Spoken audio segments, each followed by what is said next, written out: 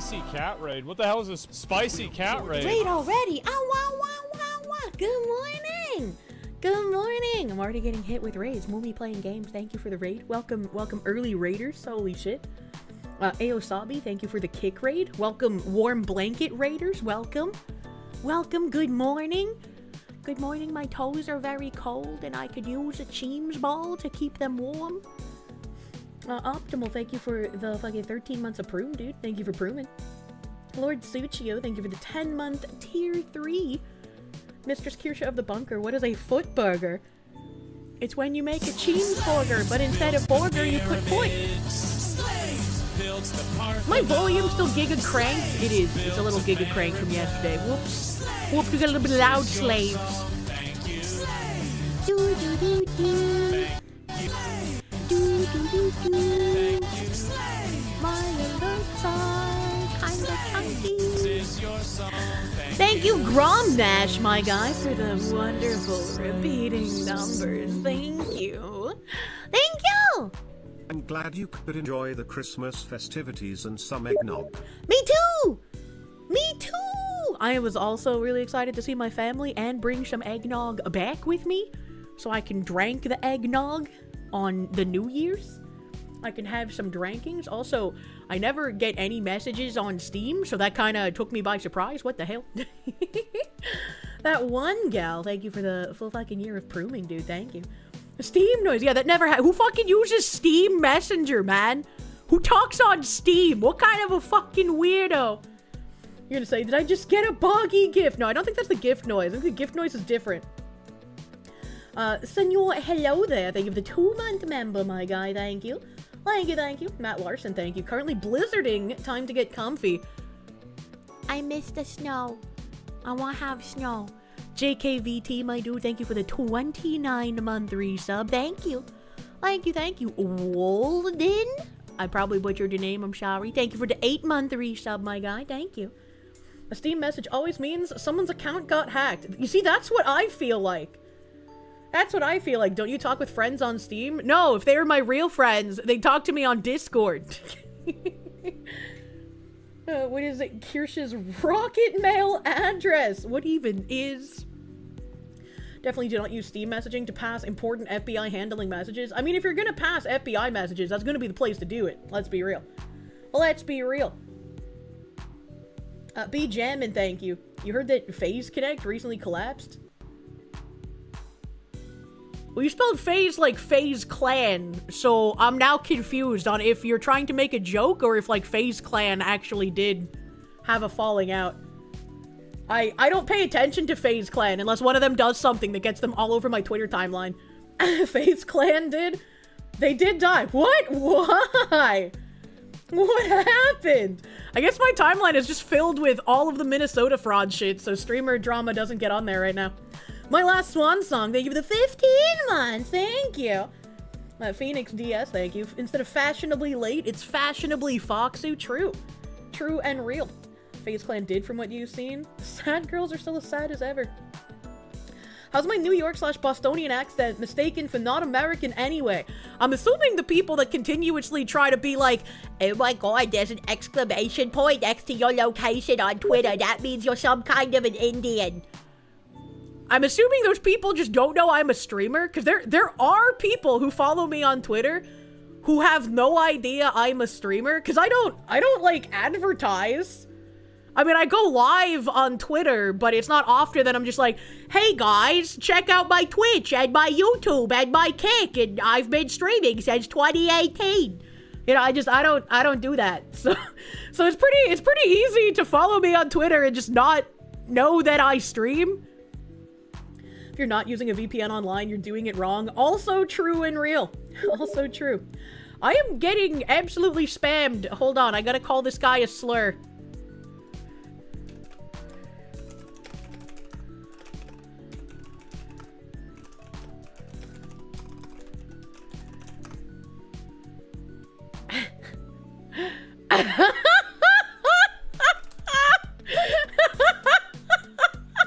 It should have been me!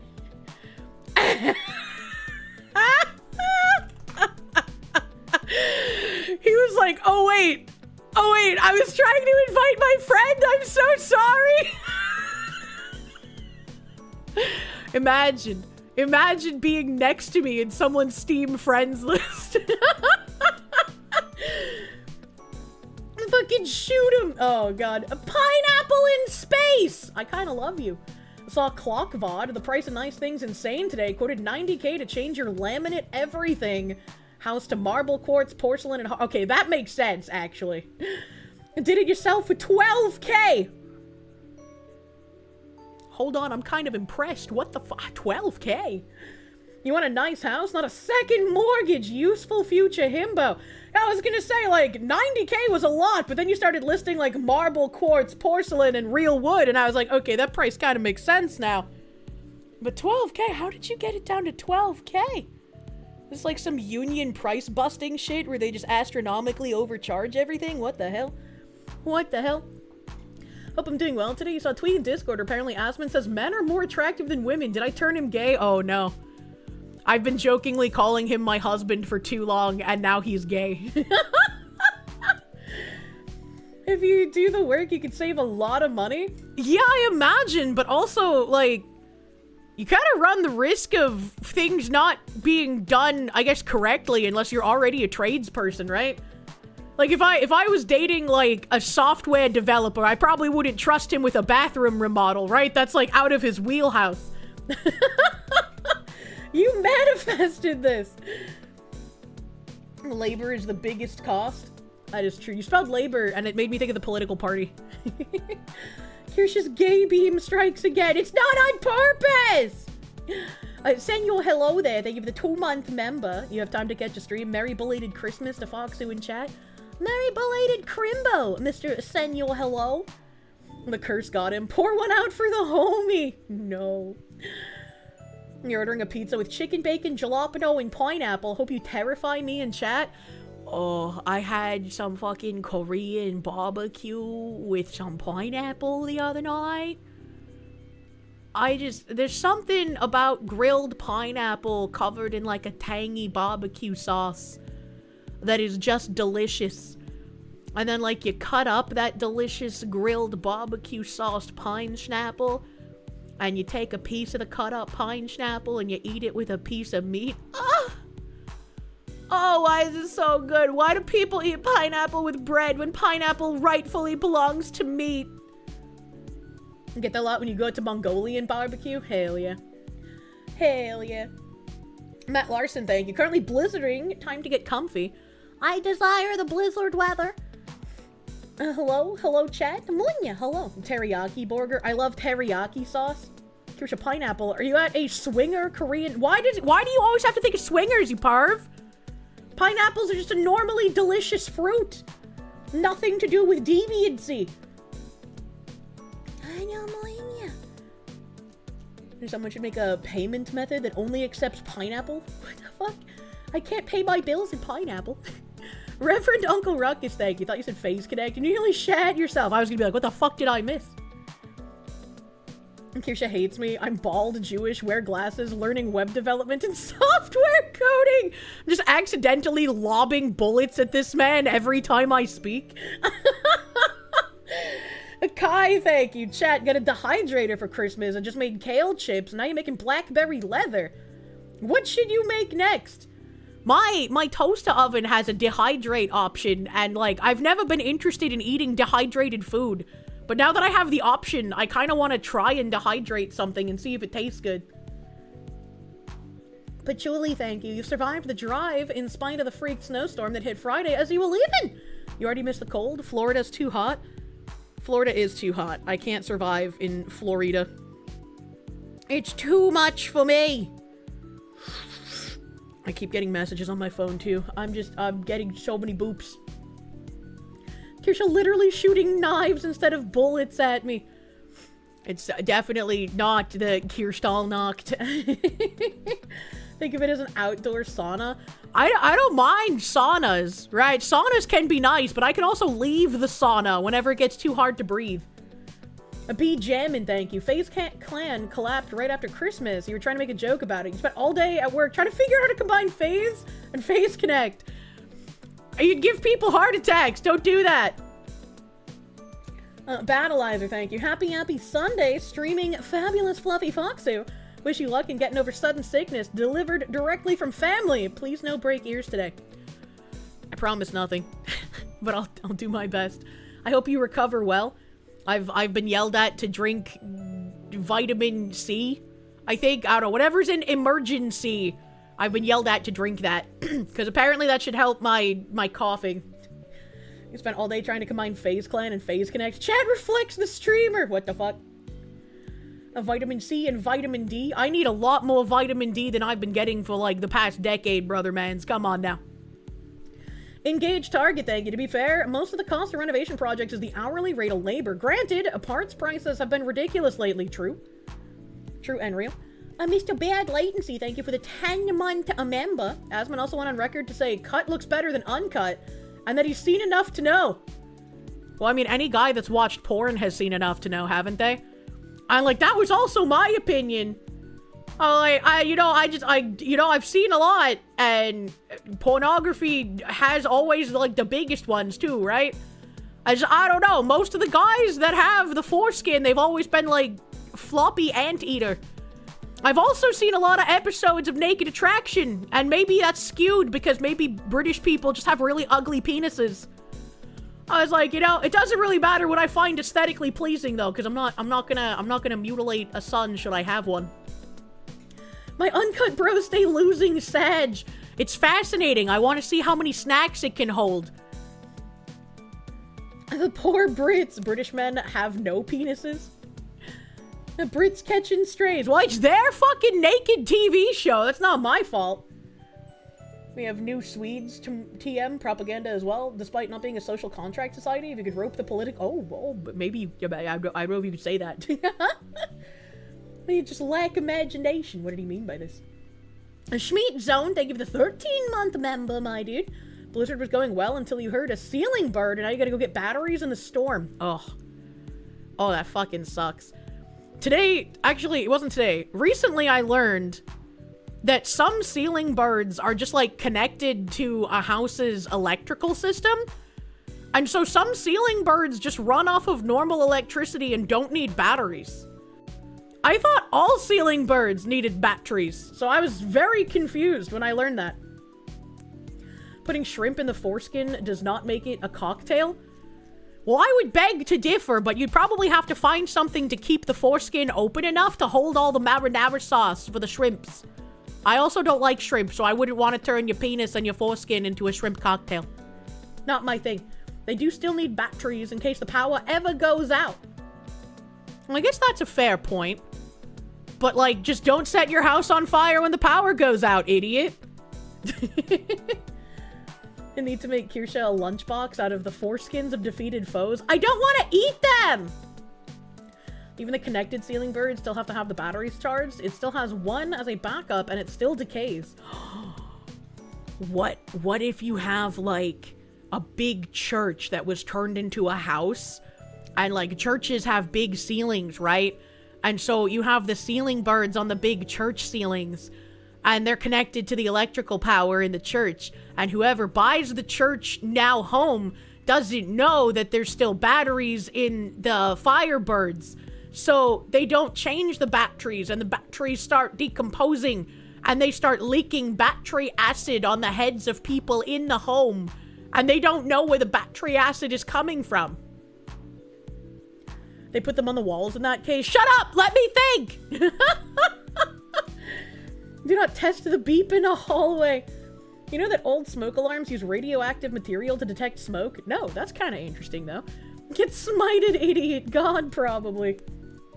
They will beep when the backup battery is dead. But what if the battery is corroded and has dripped enough acid that the Firebird thing doesn't make any beep? The most annoying thing for you is here in the UK, often the ceiling birds with built-in batteries that claim to last 10 years, only they've spent like 4 of those years in a shop warehouse. That does seem kind of creepy. They shouldn't put the battery in before they ship it. It should just be like in the packaging, you know? The packaging battery. Ah, I forgot to make my window tiny and I got shocked. Ah. Hey, where's my thingy? There we go. Drink Vlasov, thank you. Insert meme, give her the dick. Okay, I'll see myself out now. Monya. I don't know that meme. I think. Engage target, thank you. Those connected ceiling birds are tied together so that they all go off when one is detected. So everyone in the building knows to get the fuck out. Also, glad to be cut, just saying. Wait, why glad? Pineapples in space, thank you. The cheat for nice things is clearance sales, going to direct suppliers, and borrowing family tools. Never buy anything full price. I can agree with you there. Borrowing family tools also seems to make sense. I know my dad sold a lot of his tools, so I don't think I'd be able to take advantage of that, though. Looney Lenny, thank you. You think you're working TV, the blizzard that was mentioned earlier? What? You two would like to be cozy at home, but money! You're working TV like you're a newscaster? Like an actual one?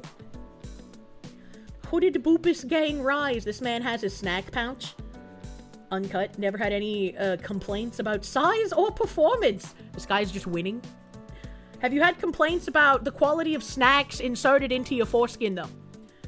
Phoenix DS, thank you. Be thankful it's not like freezing rain and driving on the roads all slicked over. Ice capades at 40 kilometers an hour, loving it. Is 40 kilometers an hour fast? Get him! Dim the lamp, thank you for the swastikas. Can I call Alistair Corvo cute again? Can I call him a nyan nyan kitty maid? Would that make him smile? Zizifoid, thank you for the 15-month resub, dude. How's it going, Chad and Kirsche? I hope everyone is keeping cozy. My feet are cold. 40 kilometers is not that fast. That's like 25 to 30 miles per hour or so. I see. 40 kilometers an hour is fast on a farm tractor. It's possibly fast if you skid when you brake. I see. Today's Gamer Subs PSA. You got some plowed and proud this time around. It's pretty good. It's pretty good. Slanesh says it's pretty good. You should get plowed and proud using code Kirsche for 10% off your order. Hello, you were stopped by customs today as you got off a cruise. It was because your dad won 10K and didn't tell anyone yet. How was he able to hide that he won $10,000? I don't want you. Should see if GamerSubs will make a snack specifically for me and I can call it foreskin snacks. Oh, that would be great, actually. That would be great. You shall follow Slanesh. I don't know about that. Androtaz, thank you. That was a really good story, Kier. Thank you. Thank you. Sometimes my brain can work. Modest Rat, thank you. Bada bing, Foxu. Miss you on the side scrollers. What's the haps? I'll see about Xenogears for 50 bucks. Can't wait to play. You got that cheap. That's crazy. That's crazy. I think I'm on side scrollers soon. Where's my calendar? Where's my calendar? I have so many tabs now that I have to, like, unfull screen my browser and then stretch it halfway across my second monitor to use all of the tabs I actually need. Alright, so today is the 28th. There is no side scrollers this Thursday because it is New Year's. And then I'm on side scrollers on the 8th of January. What the hell is this spicy So it's a hot minute. It's a hot minute from now, but I can't believe we're almost in 2026. I hate that. I hate that it is almost 2026. How did time happen, and how can we make it stop? Artemis and Treyri, thank you for the raid. Welcome, Raiders. Welcome, Raiders. Do I not know how to make browser folders in Firefox? Change hate! Grumpy Ian, thank you. Learning to do work yourself is so satisfying. Plus, you have no idea how attractive it is seeing a woman wrenching on a car. See, there are just some things I have absolutely no desire to learn to do. So it's like, I'm just not. Evil Mandrake, thank you. If he's in a place where I need to pull him out of the fire, he shouldn't have been there in the first place. I think I have a tab for that somewhere. Cindy from Final Fantasy 15, though, she's very cute. She's very cute. A Leaf, thank you. Oi, bruv, you got your circumcised license? Do they need that in the UK? What rank did I play at in Paragon and Predecessor? Predecessor, I probably never got very high, but back in Paragon, I was Diamond. I was pretty alright. A bunch of my friends were, like, Master rank, and so when I would play with them in their games, like, the gap between Diamond and Master was just astra-fucking-nomical. Like, I felt like a child in comparison. I was like, holy shit, these guys are on an entirely different fucking level. You saw a woman cut firewood with a sword. It was kind of hot. That's kind of cool.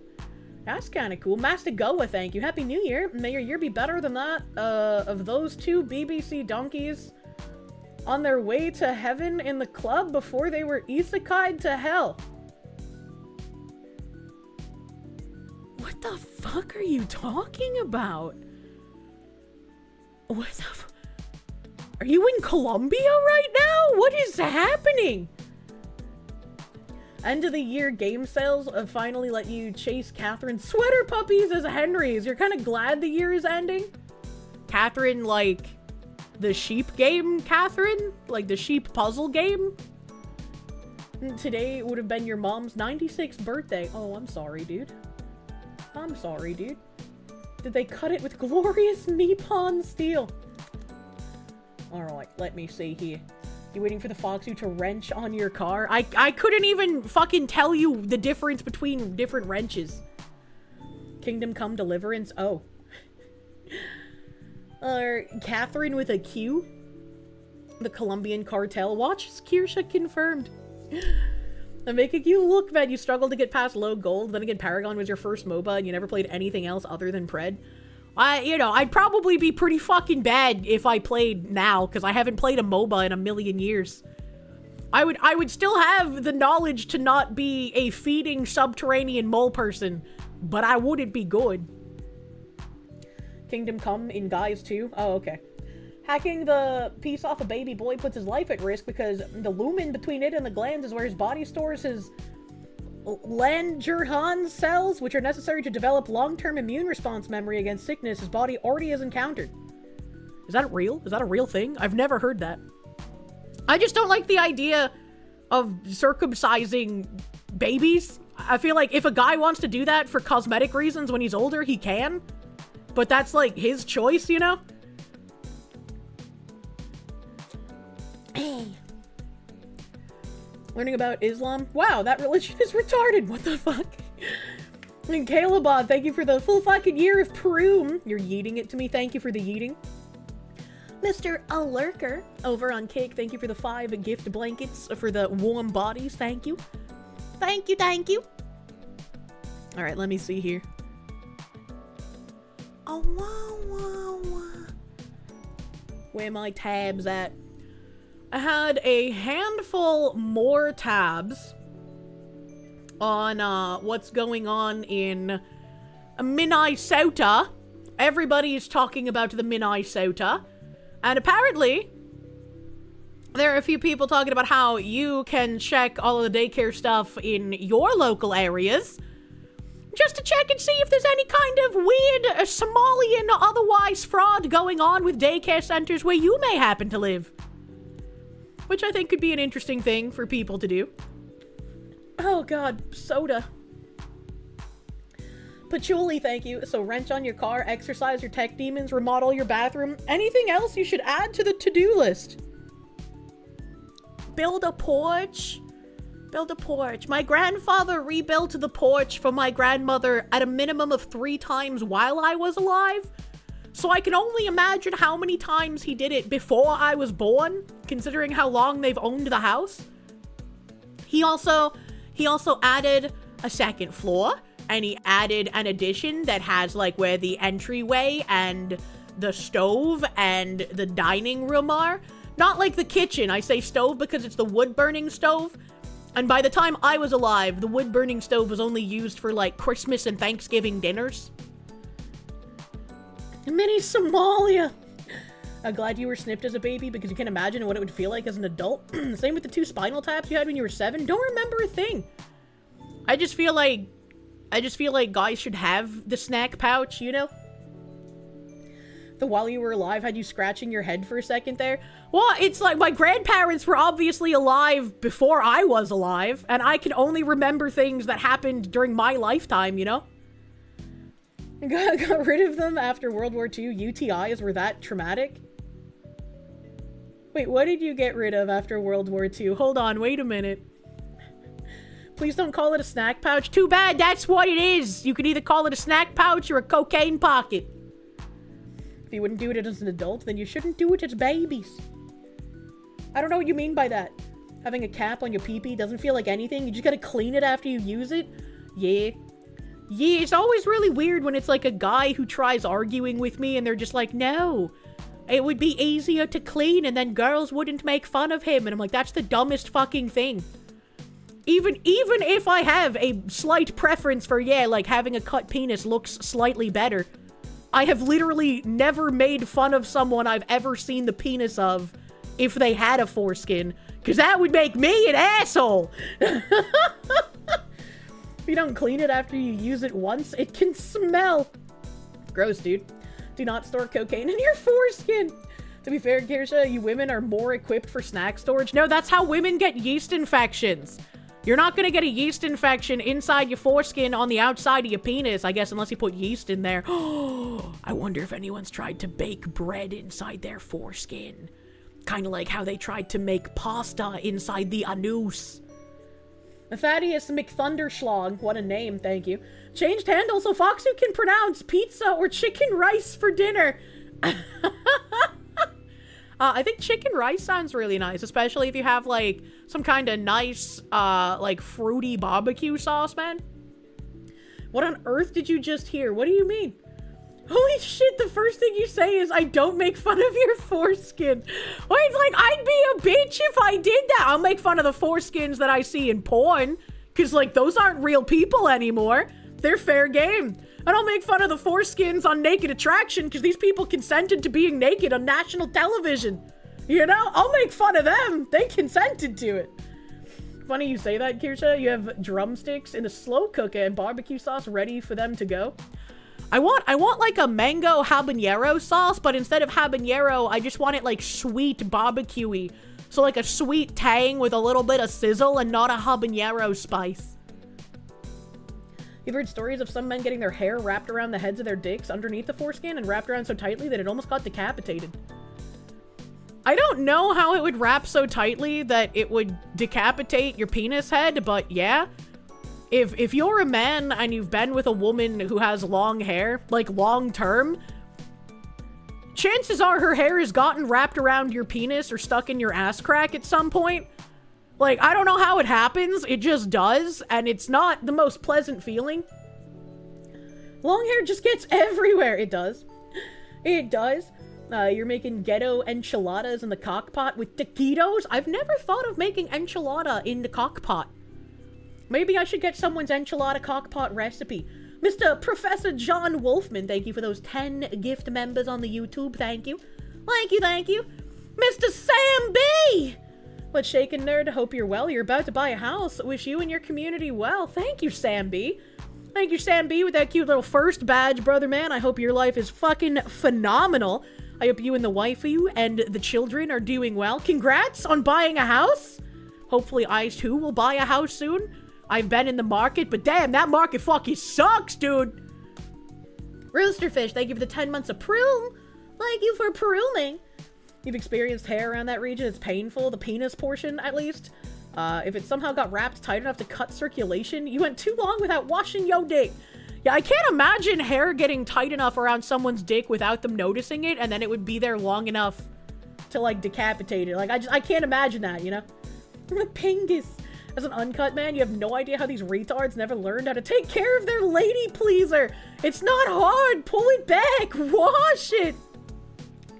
Yeah, and I mean, like, the guys that I've spoken to that do still have their foreskin, they're just like, yeah, when I was younger, I would just pull it back all the time because I was worried about it overhanging and looking gross.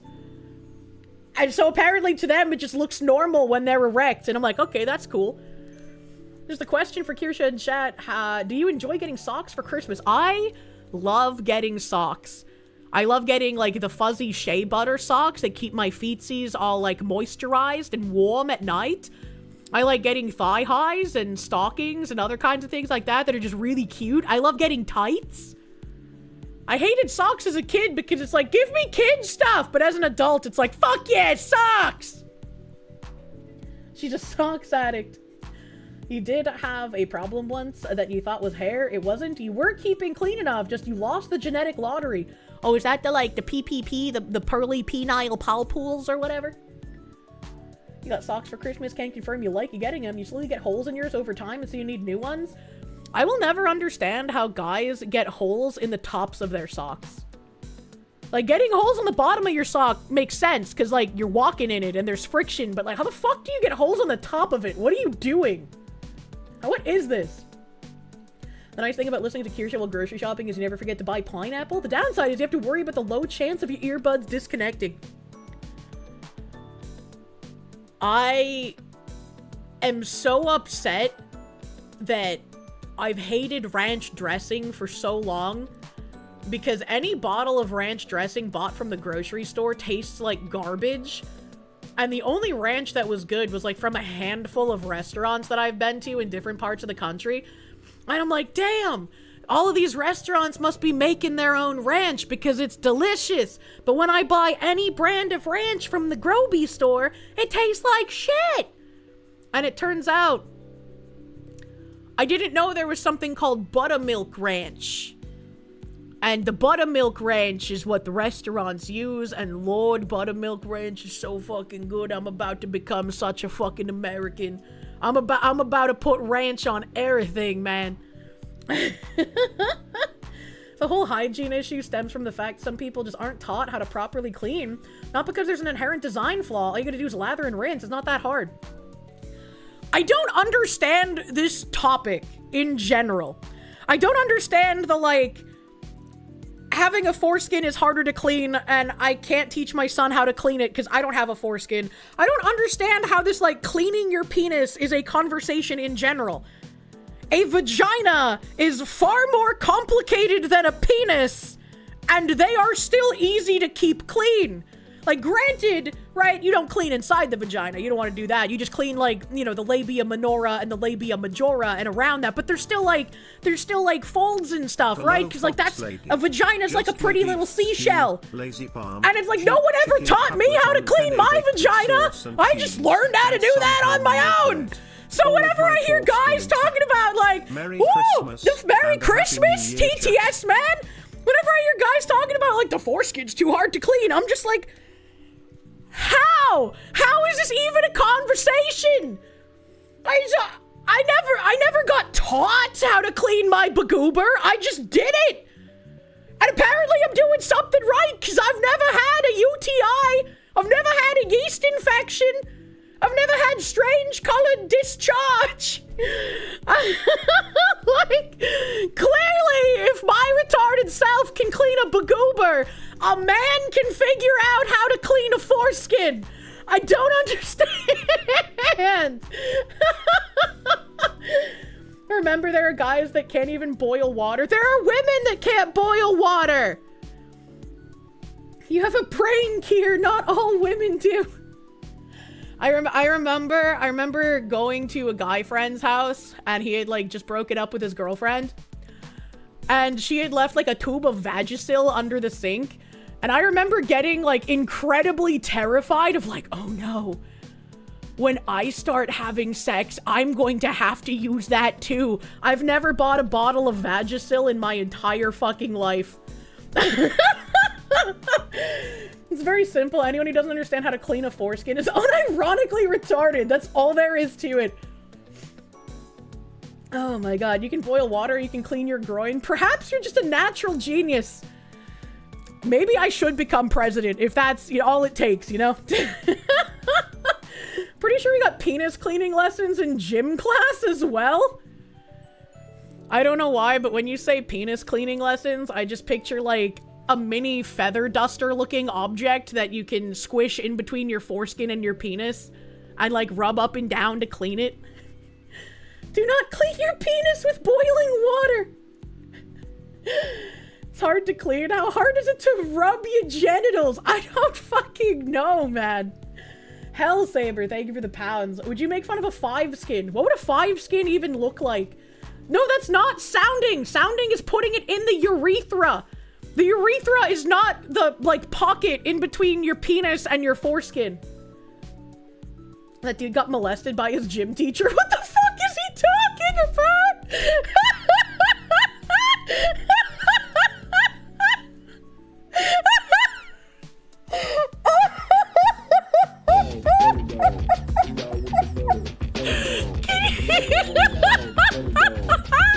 I shouldn't fucking laugh at that!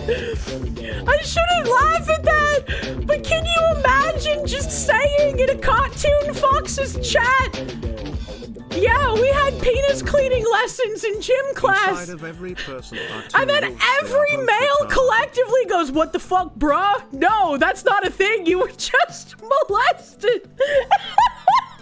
Fuck. Oh, God. I can't see.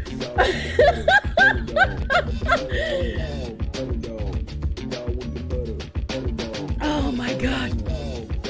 Oh, fuck. That indeed was your reaction. He's been asking colleagues for penis cleaning BJ since then. Never understands why HR doesn't like that.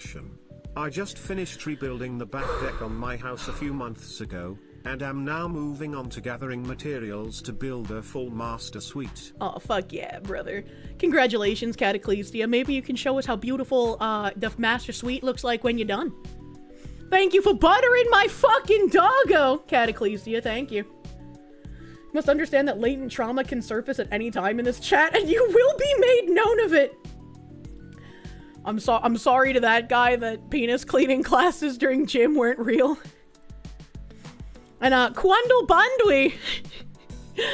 Quandle Bandwi, thank you for buttering my fucking doggo. I was dying.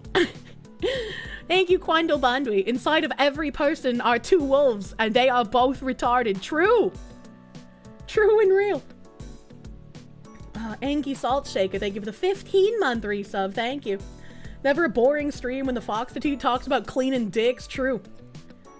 You plan to submit photos on Discord. Thank you, Cataclystia. I'm sure the suite's gonna look fucking amazing. Rag, water. Oof. And soap, man. Circumcision was originally a religious act. Your sacrifice to God has been made. Shouldn't your sacrifice to God be like a voluntary sacrifice and not something stolen from you at birth? So now I know you don't have kids. Yes, you have to teach them the basic stuff like wiping front to back, cleaning the foreskin. I was taught the basics of Kirsche, you are a woman, and so this is the way you must wipe when you pee. But I was not taught how to, like, clean bagoober in shower. I remember being bathed as, like, you know, a baby and a child. And then at some point, I was just, like, left to my own devices. And it's like, okay, well, I know I rub the hair stuff on my head and the body stuff on my body. You know, I just kind of had to figure it out. Mr. Burritos! Thank you for the 500 Rs. Instructions unclear. You sounded yourself with soap. That reminds me of that image of that guy who got the Motorola Razr flip phone stuck in his foreskin. I don't think you could fit a soap in your urethra unless you whittled it into like a pipe shape. But getting a flip phone Moto Razr stuck in your foreskin, you could probably get a bar of soap stuck in there. How much foreskin did he have? Yes. Theologists argue that circumcision was done involuntarily because back then, since hygiene was not as good as nowadays, it was indeed a health concern back then, especially during the exile from Egypt. I mean, I suppose I could see thousands of years ago the foreskin being a hygiene concern. You know, when you're running around with your cock just flopping around behind a tiny piece of cloth, like you're kneeling on like the forest ground and it's dragging in like twigs and bugs and there's like ants crawling inside your foreskin and just like other bugs depositing bug things inside there. I don't know. I could see it being a concern back then, but like in current year, probably not. The desert, Kirsche? Well, I'm just thinking of, like, ancient tribes in general. Do you think kind of like modern queen snake people where women dumped sand inside of their bagoobers? That there were men in the past in desert climates that would fill their foreskins with sand? You could fill your foreskin with sand and then tie it off like the guys who make flashlights, and then you can kind of like beat your bros with it. Maybe that's how they came up with like the sock'em boppers idea. Back then, you wouldn't have the damp hotness of clothes making it a breeding ground, but you would have the damp hotness of just existing if you lived south of the equator, would you not? Queen Snake is proof the internet was a mistake. I disagree. I almost said digress for some reason. My brain is soup. I disagree. The internet gave us the ability to see all of these depraved people who would be doing this regardless. I should have been the one to fill your foreskin with sand. Chat, this is why headphones are required for a Kirsche stream. Do you think people back then didn't wear clothes, Chatter? I mean, it depends, right? If you were in a tribe, tribal people would wear, like, pelts and thin fabrics. And loincloths were a thing, dear Chatter. Blue Reprisal, thank you for the 72-month resub. This guy's been here for the long haul. He's heard all the crazy shit. Thank you, my guy. You're listening to this on your TV speakers? You hope no one is passing by the window. Eskill, thank you for the knock. What the heck did you come back to? You came back to what happens when women are allowed to think. The circumcision back in antiquity was mostly Jews. They wore clothes and lived north of the equator. Can all circumcision really be traced back to just Judaism? Is that it? Because that seems really odd if the practice spread just from, like, this one small group of people. And, like, why are there so many Africans that skin their boopus like they're skinning a carrot? Circumcision... I know circumcision is a Jewish thing, but it seems like... not real that they were the only ones doing it at one point. It was also done to mark a man as a slave. I thought they just kind of cut off the entire kit and caboodle when that was a thing. It's not actually just a Jewish thing, it's just the most well-known people who do. Yeah, that's what I thought. That's what I thought. And Jews were not a small group of people back then. Jews were a majority group in many regions. Huh. It's not, I know it's not global. They almost certainly picked up the habit from a pre-Jewish tribal habit that got codified. I don't know. You remember finding out about Queen Snake from 4chan's GIF? A woman was whipping another woman's vag with a mix of brambles and nettles and thick branches. Queen Snake's kind of fucking wild. I don't understand what's wrong with those kind of people.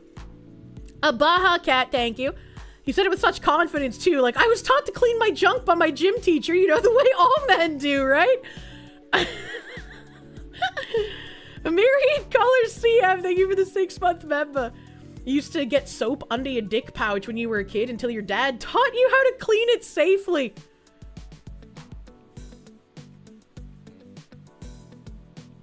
It's like, I feel like even if you got soap inside your dick pouch, you would just like take down your shower head and hold your shower head and find whatever setting had like the least pressurized water beams, and then you could like water beam inside your foreskin. I just don't understand. You obviously never had a problem as a child of using your vagina as a pocket. No, and why would I have? Apparently it's more common issue than you ever would have thought. It's awkward to hear friends talking about their daughters and telling them to stop storing stuff up in there. I have never heard of anyone's daughter doing that. I've heard, and I did this as a kid too, I've heard of people talking about how like their daughters would lift up their dresses and like flash people their underwear. That's a very common like toddler girl thing to do for some reason. I've heard that story a million times. I've never heard of anyone's daughter storing stuff in there. Leroy Jenkins, thank you for the 8 months of Prune. Thank you. Use the highest pressure and inflate it like a balloon. It's fun to use it like a water cannon. True. Still think when the second American Civil War happened, the Queen Snake enthusiasts will be on the leftist front lines to soak up the damage. Yeah, but they would be incapacitated pretty quickly because they'd start orgasming from it. Kirsche never had to use the downstairs pocket because she had the whole boob purse. What the fuck? None of your cousins or nieces have ever done anything like that? Yeah, I was gonna say, I've never heard of that. D7 Origin, thank you. Ancient people had to deal with the cutaneous larva in the foreskin.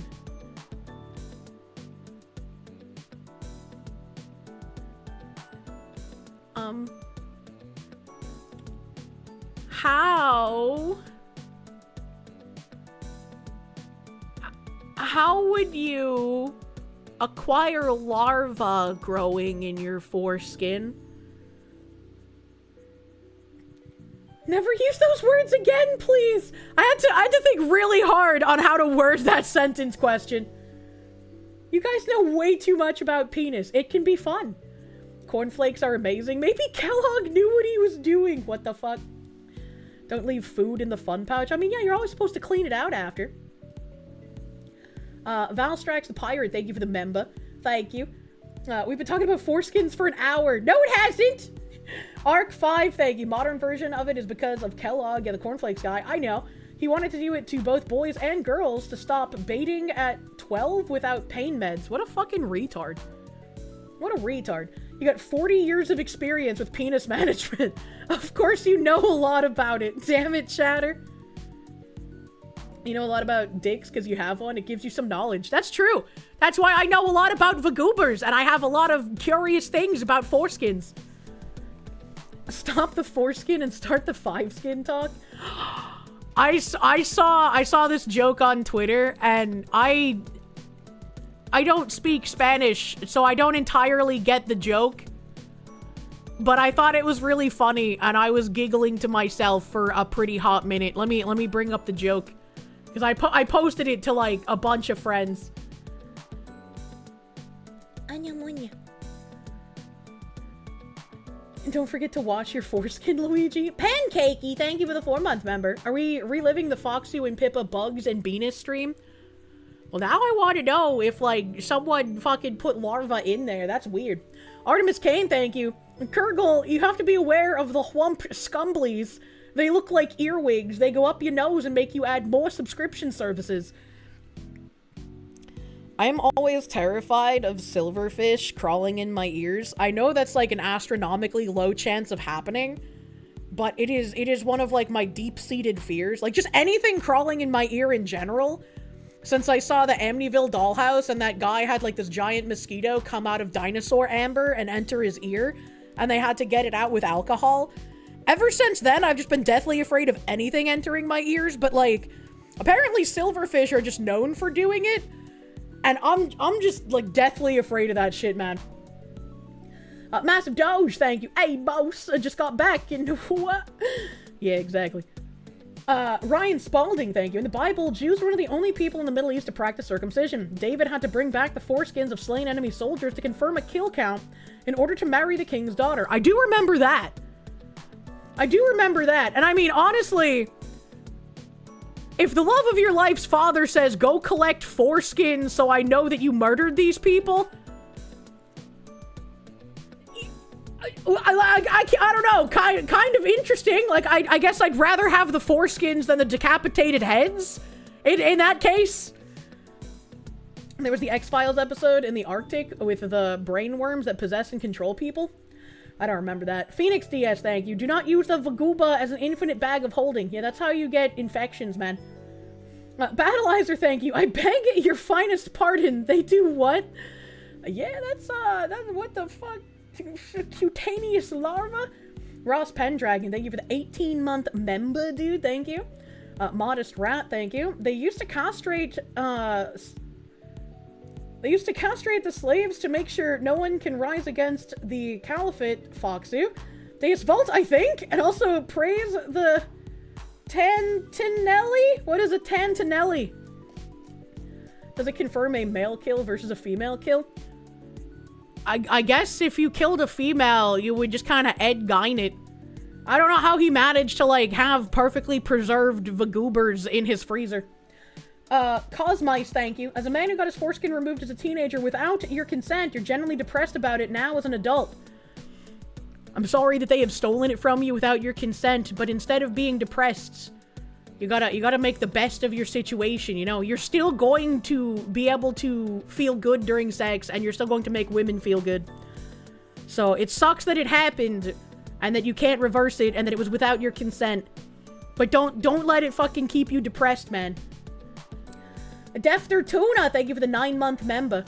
I see people saying as a teenager. Yeah, I had a friend who, in his early 20s, tore his frenulum having sex with his girlfriend, and so he had to get an emergency circumcision. That was, it wasn't fun. Can rebuild the foreskin. We have the technology. The science has gotta find a way to give that man his shit back. 30 years ago, I had a friend who had a moth fly into her ear, and she was freaking out because it was flapping inside. Didn't help that you were as high as Snoop Dogg. I probably would have freaked out if I was that woman too. I hope she got it out very quickly. This was the joke. What kind of moron would get 3 leches when you can have 1 extra leche for the same price? And I looked at this and I realized, other than the way it was squished into the container, I have absolutely no idea what the difference between a tres leche and a cuatro leche is, or why they'd be the same price. S-Kill, thank you for the knock. Do you think fish skin would work as a replacement? Please do not put your penis in a fish and pretend it's a foreskin. 3 milks versus 4 milks. Is that really it? Because if that's it, then, like, the joke makes sense. Why would you get 3 milks when you can have 4? How many milks you got? Cuatro leche is more leche than 3, of course. True. Christ Lee, thank you for the 5 gift members. Thank you. Thank you. 3 leches is a cake made with 3 different types of milk. So yeah, why would you pay the same price for 3 leches when you could get 4? Isn't Quattro spelled with a Q? I always thought it was spelled with a Q, but like, the person who made this probably knows more than me, right? Dulce de leche counts to, there's a double milk? Every time you see me, you instinctively lick your screen. What? Quattro Bagina. A blonde E. Thank you, Professor Kirsche. Welcome to Foreskins 101. I also teach a class in washing your vagoob and using your shalood as a pocket and sticking silverfish and pincher bugs in your ear. That'll be $74,920. Damn. I wish I could make that much from talking that shit. A dulce is sweet, not double. What do you do?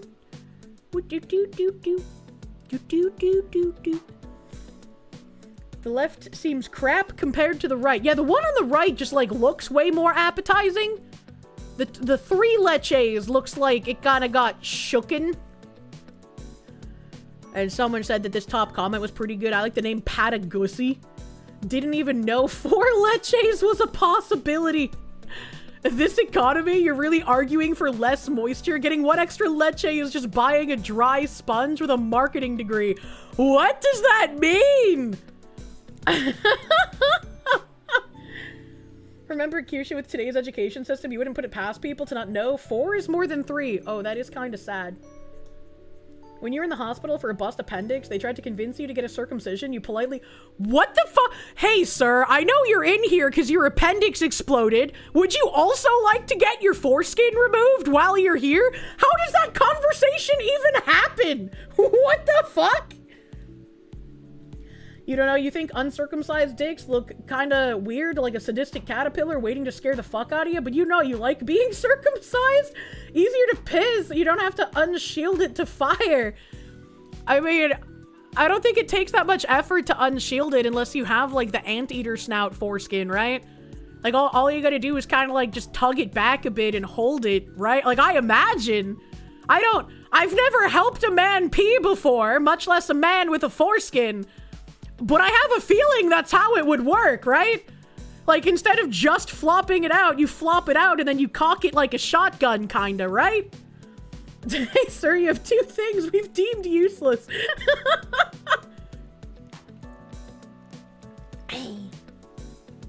I gotta try to upsell these days, Foxwoman. Gonna try for Employee of the Month, maybe. Do you know a lot of skin creams are made with foreskin? I don't know about a lot, but I do know that some are.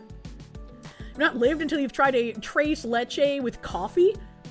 Who told her about the tactical piss loading?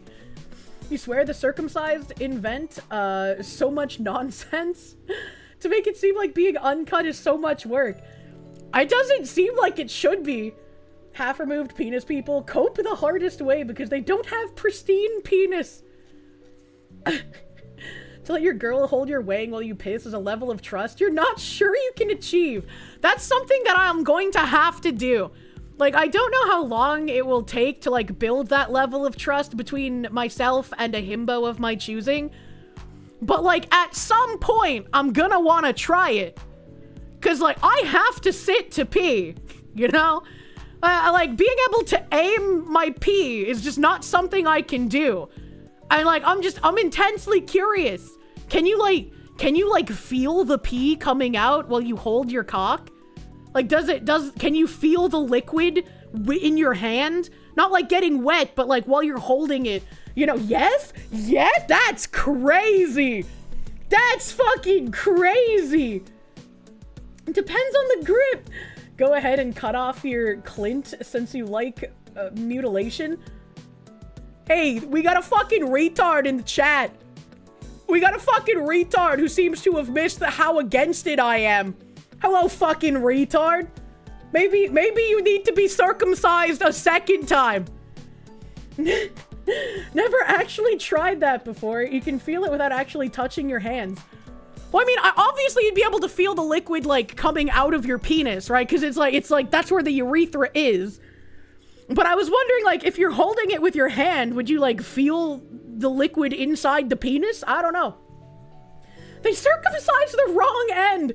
They meant to cut off his foreskin, but instead they gave him a lobotomy. Kirsche, don't join the military with foreskin. They'll take it from you after giving you your shots. Wait, why would the military take your foreskin? High number of retards in chat the last few days? I mean, it happens.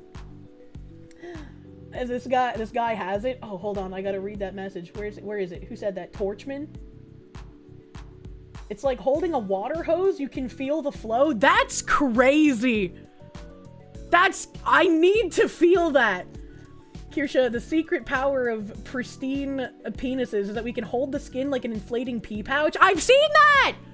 I've seen both the water balloon and the pee bubble. Not in person, only in memes, mind you. And then let it all go in one large burst of pee for surefire never miss.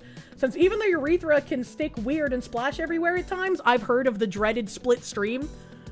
But also, if you I feel like the only safe time to do the piss bubble with your foreskin thing is if you're in the shower, right? Because even if you squatted to lower your piss ballooned up foreskin into the toilet, when you let it go, it's gonna all go in one big bubble. And so there's gonna be splashback, right? And that just seems way messier than necessary. The bad version of multi-streaming. You're in the Air Force? That's not true. Okay, the Air Force doesn't steal your foreskin. Why do you want to feel what it's like to pee as a man? Just pure, unadulterated curiosity? I don't know if you've noticed, but I'm kind of a curious individual. A piss balloon? You just came back and we're still on foreskin. It's a fascinating topic. Hello, Kier. By the God Emperor, what's going on here? We just found out that 4 leches is possible. The foreskin makes you more aerodynamic. Split stream is usually from not peeing after a release to clear it out. You will not believe the amount of guys I've told that they have to pee after they come. And they're just like, well, I've never needed to before, so why should I start now? And it's like, brother, I'm just trying to make sure that your pipes don't become faulty before old age, all right? Trying to care about you, baby. I'm gonna clean the pipes. You always have to piss? Yeah, that's another thing I don't understand, right? Like, I don't have a penis. But after I orgasm, I usually have to pee. And if I want to just roll over and sleep, I have to actively suppress the I need to pee urge. I'm like, I'll just wake up in a few hours and do it. I'm too fucking exhausted right now. Right? But it's like, if I feel that way, and I know the majority of guys I've even like spoken to about anything sexual also say that they feel the need to pee. It's weird when some guys don't. It's like, what? Is there something wrong? Is this abnormal? Like, what? Could have fooled me. Were all your exes dehydrated? I mean, it's not even like guys that I dated. It's like just, you know, friends that I've talked to before sometimes. The Navy puts their tongue in your foreskin. Yeah, I just don't believe you. You hate the pee after coming. It feels awful. It kind of doesn't feel like anything as a woman. You have a split stream, but that's because you have 2 urethra holes, and when you have a boner, the stream defies the laws of physics and go in impossible directions. Hold on, I have a how do you have 2 urethra holes? How did that happen? Please explain. After Smecks pee is the best, though, mostly because you've been holding it for hours! I feel like you should pee before you have sex, my guy. Like, I know you can't come and pee at the same time, but I still think that you should probably pee before you fucked. If a man doesn't need to piss after sex, he's either dehydrated to an unhealthy degree or understimulated. Interesting. What would understimulated be if you've already coomed?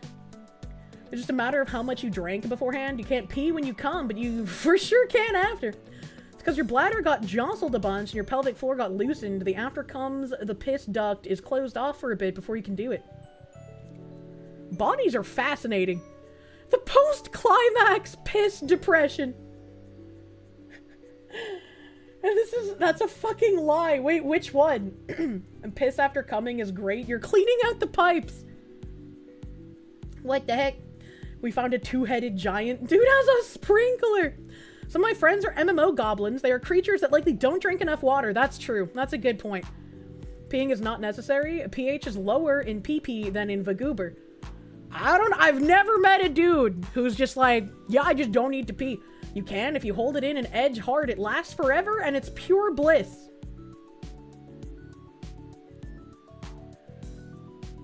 Mind the break. Mind the break. Are you saying to hold your pee in and then edge? And then you have like a piss bliss? Am I understanding this correctly? Phoenix DS, thank you. You're talking about cleaning the pipes makes you think of a comedy cabin boy saying with enthusiasm, these pipes are clean. What the fuck? You were born with 2 urethra holes. You have some sort of chimerism, whatever the fuck, you forgot, which resulted in your boopus having 2 urethra holes. That's fucking fascinating. So, when you pee, I imagine sometimes it comes out through both holes. Would you be able to come through both holes? So like, if you were fucking a woman, you could hit her with the, baby, I may have 1 dick, but I can fill you up with the power of 2. Because that's something most guys can't say. And that's fucking fantastic for you, dude. Homie can shotgun blast. Beer Bear Beard, thank you. After orgasm pee is a biological response to ensure to wash out all the cum of the urethra, else cum can get hard and cause problems. That makes sense. That makes sense. If you want to pee after sex, use code Kirsche on your next gamer subs order. Okay, but what if after vigorous lovemaking you sweat so much you just can't pee? I mean, I've definitely been in those situations, but I still have to pee. It was an accident. You didn't realize the bladder was full and she liked going forever. Oh, okay. Well, I'm glad that you could explain the piss bliss to us. You could not torture that out of me, Mindbreaker. You okay? Oh, look, if she does her job and sucks it all out, the pipes are clean naturally and you don't need to pee after.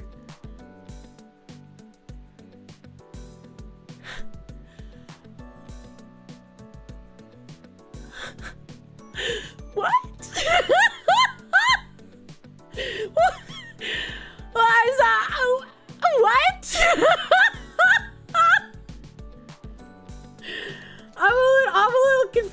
Fun fact, you can't osmosis piss. You have a friend with 2 vaginas. Both apparently work to a point. She's been trying to have a kid for a while. Just told you, I guess, you've been using the wrong hole.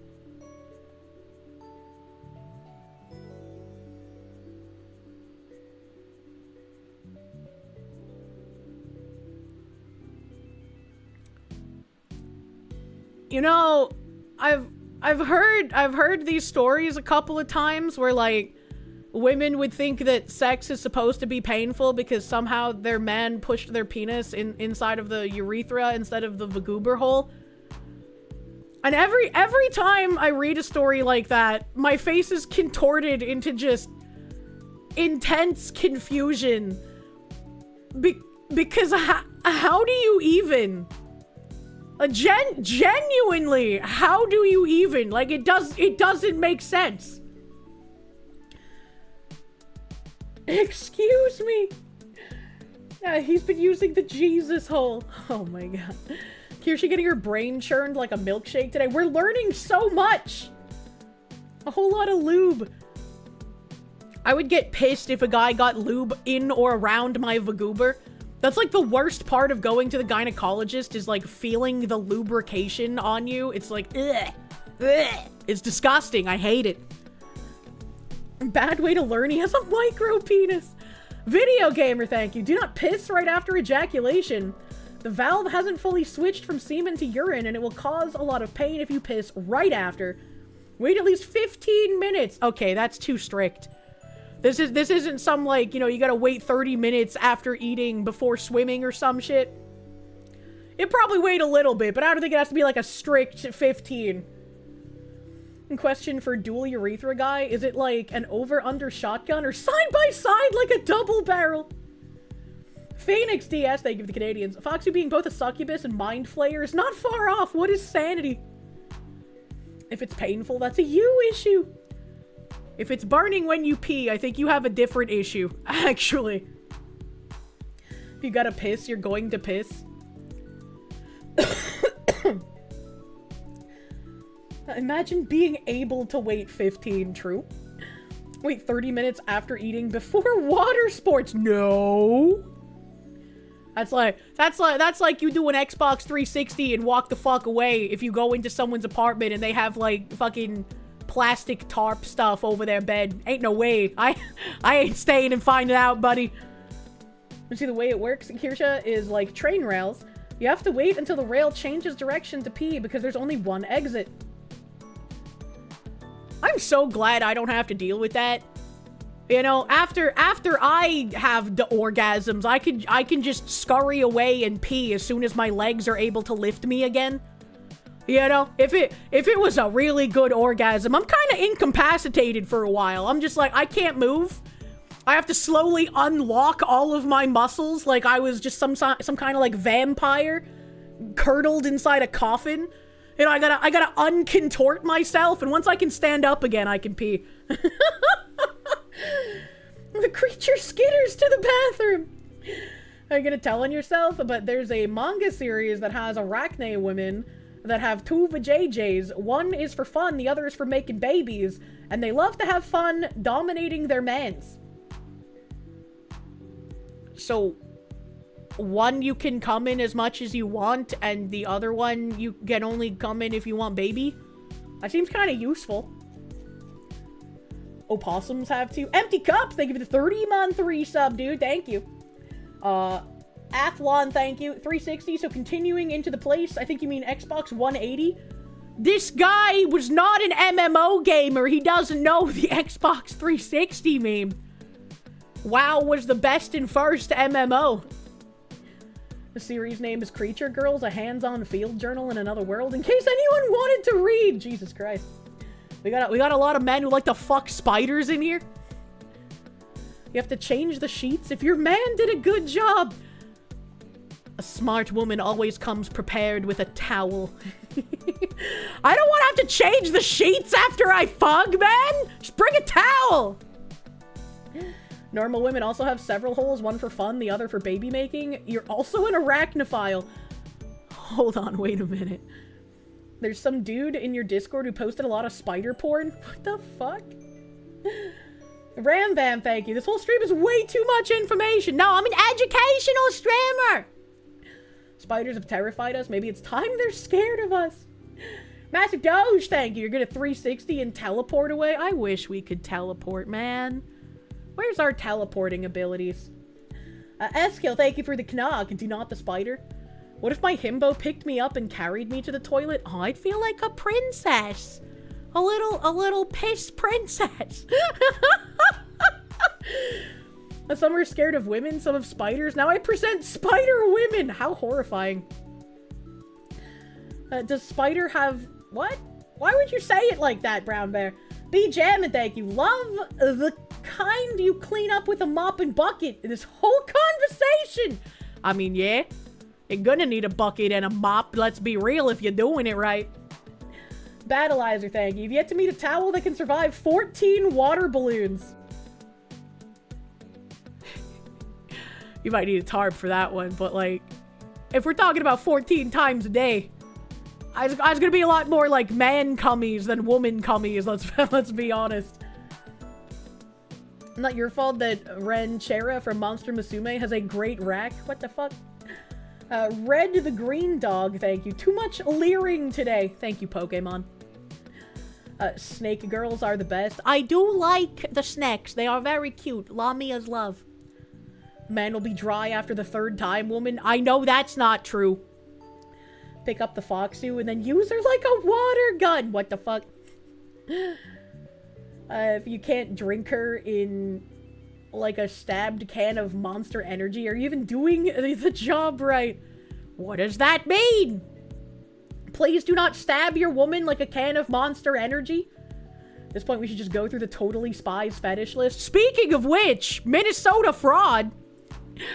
I had a couple more tabs on this stuff. And one of the tabs looks like it is straight out of a fucking Law and Order SVU episode. Like, part of me sees this freeze frame and I'm just like, I can't believe this is a real video and this is a real pause frame in the video. None of this looks real. You have like retard evil looking woman in the center here. You have smug guy with glasses on the left. You have extra smug, that's right, you white bitch, on the right here.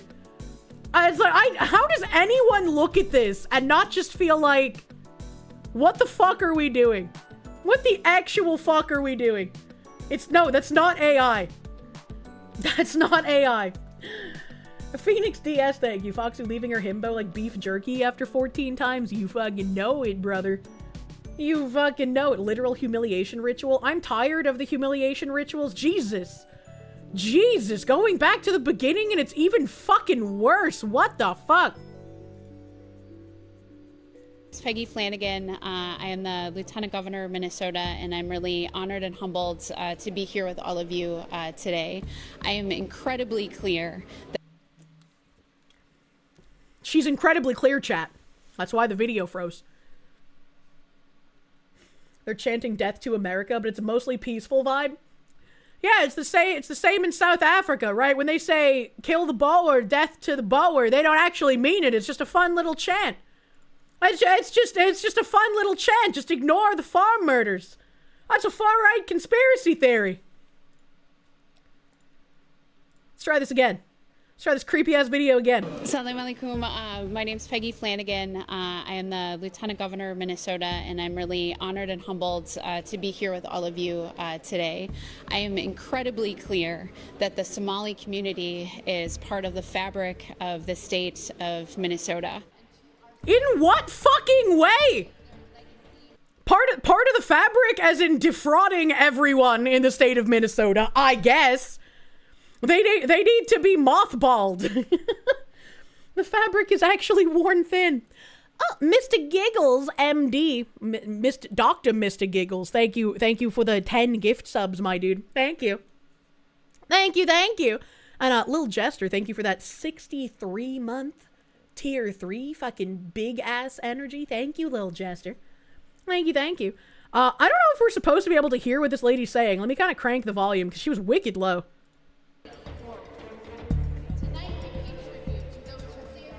And when I think of being part of Minnesota and growing up here, the Somali community has always been a part of my Minnesota. What the fuck is she talking about? What? I highly doubt when this woman grew up, she even saw a single Somalian in Minnesota. What the fuck? You like the history of videos and photos from the 60s, late 90s that show the Somali population help building the modern cities. Mayor Wu said the same exact thing about Boston. She said something like, when you think of the city of Boston's accomplishments, you think of Somalians, and it's like, in what fucking way, dude? What is this just like weird Somalian cocksucking all of our politicians are doing? So I want to just encourage the community to know that we're with you. We've got your back. I am here shopping today, and just encourage other folks to show up, support our Somali businesses. You have to be willing to get down and make a commitment to fixing the problem. Fixing the problem by deporting. Flanagan is also running to fill the seat of Democratic Senator Tina Smith, who announced in February she would not be seeking re-election. There has to be just somebody to run against these people. Like, just some option that's not the Democrats, man. The Supreme Court has an essential constitution. Minnesota Rep. Tom Emmer unloaded on the Democratic Senate hopeful, telling Fox News Digital that Flanagan's hijab stunt was a ploy to win over the far-left radicals. I mean, fucking obviously. Does that even really need to be said? I mean, I guess for the low-information normie voters, it does. The audio balancing on this is so fucking bad. Like, I genuinely can't tell if we're supposed to be able to hear these people talk. Meanwhile, Democrats in Congress are threatening to shut down the government over policy. The Somali community in Minnesota has been the target of the Trump administration. No! No, they haven't been the target enough! Though I do have a tweet on that. After a stunning report in November revealed that scammers in the migrant community engaged in massive fraud, allegedly costing Minnesota taxpayers about $9 billion. Well, we know it's about 18 now. According to prosecutors, 78 alleged scammers, many from Somalia, have been prosecuted in the COVID-era food relief program scam.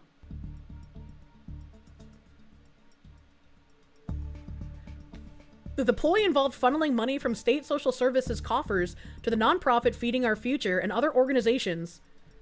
Why is it so fast? Why is it so fast? You whore.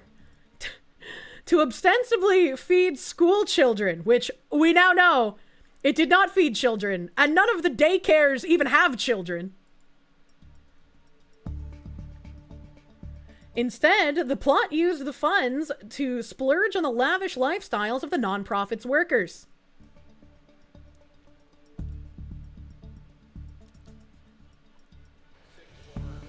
According to Minnesota education officials, Feeding Our Future and its affiliated groups submitted over $500 million in claims, while House Oversight Chair James Comer alleges the true losses may have climbed towards $1 billion.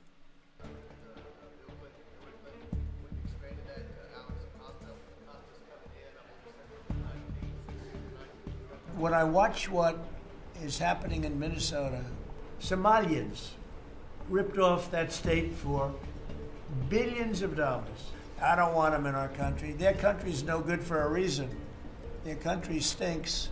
If all of these politicians that want to start cocksucking to fraudsters are going to be like, all of our accomplishments we owe to the Somalian community, well, then that's great. When we deport them, they'll be able to build Somalia into a functioning country, will they not? That's wonderful. That's great to hear. When they go back, they'll be a boon for their country, right? That's amazing. Phoenix DS, thank you. Forget building a nuclear power plant. The glowing of chat can make a small city for 100 years. Or power a small city for 100 years. Story will make glowing possible. True and real. They just didn't define that hour in Feeding Our Future meant just Somalians. Yeah. Is the number 18 billion sourceable? It seems like that's inflated. Pretty much everything we've read has been somewhere between 9 and 18 billion. And then there was one of the things we read yesterday that solidly claimed that the 18 billion was closer to accurate, but it might even be higher than that. and get them out, but why not hold those that enabled them accountable? That's what I was about to say as well. All of the Somalians need to be deported, but they did not do this on their own. Zero way that they came over here and figured out how to defraud all of our systems, even if most people are very gullible to these kinds of lies, and calling people a racist is enough to get them to shut the fuck up and stop asking questions. There are most definitely American citizens implicated and facilitating in this, and probably also receiving money from doing these kinds of things. So I definitely want to see whether they're politicians, whether they're locals, whoever the American citizens that were facilitating these scams, I want to see those American citizens not only paying back money for the rest of their lives, but I want to see actual criminal jail time consequences. Judges, police, statesmen, all of them need to be arrested. Yeah, there's zero chance that this was able to happen under everyone's noses. The scope, the amount of fraud, the fact that they were even putting money in suitcases and bringing that on airplanes to Somalia, like, it's gotten so out of fucking control. They should be charged with treason. I would love to see treason charges make a comeback, bro.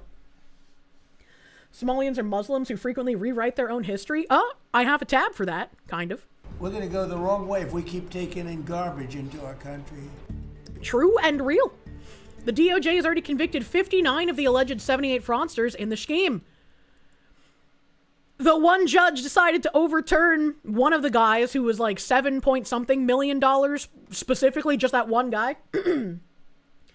You're not going to be able to get any convictions. You're not going to make any convictions stick unless you get rid of the activist judges.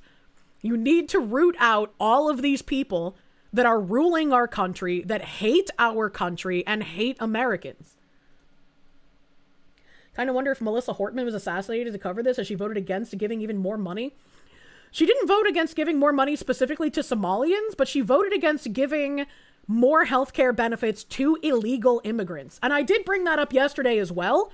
I was like, I'm going to cover myself in tinfoil because that's very weird that Melissa Hortman, being the only Democrat to break ranks and vote against giving more benefits to illegal aliens, was then assassinated.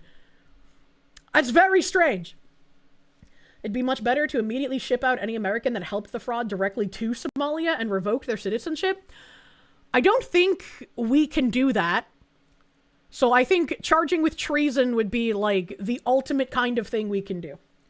Phoenix DS, thank you. Send the politicians to Somalia as their new home, never to return. Multiculturalism has done more damage than help advancement of the US and helped give both to the spell racism. What do you mean by this?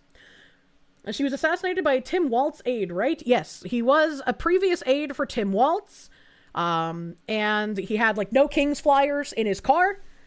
And I originally thought he was schizophrenic because he was saying that Tim Walz is the one who wanted him to do it. And I was like, well, there's no way that's true. But now, after knowing all of this, I don't think that Tim Walz didn't know about any of this fraud going on. So, you know, my tin foil is materializing. They tried to claim he was MAGA, too. Yeah, there are still some retards who try to claim that he was on the right. You can hear Asmongold's opinion about we can't do that now. Well, why the fuck not? You know? Ryfile, thank you. The irony, making fat stacks on the non-profit industry. It's been going on for a long time and everybody in the government gets a cut. It's a big secret club and you ain't in it. I have this tab.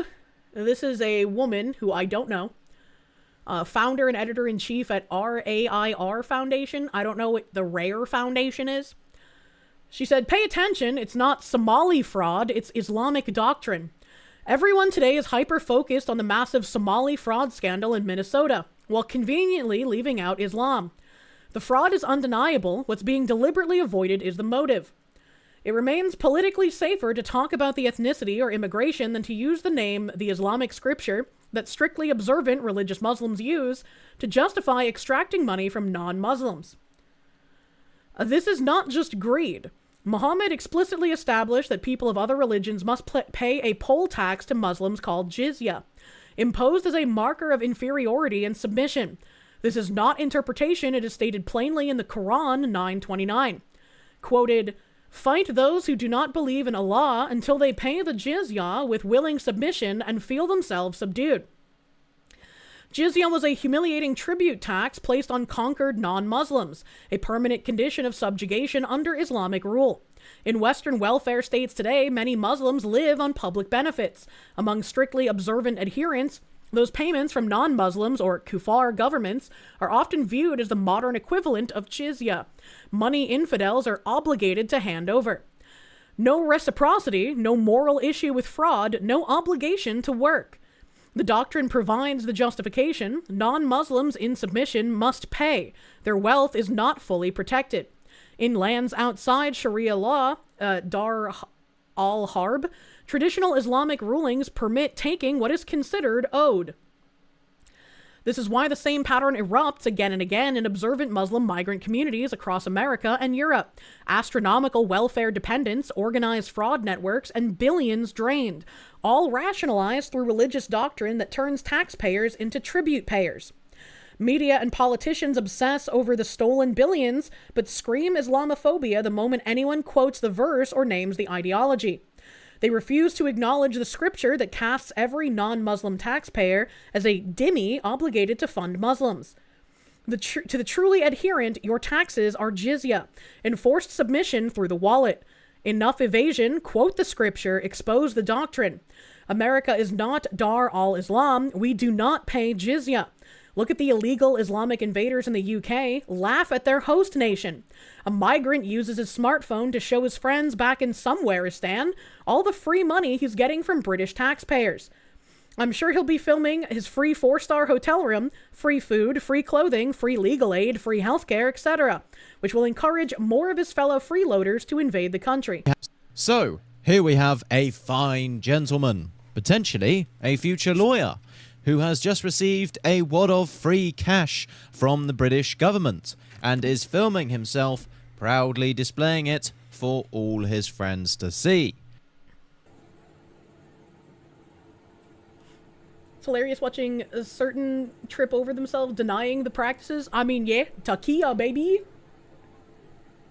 How can anyone defend people stealing from the taxpayer? It's fucking insane. I mean, we saw that, like, lunatic woman in the video from Nick Shirley, where she was just screaming, you know, don't open, it's ice. And it's like, no, it's not ice, it's just Nick Shirley. And before I play this other video, hold on, because I remember there being some questionable things posted below, because I guess this Amy woman is Jewish, and so there were some not so nice things posted after she said this. But there was something else linked that someone else explained that I think was very interesting. And it reminds me of us learning about is that from Josh, and then I forget the other term that we learned from Pagliacci a couple of weeks ago. It's like, correction, Vance Bolter, the man who ended life of Melissa Hortman, wasn't a direct aide to Tim Walz, but was appointed to the nonpartisan Minnesota Governor Workforce Development Board by Democratic Governor Tim Walz. So Tim Walz appointed him to a governor's workforce development board that is supposed to be nonpartisan. I see. Thank you for the correction. Did I see Nux's video on the Islam dilemma? I did not. But I don't know who this guy is. Cynical Publius. Some guy. I don't know who this is. I'm sorry, Smokey. Smokey the Bear. He said, re-fraud in Minnesota. I'm not sure that most Americans understand that in large swaths of humanity, there is no actual concept of fraud, particularly fraud against the government. Instead, there is a belief in the virtue of getting away with what you can to help yourself and your tribe. Which, again, really made me think of when we learned about ISAT. He says, I spent a lot of my life in the Middle East and Central Asia, oh, my back, working closely with foreign contractors and foreign governments to provide support to American military operations. As a U.S. Army officer with a big checkbook courtesy of Uncle Sam, I can't really count the sheer number of times I was offered bribes to award a contract, or falsify records to do things like create larger fake headcounts at places like dining facilities, or to just simply be on the take for future illegal requests. Of course, I had enough sense to never comply with such requests. Moreover, they were never explicitly structured as bribes. Instead, it was usually along the lines of, here, I have these Rolexes as gifts for you and your wife to show our friendship. Unfortunately, too many U.S. officers and NCOs succumbed to the siren song and ended up breaking rocks in Leavenworth. The weird thing about this to me was that whenever I turned down such an offering, it was treated as a grave insult. I was the one in the wrong, and not the fraudster trying to bribe me. They considered it rude that I was in their country and refused to accept how things got done. After all, why did I not want to help my tribe by helping their tribe? Let me repeat, in these cultures, fraud is not even a concept. There is only what helps your tribe. Such thought processes are so alien to Americans and much of the West. We are raised on the presumption that our institutions are valid, and that the rule of law always prevails, and that integrity is universal. We need these presumptions to have working governments and economies, and without those presumptions, without the mental barrier that causes us not to accept outright fraud, our nation would quickly descend into the economic and social hellscape of countries like, Somalia. So when we import people en masse from cultures that accept bribery and fraud as routine, acceptable ways to advance one's tribe, we should not be surprised that things like $8 billion fraud schemes of the Somali population in Minnesota happen so easily. Introducing a fraud-based culture based on tribalism into America is like introducing some sort of lethal virus into a population that has no natural immunity to it. The virus will spread and grow unchecked because it is so alien to the host. Similarly, a culture of fraud is anathema to American thinking, and it must be cut out before it consumes the host. So when you see and hear patriotic Americans decrying what is happening in Minnesota or elsewhere, and when they seek deportation of the offenders, it is not racism, it is not bigotry, and it is not xenophobia. Instead, it is preserving the American tradition of responsible institutions and national integrity. Yet somehow conservatives know how to handle the issue? No, they don't, or else they would have done something already. Pretty well put. Yeah, I thought it was a pretty well put thing, especially after learning about ISAT and how, there's no concept of fraud. It's just, if you're scamming, you're doing the right thing to help your side, and getting caught is the only thing that's bad. Ram Bam, thank you. RAIR is Rise, Align, Ignite, Reclaim. It's a grassroots pro-American organization. I see. I have not heard of it. Thank you for the explanation. Phoenix DS, thank you. Would laugh if some football hooligan took that future doctor's free money in the UK. Eskill, thank you for the Canuck, not the red square. I don't have any red square notifications on my OBS. Patchouli, thank you.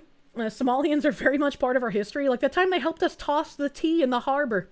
Surely. The Watchman, thank you. Hark, Foxy Lady. Hortman was actually one of 2 rank-breaking state Democrats whose family was targeted. The other rep and his family survived. I know that there was another representative and his wife who survived the shooting. I don't think that's true, though. I don't think they also broke ranks. I'm pretty sure Melissa Hortman was the only one to do that. Takia, if it's a lie that benefits Islam, it's good. True. And the other couple was a state senator and their spouse. The hammer needs to fall hard on all of the guilty people. Yes, very much so. Let me scroll back through some things I can't show on stream and show that video. There's some very, very not nice things in the comment sections of that Amy lady. So the post of hers that she's quote retweeting says, America's had enough. Snap now burns $145 billion a year. That's $7.8 billion every single month. Recipients spend twice what the average working American spends on groceries because they aren't spending their money, they're spending yours. This isn't helping the poor, this is rewarding dependency and subsidizing foreign populations who arrive to take, not to build. 43 million people are on food stamps. 80% of SNAP users are also on Medicaid. 61% get 2 or more additional welfare programs. And 53.5% of immigrants are on at least 1 welfare program. It shouldn't be a hot take, but if you are an immigrant to the United States, you should not qualify for any welfare programs. Like, obviously illegals should not be getting anything, despite the fact that they do. But I think if you are here immigrating legally, You should not qualify for any welfare programs. That shouldn't be a hot take, because if you try to go to any other country and you can't prove that you can support yourself, you not only get turned away for living there, if you try to take too long of a vacation, they will also reject you. Nearly 45% of Afghans in the US are receiving free food from you. And now, incredibly, we have Somali migrants in America angrily demanding that their halal food pantry be restocked. Not food, halal food, a Sharia food system funded by the US taxpayer. Halal is not cultural cuisine. Halal is civilization enforcement through supply chains, a Sharia-compliant food system imposed on Western markets by pressure, litigation, and corporate cowardice. People think halal is ancient when it isn't. The global halal industry was engineered in the 1970s and 80s after the 1979 Iranian Revolution, when Iran and Saudi Arabia, competing to export political Islam, partnered with Western multinationals like Nestle to create a certification empire that pushes Sharia norms into non-Muslim economies by stealth. Now the same system sits inside our welfare state, enforced with your money. Spare me the claim that illegals aren't on SNAP, remove illegal alien households, mixed status loopholes, and fraud, and the cost would collapse. 70% of the system exists only because the foreign population is bankrolled. If all benefits were cut off, they would leave. This is something that a lot of us have been saying for ages now. It's not enough to just have mass deportations of illegal aliens. You need to remove all of the benefits that they came here for in the first place. No more free healthcare, no more free housing, no more SNAP, no more food, anything. All of these need to be cut off. And the politicians that were forgiving them to illegals, they need to be prosecuted. The companies that were hiring illegal aliens, they need massive fines, and the people that hired them need jail time. This is similar, there's similar Somalian fraud occurring in Columbus, Ohio right now. Multiple wives of one man collecting massive welfare benefits and committing fraud with grocery stores. Jesus. Link to this tweet, please? Yeah, okay. Did you guys want to link to the first one that I read too? That was a quote retweet of this one? Massive Doge, thank you. Illegals in my yard. That's a song. You take great offense to being given handouts. Clearly you're a minority in this. I think that social safety nets should be a thing. I think that if somebody loses their job or becomes disabled or ages out of the workforce, there should be a safety net to take care of these people, right? It should exist. We should be able to have it. But we cannot have these high trust social safety nets in a society where we give benefits to people who should not be getting them. When we give people here illegally benefits that they do not deserve to have, it's going to strain our system. When we import cultures that are incompatible with our high trust system and they just defraud it, they start scamming everywhere, they steal billions of dollars, you can't support a system like that. And it shouldn't even be taking courage or strength to remove people scamming and frauding. That should just be the default. You shouldn't want your system scammed and defrauded. Need to rebuild tight-knit communities. Sadly, safety nets for actual disabled and veterans never get enough funding. Unfortunately so. You feel embarrassed if even your parents offer you some groceries without paying them back? The job market and prices are such, you have to try and suppress that at least a little bit. And nobody normal enjoys asking for help. And sometimes you need it. Sometimes you have to. And it never feels good while you are, and you technically want to work your way out of it. And I've complained many times before that a lot of our welfare systems encourage you to stay in them because our government has turned into something that wants to replace the family unit, wants to replace fathers with the government being the provider. And the more people dependent on the government, even if it's fraudulent, the better for the government that wants to become more authoritarian. The Chevrolet, thank you. FYI, the first war the US ever fought was against Islam, the Barbary Wars, because of jizya. Well, we can't even fucking throw tea in the harbor again for our taxes, so, you know. Is this your American dream? Because it's not mine. Stop subsidizing your own replacement. Stop feeding people who despise the hand that feeds them. Stop normalizing Sharia in American supply chains. Boycott halal. End welfare for non-citizens. No more Sharia pantries on US dollars. America has had enough. And you see, I didn't even know that halal wasn't like that old. When I see like halal stuff, I always equated it to like kosher stuff, right? It's like if I see kosher stuff in a grocery store, I'm just like, oh yeah, I've seen that for years. That's normal. Government family. The dude on the left has had enough to eat. So let's see what this little video is.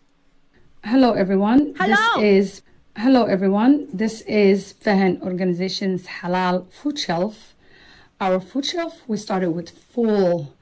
It was so full that you will see the pictures from before, and this is the after. As we all know, the government shutdown has a lot of effect. The food stamp is being shut down.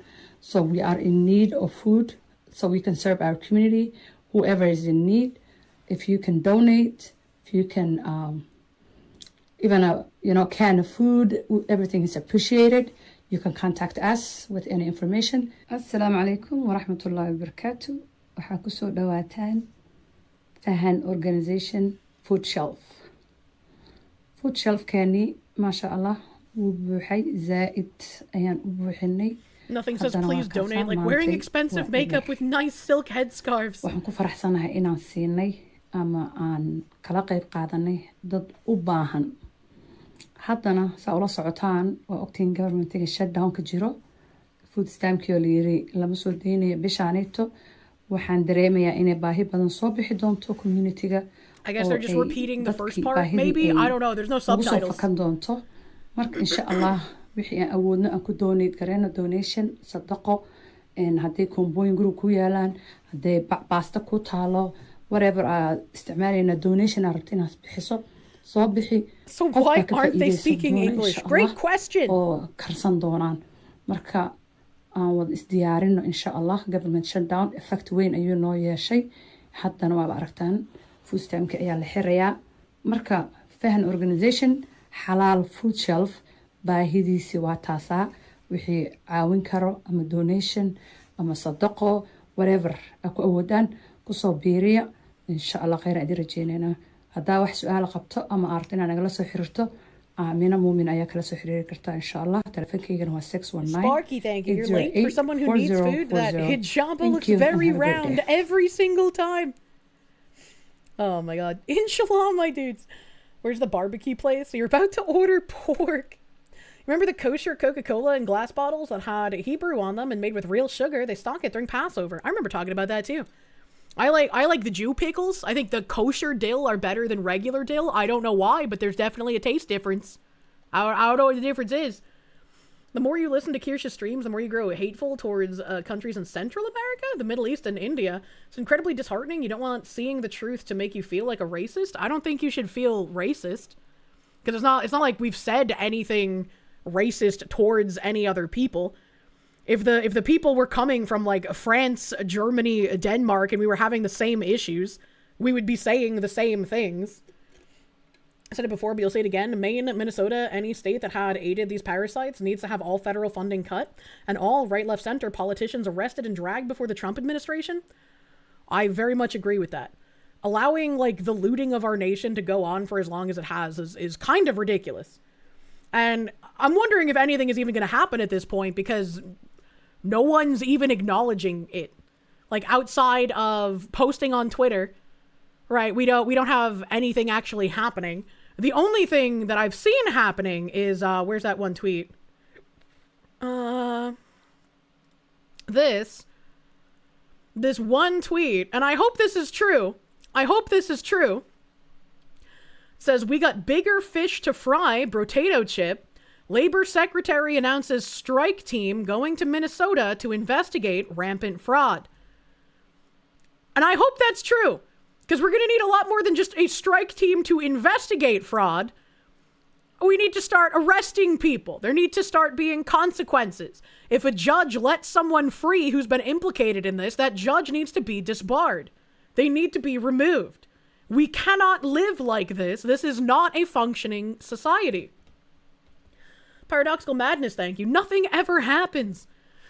And there's a video that the U.S. Department of Labor posted along with it. Sent a team from the Labor Department to investigate. What's this about fraud tourists?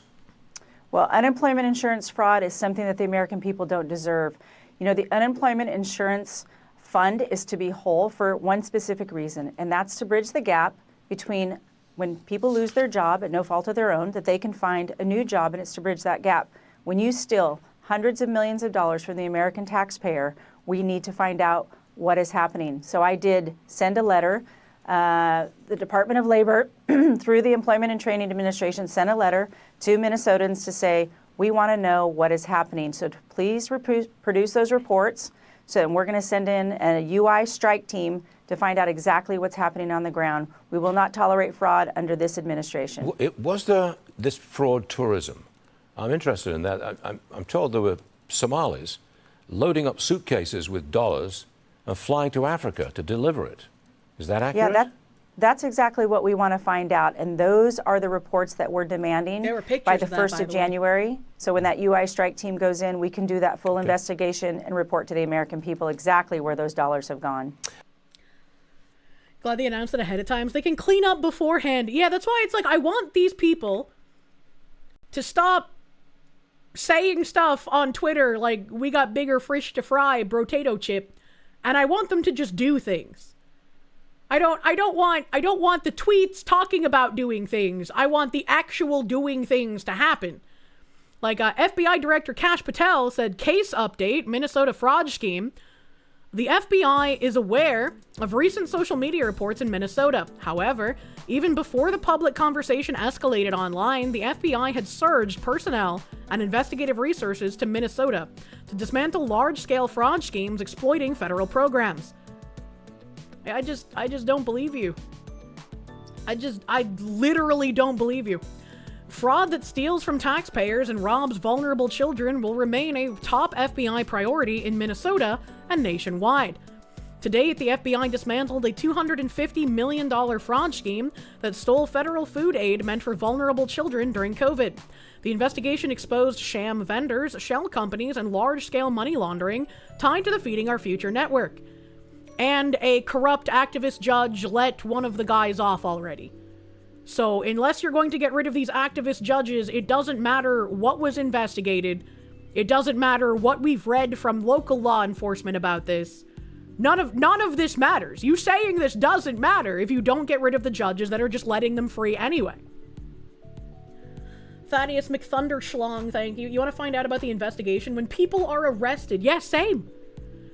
The case led to 78 indictments and 57 convictions. Defendants included Abdiwahab Ahmed Mohammed, Ahmed Ali, Hussein Farah, Abdahali Noor Jasso, Asha Farhan Hassan, Usman Kamara, and Abdirashid Bixi Dul.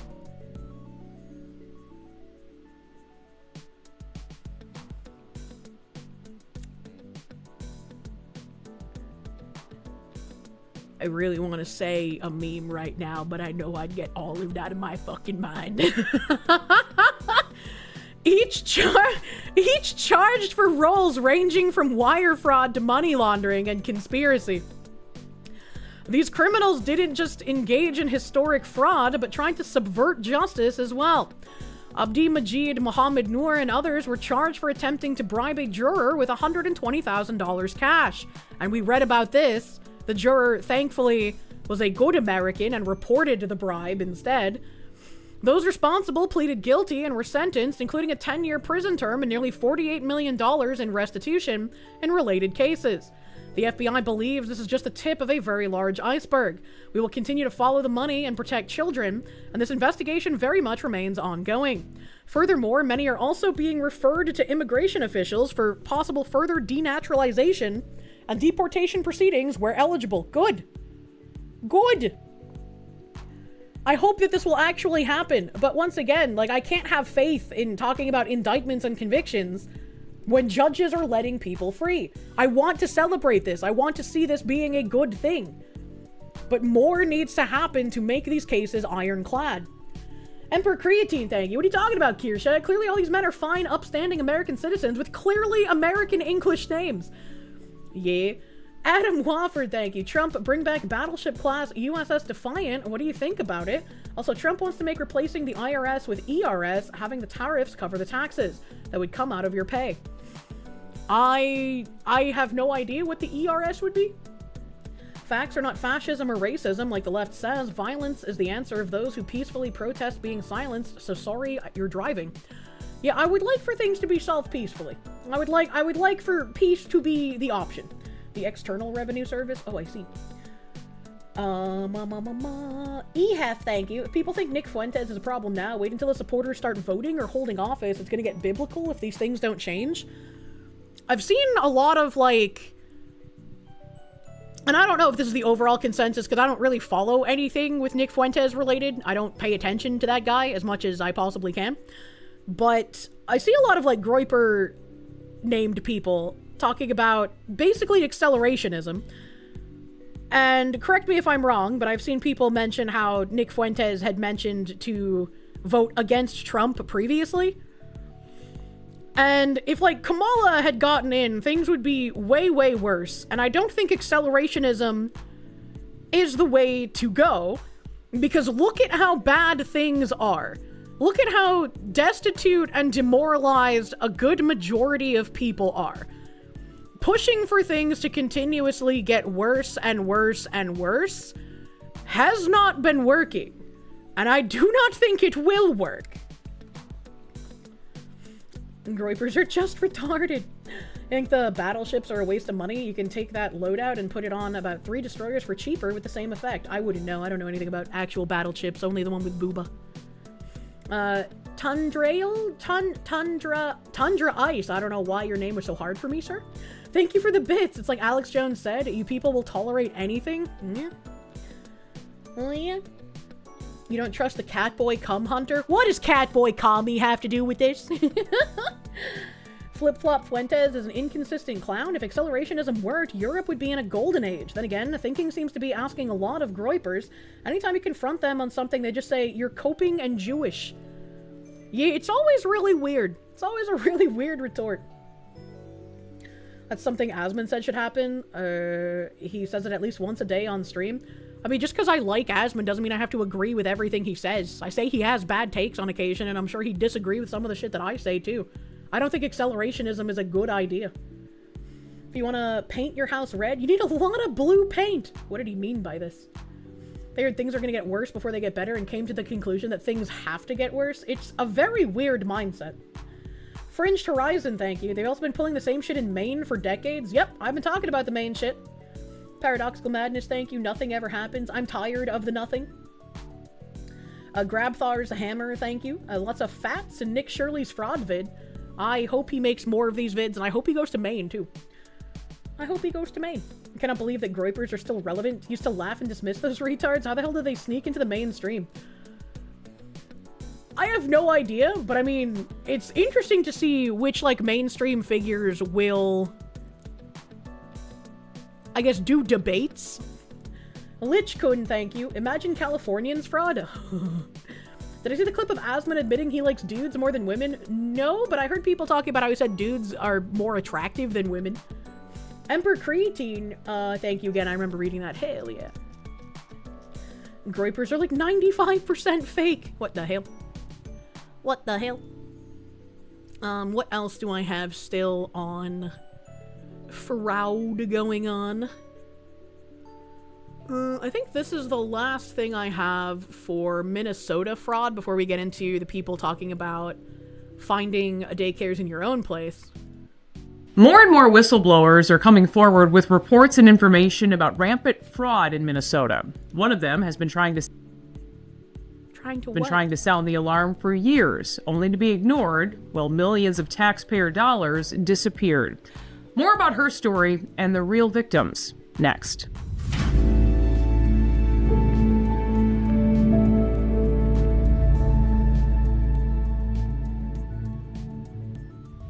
We are joined today by a would-be whistleblower, someone who tried to call attention to fraud in Minnesota but was ignored. She still works in county government and wanted to speak out. But unfortunately, we do live in a world where cancel culture, doxing, violent threats have all become too common.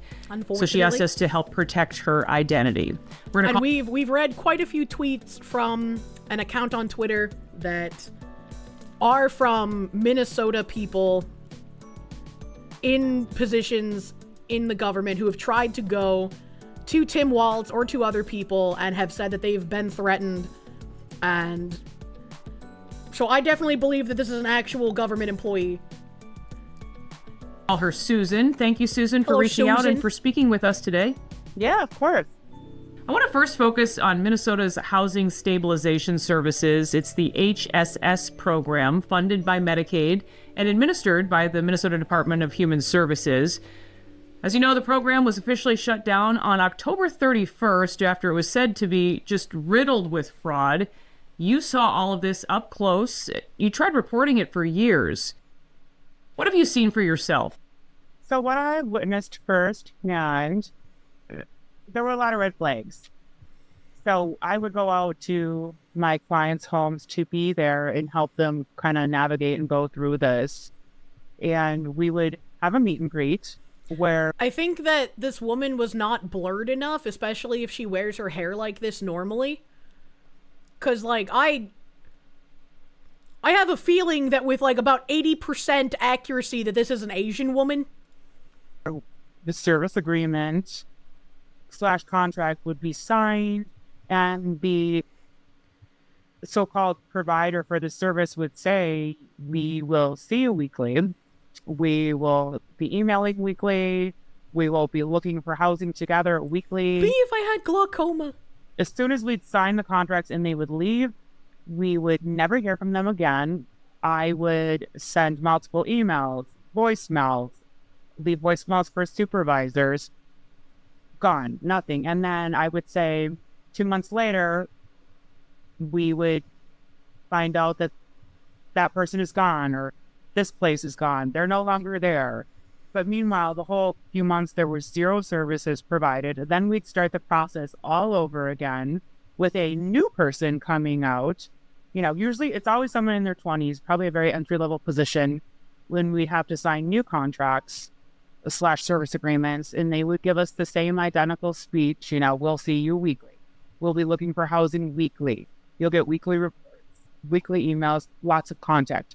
No contact, ghosted. And this cycle went on for a period of 2 to 3 years, and there were absolutely 0 services provided. That seems wild. Whatsoever. And I made multiple calls to try to get answers, only to be met with no answers, no returned phone calls, no returned emails, nothing. Or I was told that person is gone. So while taxpayers are paying the price, it seems the clients are the real victims in all of this. And I know one of the reasons you wanted to speak out. Tell us about them. So these clients are some of the most vulnerable people that we have. You know, they are the homeless. They are the mentally ill. They are the developmentally delayed. They are physically handicapped. They can't advocate for themselves. They can't even... Thank you for bless you. They don't even understand most of the paperwork. They don't know what's going on. They don't know who's going. So that's really depressing. It's crushing for them. And some of these clients do have to sometimes pay for this. Yes, sometimes the county or Medicaid will pick it up, but not always. And they're not getting the services. So hindsight makes a lot of things make sense, Susan. However, back then you were reporting this to your supervisors. Do you know, did anyone follow up? Did they report to government officials, to law enforcement, or anyone who could have done something about this? I know we were all reporting at all levels, all of us, and we had several meetings discussing how we felt something very fraudulent was going on. And we all were expressing it. Clinical directors, supervisors, county workers, mental health workers, we were all reporting. But the problem is that when you have a fraudulent agency, right, and they have burner phones and they're here, they're there, they're everywhere, and you don't even know where to drive to find the person, and they don't answer, where do you go, and who do you yell at? You've had conversations with some of these clients. What did they tell you? So, for example, I work with this one particular client, and I go into this particular client's home weekly. And every time I talk to her, just get updates, you know, how are your services going? Is your homemaker coming out? Is your IHS worker coming out? Is, are all these people doing what they're supposed to? And what I hear all the time, and this is across the board, I hear, I don't even remember who's supposed to come out on what days. I'm so confused. I don't even understand any of this. I never understand who's coming or who's not. It's really depressing to hear, like, actual people who need these kind of services and who need help and who aren't capable of dealing with these kinds of life stressors themselves through either mental illness or whatever have you. And they're also part of this entire fraud scheme. Like, it's not just our tax dollars that are getting stolen and going to people who are just funding lavish lifestyles. It's also the people who genuinely need these services getting fucked over. Like, the people that these safety nets are supposed to be for, just getting completely fucked. And that should absolutely make you just as angry when you see these Democrats come out and lie about how they're trying to help, like, underserved people, or what's that other fucking stupid phrase they use? Like, vulnerable populations, or what the fuck ever, vulnerable people. And it's like, the actual vulnerable people are the ones being taken advantage of so that you can protect your criminal pets. It's so fucking disgusting. I mean, and it changes, and sometimes they don't come, and I don't know what's going on half the time. These are her words, and it's heartbreaking because she always starts to cry, and she has, cognitive declines and disabilities, so it's super confusing for her. So is that even fair for these people? They're at a huge disadvantage. So with what you've seen and been through, do you think elected officials are really doing all they can to fight fraud? We know it's not just this HSS program. Democrats, it's both. No, it's absolutely not. The Democrats are the ones who protect these people. The Republicans aren't doing anything, but they aren't actively involved in giving these people a way to defraud the system and protecting them once they do. Being a spineless do-nothing is also something you should call out, but it's very, very erroneous to say that this is a both sides issue, because it's not. Program, also a moratorium announced on another social program after a 238% spike in applications. Who do you think is to blame for all of this, and what should be done? I don't know who is to blame per se. Do I think they're doing everything they can to fix it? No, I don't. Do you think in a way this has been allowed? Republicans don't know how to hit the brakes. They're terrified of hitting the let's just fix everything switch. And it's incredibly frustrating that they just don't want to flip that switch, man. To happen since it has gone on for so long? Oh, yes, absolutely. It's not allowed to happen. Yes, of course. Absolutely. Madam Chair, I'm Nathaniel M. Olson, this is the guy disability from advocate for the state Shirley's of video. Minnesota. I've heard the commissioners and the Department of Human Services, but the one thing that I'm freaking worried about is this freaking fraud that is happening over our state, where there's 600,000 disability people in the state of Minnesota that could suffer. And sadly, it's quite interesting that we have Governor Walz speaking in front of the state and saying that this fraud is nothing but the side. Why is he short of breath? I can't remember which disabilities he has, but he has a couple of disabilities, and he's a disability advocate.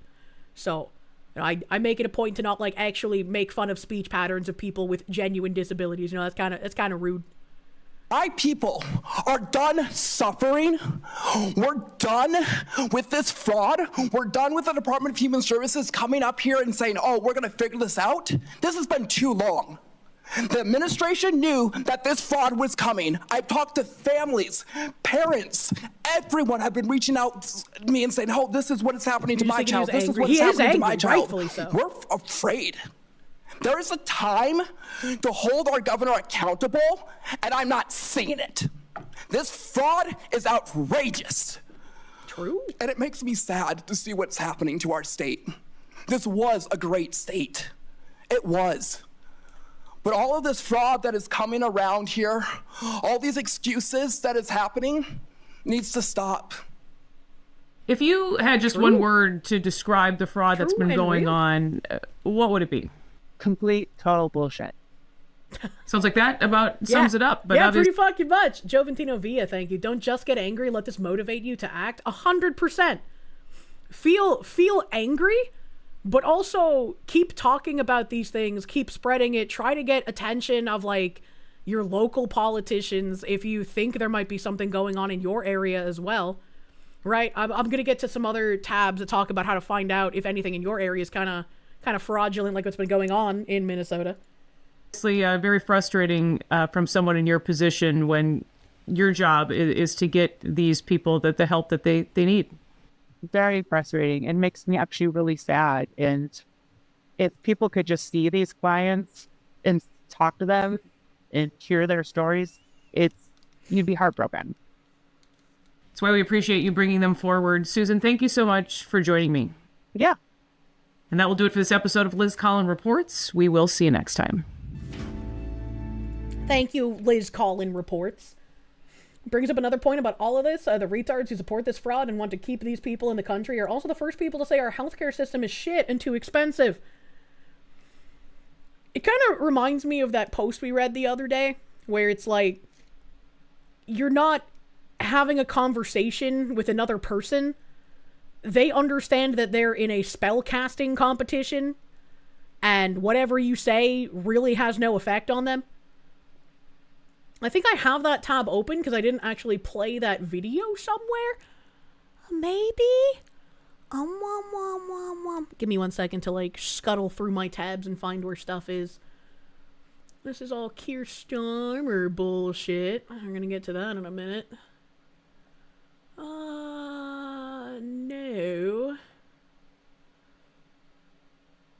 No. No. No. What is this? Nope, that's New York. Nope, maybe I did close that tab. I thought there was a video there I wanted to play, but I guess maybe not. I guess maybe not. Okay, well, where are the tabs on doing stuff? That's a different fraud thing. That's something goofy. Am I retarded? Don't answer that, chat.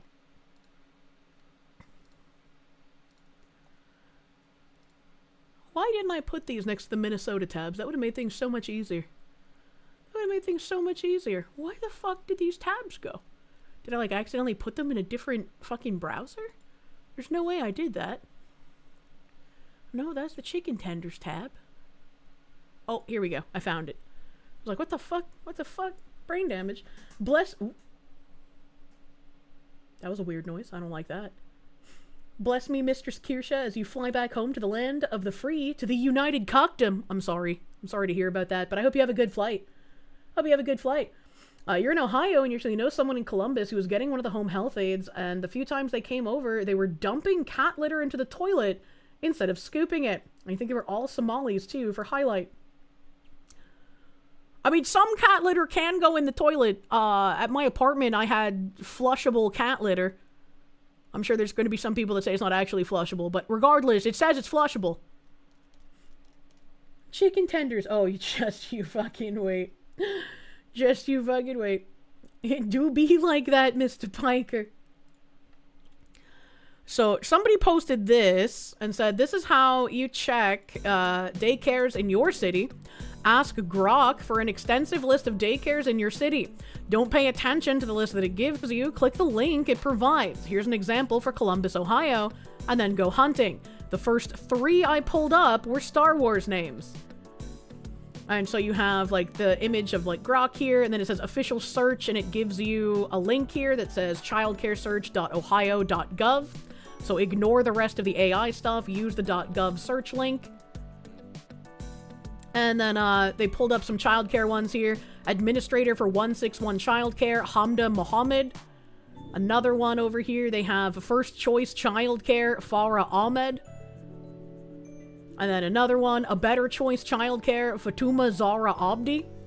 And this kind of makes me think back to the second time I made an ICE report where I was like, oh, you know, I just gave him a 1 star and no tip on the ride. That should be fine enough. And everyone in chat was like, Kirsche, if you want to actually have something be done, you know, you have to actually stick to what needs to be done, and you should have just sent in a nice tip. And so I did after talking to chat. And I think that's kind of what needs to happen here as well. Is like, if you encounter any of these things, like someone that doesn't speak any English whatsoever, if you find a childcare place with like blacked out windows and no children there whatsoever, you need to be making these reports probably to ICE, because who else are you going to report to when everything else is so corrupt at this point? Be the change you want to see? Yeah, absolutely. Jesus Christ, they were right. You found one already. Yeah. Yeah, and just like I was telling people in chat, because there were a couple of people yesterday who were like, well, I'm fine with the blacked out windows because pervs. The defense for these childcare services now is they've blacked out the windows to prevent perverts. That is literally the narrative that they are going with in order to defend these fraudulent childcare centers, which is what I said when chatters brought that up yesterday. Your question is, what is the 4th leches? Because yo no quieto meco. I don't know what that means. Eskil, thank you for the Canog. Last time you spoke with Sargon, it felt like talking to your dad. What did he mean by this? You're sure Ashit Masef at Quantity Learning Center is legit? Oh, Leering Center. Blacked out windows in a childcare facility should be a red flag. If this was ran by white people, they'd be looking into it to see if Uncle Bad Touch isn't hired there. Exactly. That was another thing that I didn't even think of yesterday when I was refuting the point that blacked out windows would be a good idea, because what the fuck is wrong with you? It didn't even occur to me that, like, aside from being able to call the police and actually arrest the pervert looking in the windows, the blacked out windows would give more clearance for a pervert on the inside to do things without being caught. Even here, you don't black out the windows of daycares. You have anti-crash bollards and you have locked doors that you can be buzzed through, but everyone can see both ways through the windows, as it should be. You don't know how hard you're cursing the name of Vishnu right now. What the fuck? Have I seen the CBS thing when people were talking to someone on deportations and they were addressing the vets who have been deported and had them on video call? I don't think so. That doesn't sound familiar. Doesn't sound familiar. I guess here is another one I was just linked. Is there a way to do this without using Grok? I mean, you could probably find the government website for daycare providers on your own. That person just used Grok to make it easier to find it. Andrew Torba also said, introducing daycaredata.com. Browse and search 79,000 providers. Search FEC records to find political contributions. Tells you how much government funding each provider received. Built by the Patriots at gab.com. Have fun.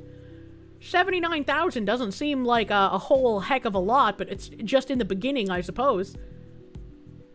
Tell the liberals that conservative Catholics ran the daycare and it'll be investigated faster than a Redditor telling you their atheist true. Lucky Ducky Daycare. 12 children ages 6 weeks to 12 years and 4 additional school-age children. Government funding received $48,000. That's pretty neat.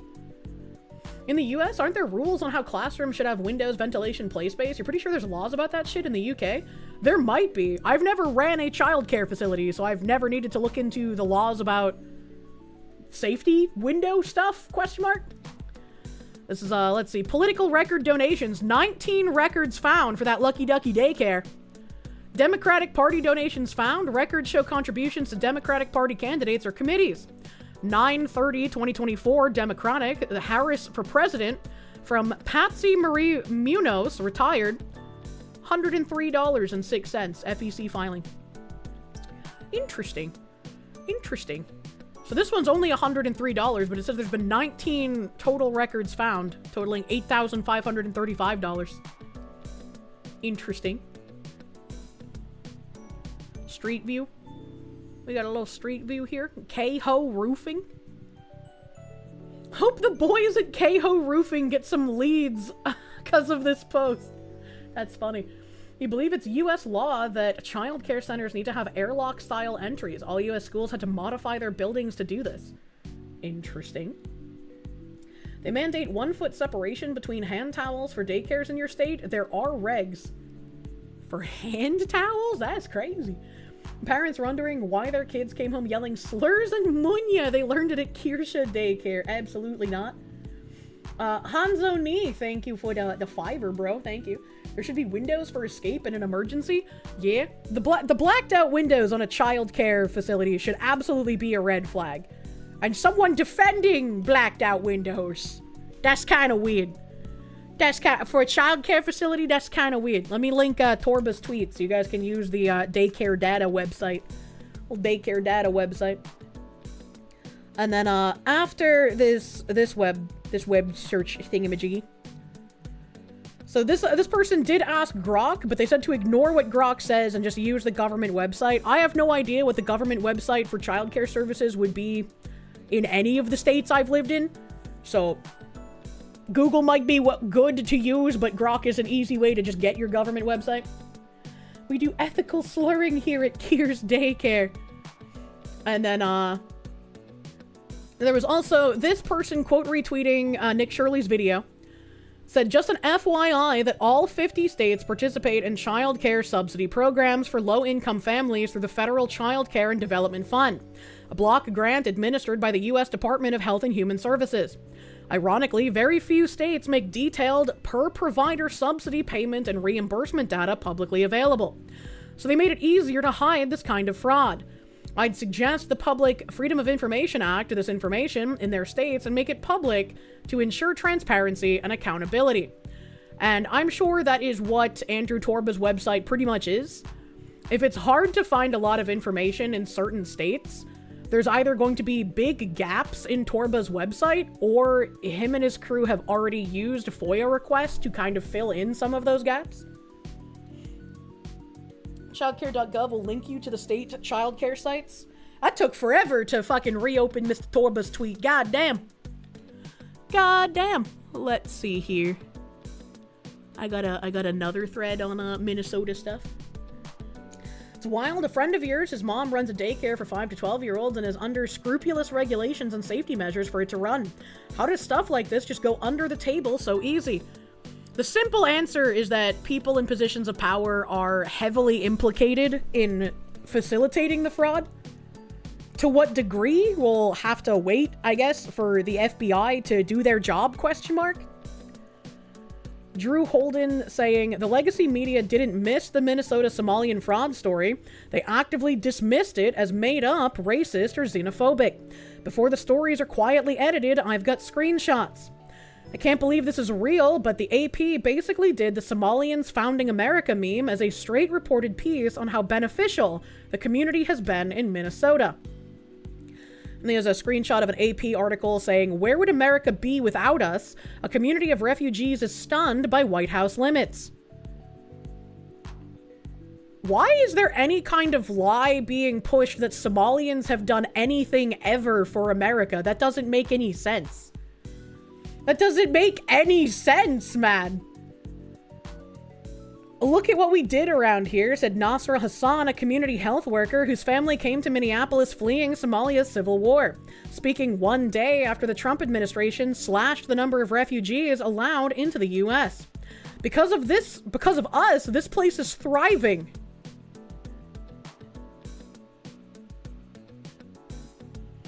Minnesota's large Somali community was among the immigrant groups that helped revitalize the Lake Street Corridor, which has long called out to newcomers across America.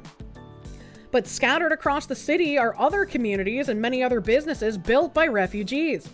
They came to escape violence in Mexico, the war in Myanmar, and in recent years have seen them arrive from the Congo and the Ukraine. Immigrants are only useful as talking points to belittle their political enemies. Because if they gave a single shit about any kind of refugees escaping war and actual, dictatorship-style regimes, there would have been massive outcry when Obama ended wet foot, dry foot. And more of these people would have cared about when Irina Zarutska, who flew here from Ukraine to escape the war, was murdered on public transit. When you escape a war zone and your life is more in danger in an average American city, that should be a wake-up call. But propagandists gonna propagandize. Drew continues, Minnesota Somalis are as Minnesotan as tater tot hot dish, according to CNN. What the fuck is tater tot hot dish? Scorned by the president, Somalis in Minnesota are embraced by the state that took them in. This took 2 people to write it. And yet the wave of vitriol during the Trump administration's continued nationwide immigration crackdown has been met with an opposing wave of solidarity in Minnesota. State leaders have been quick to publicly embrace the community. Yes, because again, the only reason Jacob Frey maintained his mayorship over fucking the Somalian guy running is because he was exploiting blood libel tribal warfare so that the Somalis wouldn't elect someone in, like, a warring tribe with them. Come on, brother man. Irina was an actual refugee fleeing war. How did Somalians flee a civil war after their civil war ends? That's just perpetual civil war, I guess. State leaders have been quick to publicly embrace the community, and some of those emails flooding the inboxes of organizations or organizers were expressions of kindness. Oh, there's a third screenshot. People were saying that Minnesota Somalis are as Minnesotan as tater tot hot dish, said Suleiman Adan, Deputy Executive Director of the Minnesota chapter of the Council on American Islamic Relations, describing the tone and content of some of the emails, comparing the community to the state's beloved casserole. Somalis are as Minnesota as the state fair. That is, you know, we belong. How long are people going to be humiliated like this? Like, they know they're lying. We know that they know that they're lying. How many people are gonna continue to be duped? Dear white boomers, you let this happen until the breaking point. It's fucking insane how far lies will carry you. Drew continues, presented without comment. This is the MS Now news. Understand more, MS Now. 5 million followers, damn. News analysis, Trump's targeting of Somali Americans is having an effect in Minneapolis. Businesses say foot traffic is down in certain neighborhoods, while some residents are carrying passports with them at all times. Help. Drew continues, Trump's attempt to combat fraud is depicted by NBC News as xenophobic. No mention of the multi-billion-dollar scam the community was perpetrating. And the screenshot from, well, he says NBC, but this says PBS. I don't know, maybe they're owned by NBC, I don't know. PBS NewsHour, Trump's threats raise fears in Minnesota's Somali community. President Trump has taken aim at Minnesota's Somali community with xenophobic remarks and calls for their removal from the U.S.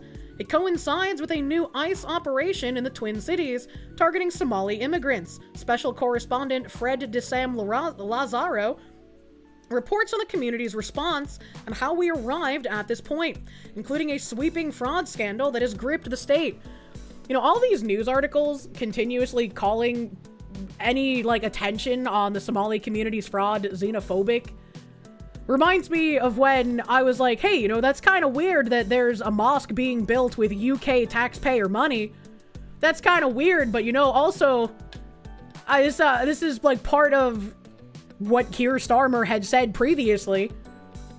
And I was called racist, said that I believed in, like, the Great Replacement theory and bullshit. My sponsors got hounded because I dared to point out something that was visibly happening with my eyeballs and was talked about by the leader of the UK. Why do they think calls to stop mass fraud or targeting Somalis seems kind of racist to you? Well, it's because it's specifically focusing on the Somalis who are perpetrating the fraud, right? There's like one white woman who was like a ringleader in the Feeding Our Future fraud scam, but no one else has been held to account, and I would like to see them be held to account. Gnome John, thank you. Council on American Islamic Relations, CAIR, is a foreign terrorist organization in multiple states, and there's a bill in the works to declare it as such nationwide. When did we talk about CARE? When did we talk about the Islamic relation thing? Because I feel like that's very random. I don't remember bringing that up. Minnesota should be put under martial law. The government is making the fraud happen. Yeah, absolutely. Absolutely. It's in this article.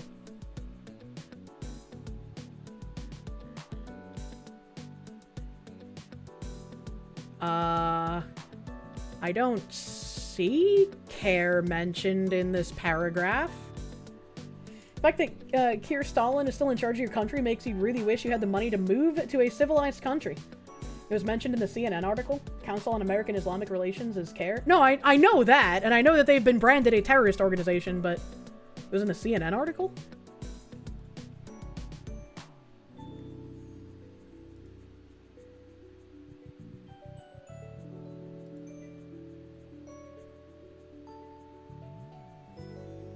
Oh, shit. Oh, fuck. You are correct. They just didn't call it CARE. They, like, expanded the whole name. I wouldn't have caught that. I wouldn't have caught that. Fucking thank you, Gnome John. Thank you, I was so fucking confused because I was like, I know what CARE is. But I just read their full name and I didn't even connect the dots. Thank you, Gnome John. Thank you, Gnome John. Why are we listening? Why are we listening to someone part of a terrorist organization? Why would we listen to anything they have to say? That doesn't make any sense. Like with other stuff that's been going on. Let me see if I can bring up.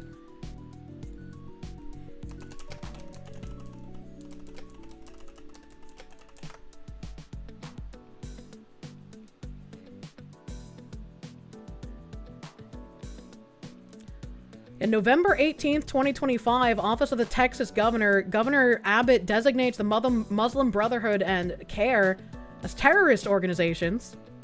Foreign terrorist organizations.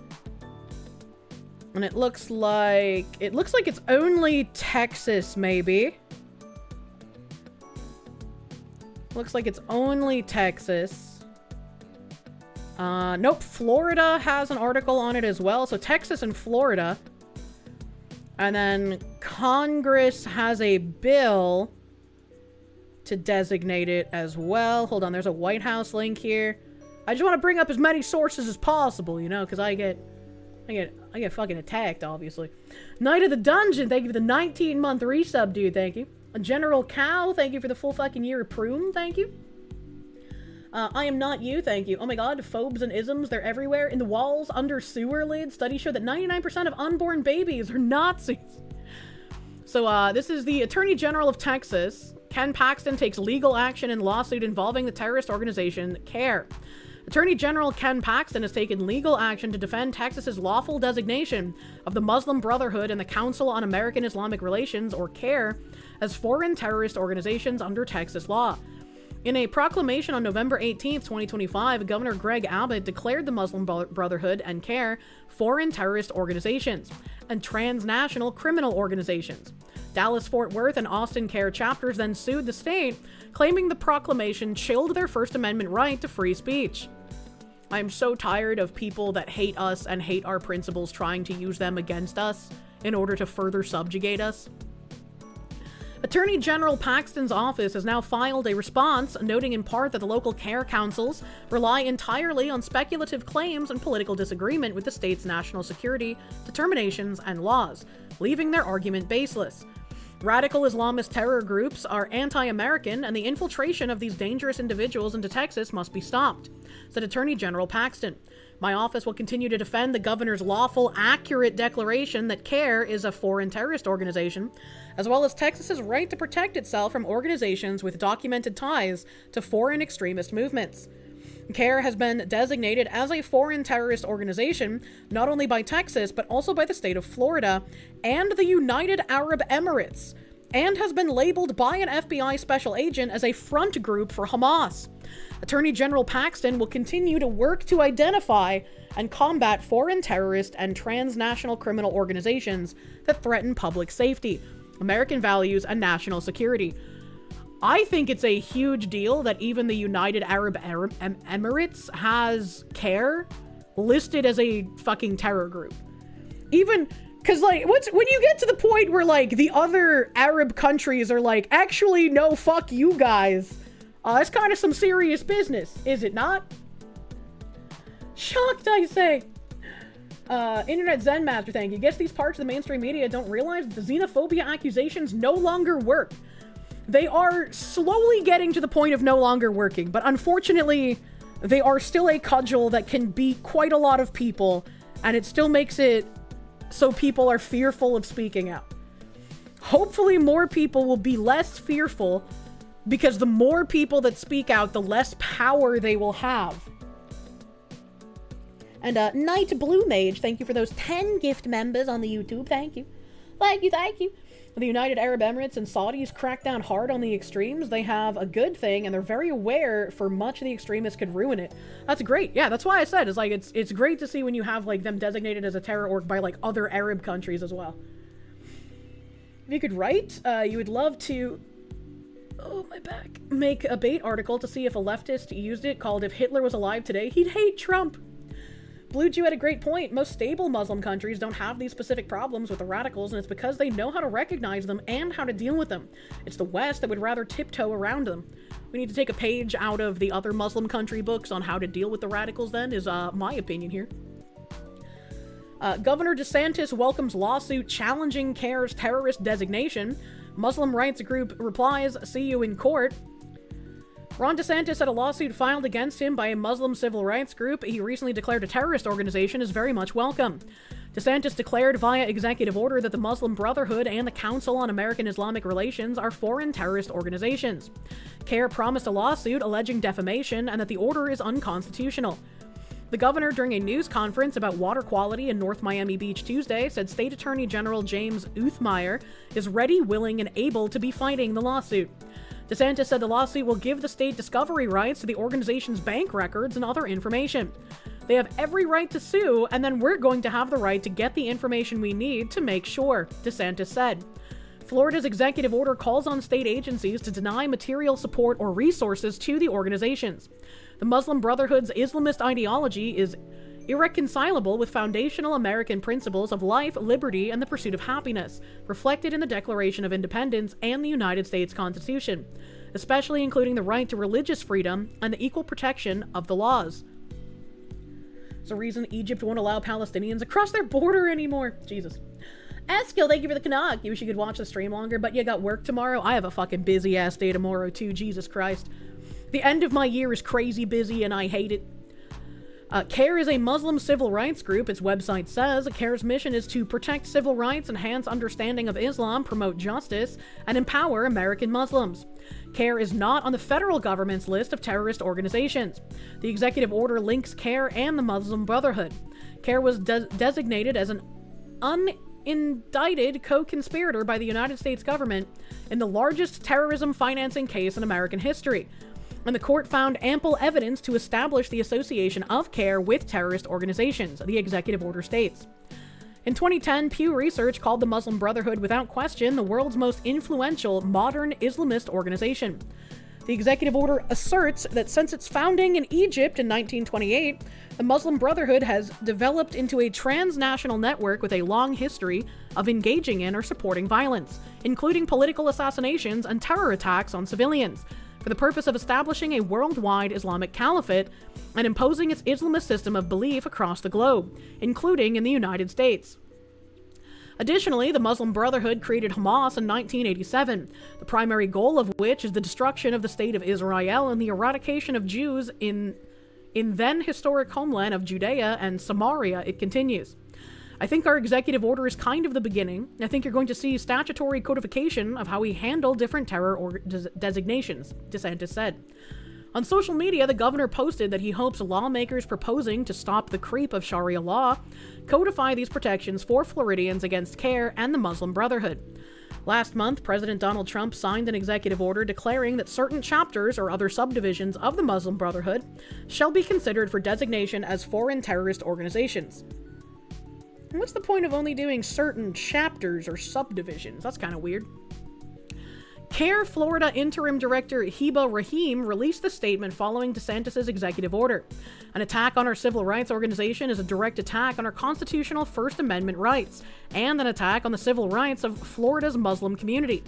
Governor DeSantis' executive order singles out and defames our community based on an Israel first, a political agenda. Designating a Muslim terrorist organization doesn't make someone Israel first. In the same way that hating communists and rightfully saying they don't want commies to rule over them doesn't make them a Nazi. It's possible to not like both. What do you mean? That's such a strange thing to say. CARE Florida will not stand idly by while we are defamed and our rights re-denied. We are taking legal action to ensure that all citizens, regardless of their background or political views, are protected equally under the law. We are upholding our commitment. See you in court. Texas Governor Greg Abbott, a Republican, gave the same organizations the same designation last month, and the organizations filed suit there too. I hate these people. I'm just tired of like the blatant lies and having to play the word game with the blatant liars. Like, if I know someone is lying, if I know they are acting in bad faith, it's frustrating having to treat them as if they are telling the truth. Terrorists have rights now. It's also tiresome.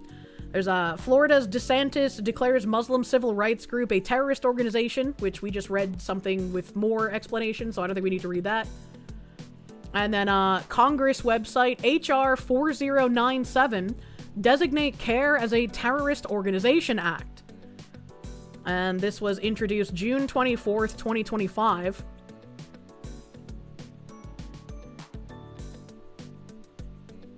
It's introduced in the House and then referred to the House Committee on the Judiciary.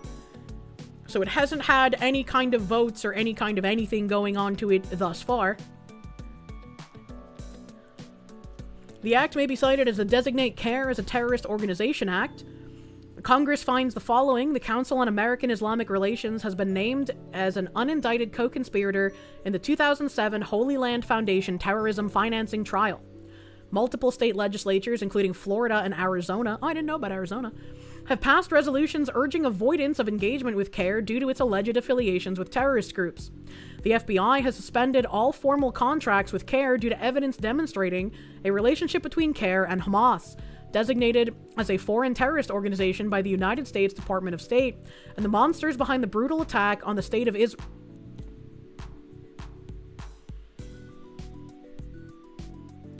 Can we talk? I mean, like, yeah, that's a horrible thing to happen, but like, we can still talk about funding without going into that, I suppose. It's just, I don't know. Muslim Brotherhood has that 100-year plan found by law enforcement in 1982 to conquer the Western nations is real, and CARE can't gaslight me about it. Imagine that. CARE is funding terrorists. Imagine. Schmear lives, thank you. Apropos Israel, you shared a video about recognition of Somaliland by Israel. It plays in English on YouTube. I think we read an article about Israel recognizing Somaliland, did we not? That sounds very familiar. The FBI has suspended all formal contracts with CARE. What did they mean by this? The FBI and the CIA is typically involved with all sorts of civil rights organizations, and CARE is listed as a civil rights organization. DeSantis, you know? Well, it says, they're the monsters behind the brutal attack on the state of Israel on October 7th, 2023, indiscriminately raping, torturing, and killing over 1,200 innocent persons, including Israelis, Americans, and other nationals, among whom were babies and Holocaust survivors, and taking 240 Israelis, Americans, and other civilians as hostages. This hostage situation, I do remember that taking an immensely long time to resolve. Like, I remember hearing stuff about the hostages being taken for a ridiculously long time. Since October 7th, 2023, Hamas terrorists and their allies have launched over 11,500 rockets into southern and central Israel, the sole goal of which was to kill Israeli civilians. Hamas and Iranian leadership have called for the extermination of Israelis, Americans, Jews, and Christians around the world and the establishment of a global Islamic caliphate. The stated goal of Hamas and its allies is the complete and total destruction of the state of Israel and the Jewish people.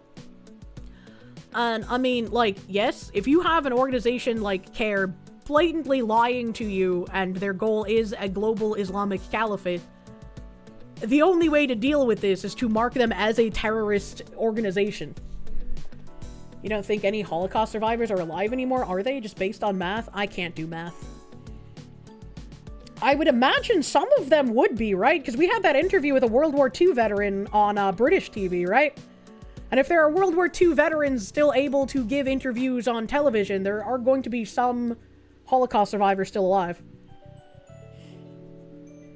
Blue Jew covered it extensively. You missed the Friday stream live because you don't bowl on Shabbos. You don't bowl? What does that mean? That's a nice takia you have there. Would be a shame if someone didn't believe it. Imagine.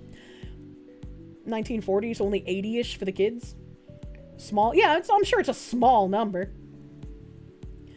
Nux's grandpa is alive, yes, according to him. It's a movie reference. Ignore. Oh, okay. But yeah, it's a bill proposed to our Congress to just federally designate them as a terror org. And then the White House here, presidential actions, designation of certain Muslim Brotherhood chapters as foreign terrorist organizations and specially designated global terrorists, November 24th, 2025.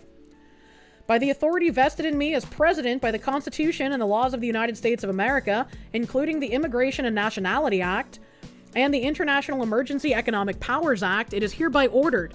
This order sets in motion a process by which certain chapters or other subdivisions of the Muslim Brotherhood shall be considered for designation as foreign terrorist organizations, consistent with Section 219 of the INA, and specially designated global terrorists consistent with the IEEPA and Executive Order 13224 of September 23, 2001, blocking property and prohibiting transactions with persons who commit, threaten to commit, or support terrorism, as amended.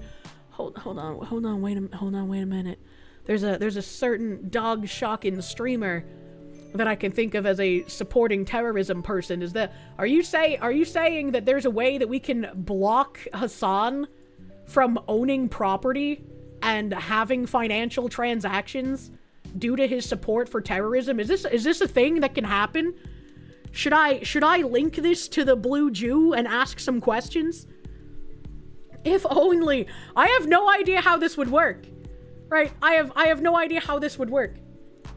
Ashmir lies, thank you. There was a Holocaust survivor killed in bomb dive. Oh yeah, that's right. We did read about that too. How beautiful that would be. It can certainly be used against him. But I will forget. So let me go ask now. Hold on.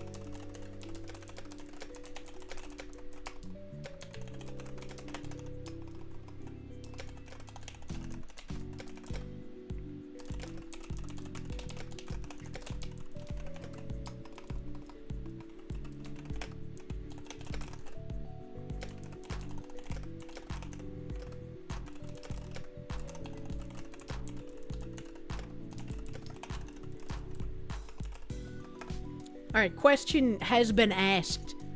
Question has been asked. Someone with more knowledge on that kind of stuff than me. That would be helpful. Wonder how broad or specific the support would have to be, though. First Amendment rights are hella strong, as much as you dislike dog abusers. Yeah, for fucking sure.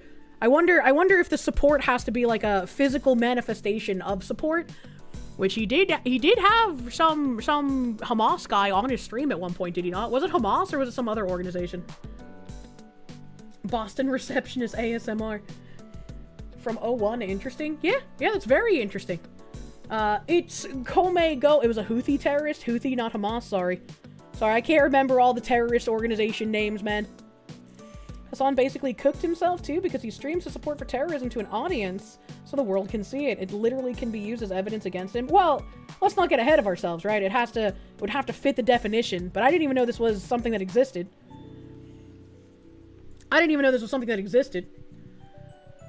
He did have a terrorist pirate on. It's Kome Gohan, thank you. Your family came here from Germany in the early 1900s. One died working the railroads in 1912. They contributed to the country once they moved here. I mean, as you would think would be the case for anyone moving to a different country, right? If you're gonna take the time and effort to move to a different country, you would think you actually want to be there. But instead of wanting to be an American and wanting to be part of the American fabric, a lot of people come here, just like some other Western countries in Europe, to just loot the nation and take advantage of the actual citizens. Usually when they're talking support in legal situations, like that, they're referring to direct financial or material. Yeah, I'm thinking that it might not apply because you're right, it could be direct financial or material support. But if he platformed someone from the group and didn't, like, denounce the terrorisms, maybe that could count. I have no idea. We'll have to see. It's an interesting find. Dual citizenship people are not in America to better it. True and real. The fact that Hassan isn't in jail gives you little hope, but you're easily won over. Your mom moved here in her teens from England and worked her body to death, basically. You respect the heck out of her? Yeah. I mean, Tin's mom moved here when she was in her teens as well. Muslim Brotherhood, founded in Egypt in 1928, has developed into a transnational network with chapters across the Middle East and beyond. Relevant here, its chapters in Lebanon, Jordan, and Egypt engage in or facilitate and support violence and destabilization campaigns that harm their own regions, United States citizens, and United States interests. For example, in the aftermath of the October 7, 2023 attack in Israel, the military wing of the Lebanese chapter of the Muslim Brotherhood joined Hamas, Hezbollah, and Palestinian factions to launch multiple rocket attacks against both civilian and military targets within Israel. What's really interesting to me about the Muslim Brotherhood discourse is that, like, nobody really defended the Muslim Brotherhood until recently.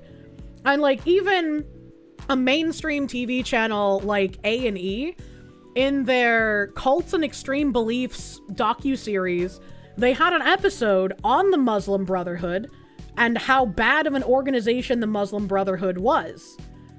And so it's like, I don't understand where all of the defense of this organization came from.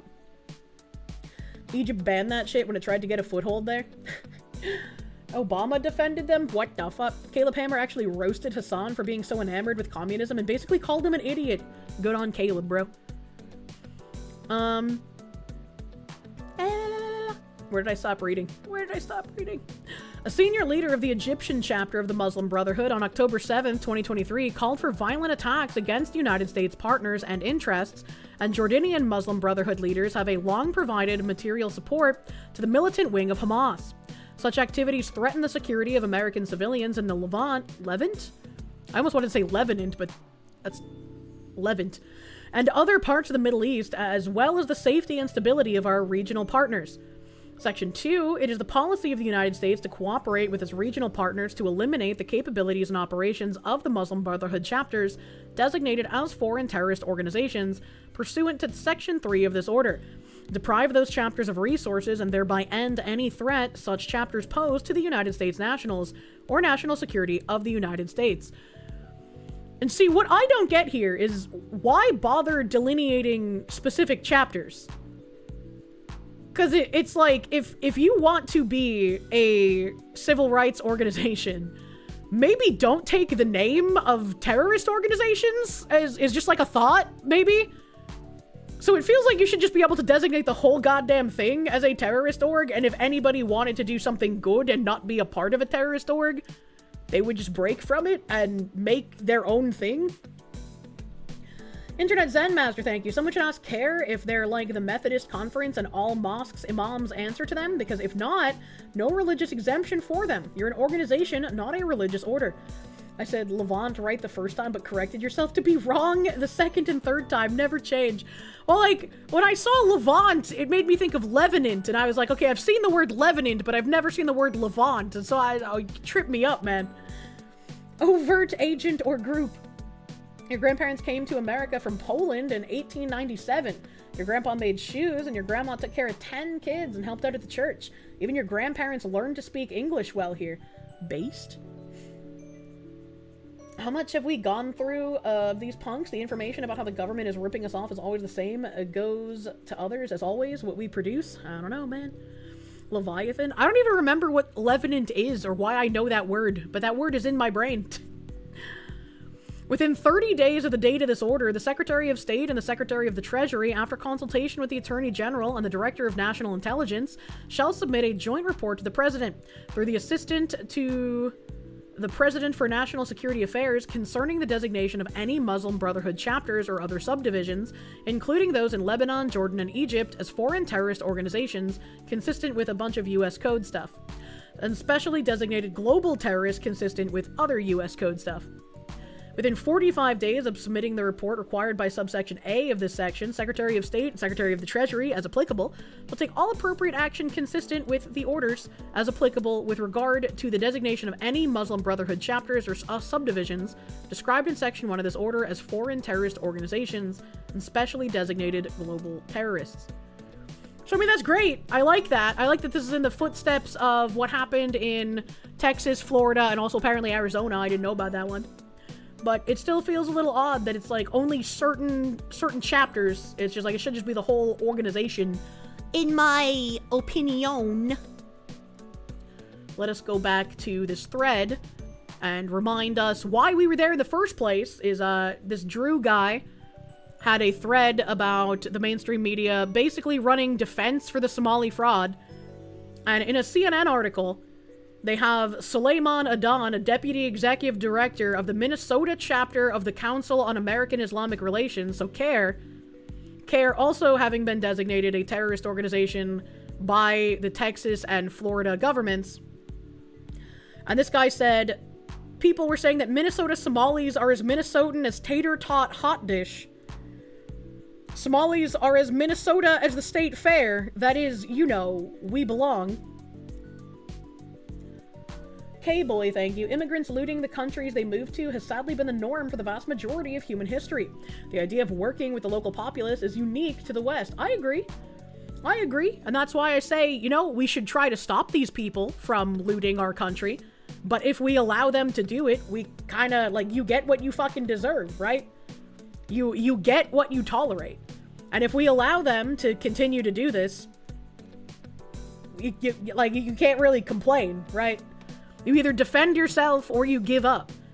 And there's a lot of people that just want Americans to give up, and so fighting back feels incredibly fucking difficult sometimes. Windstalker, thank you.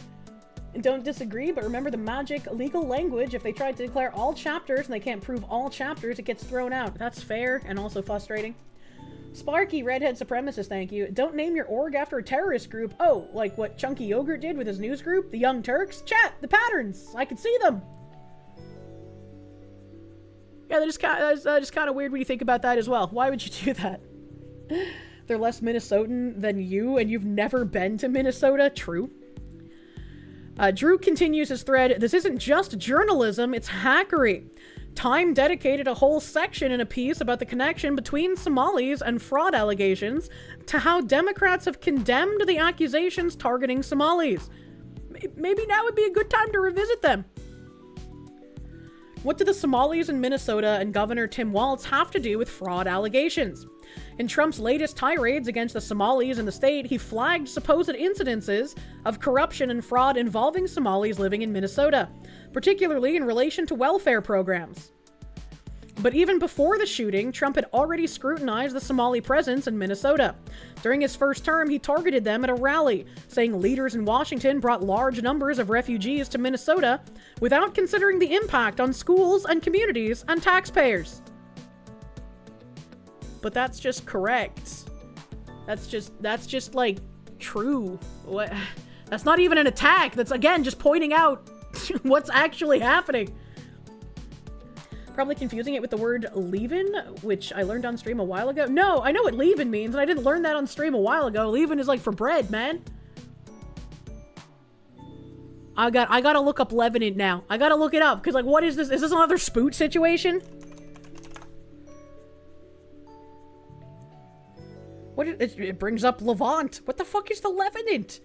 Because I knew it spelled Levenant. So what is the Levenant?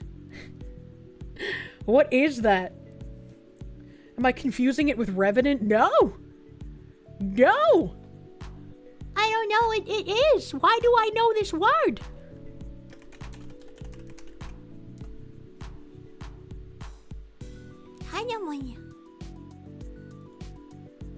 There were a bunch of Lutheran and Christian orgs bringing Somalians to North Dakota and Minnesota in like 2010. Why is it always like Christian places?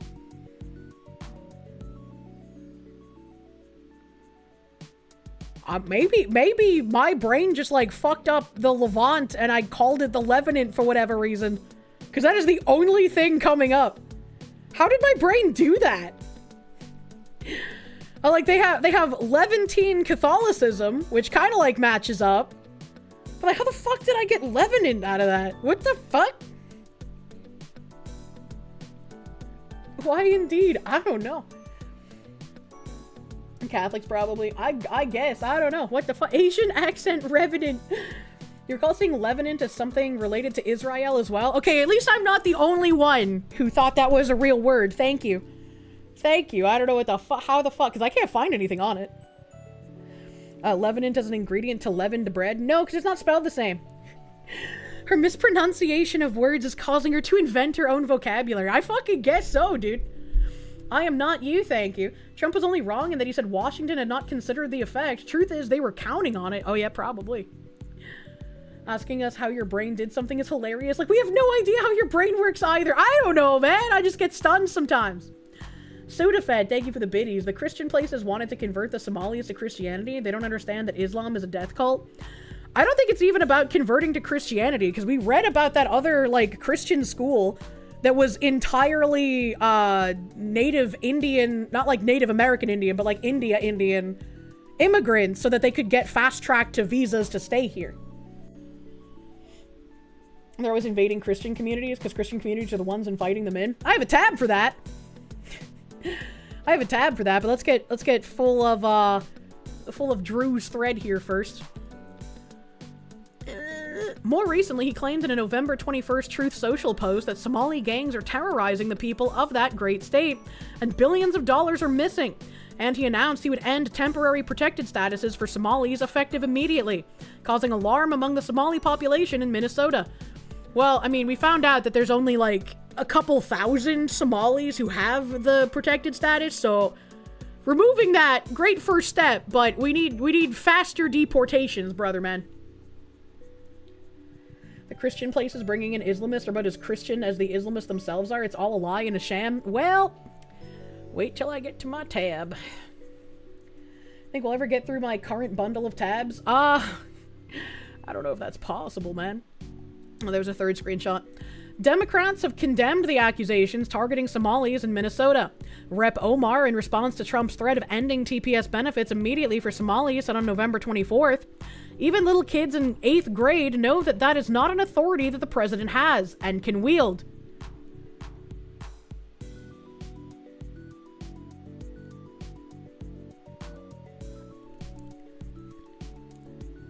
I really think we should stop letting foreigners hold political positions in our government. I wish Trump would announce warp speed. I call it warp speed deportations. True.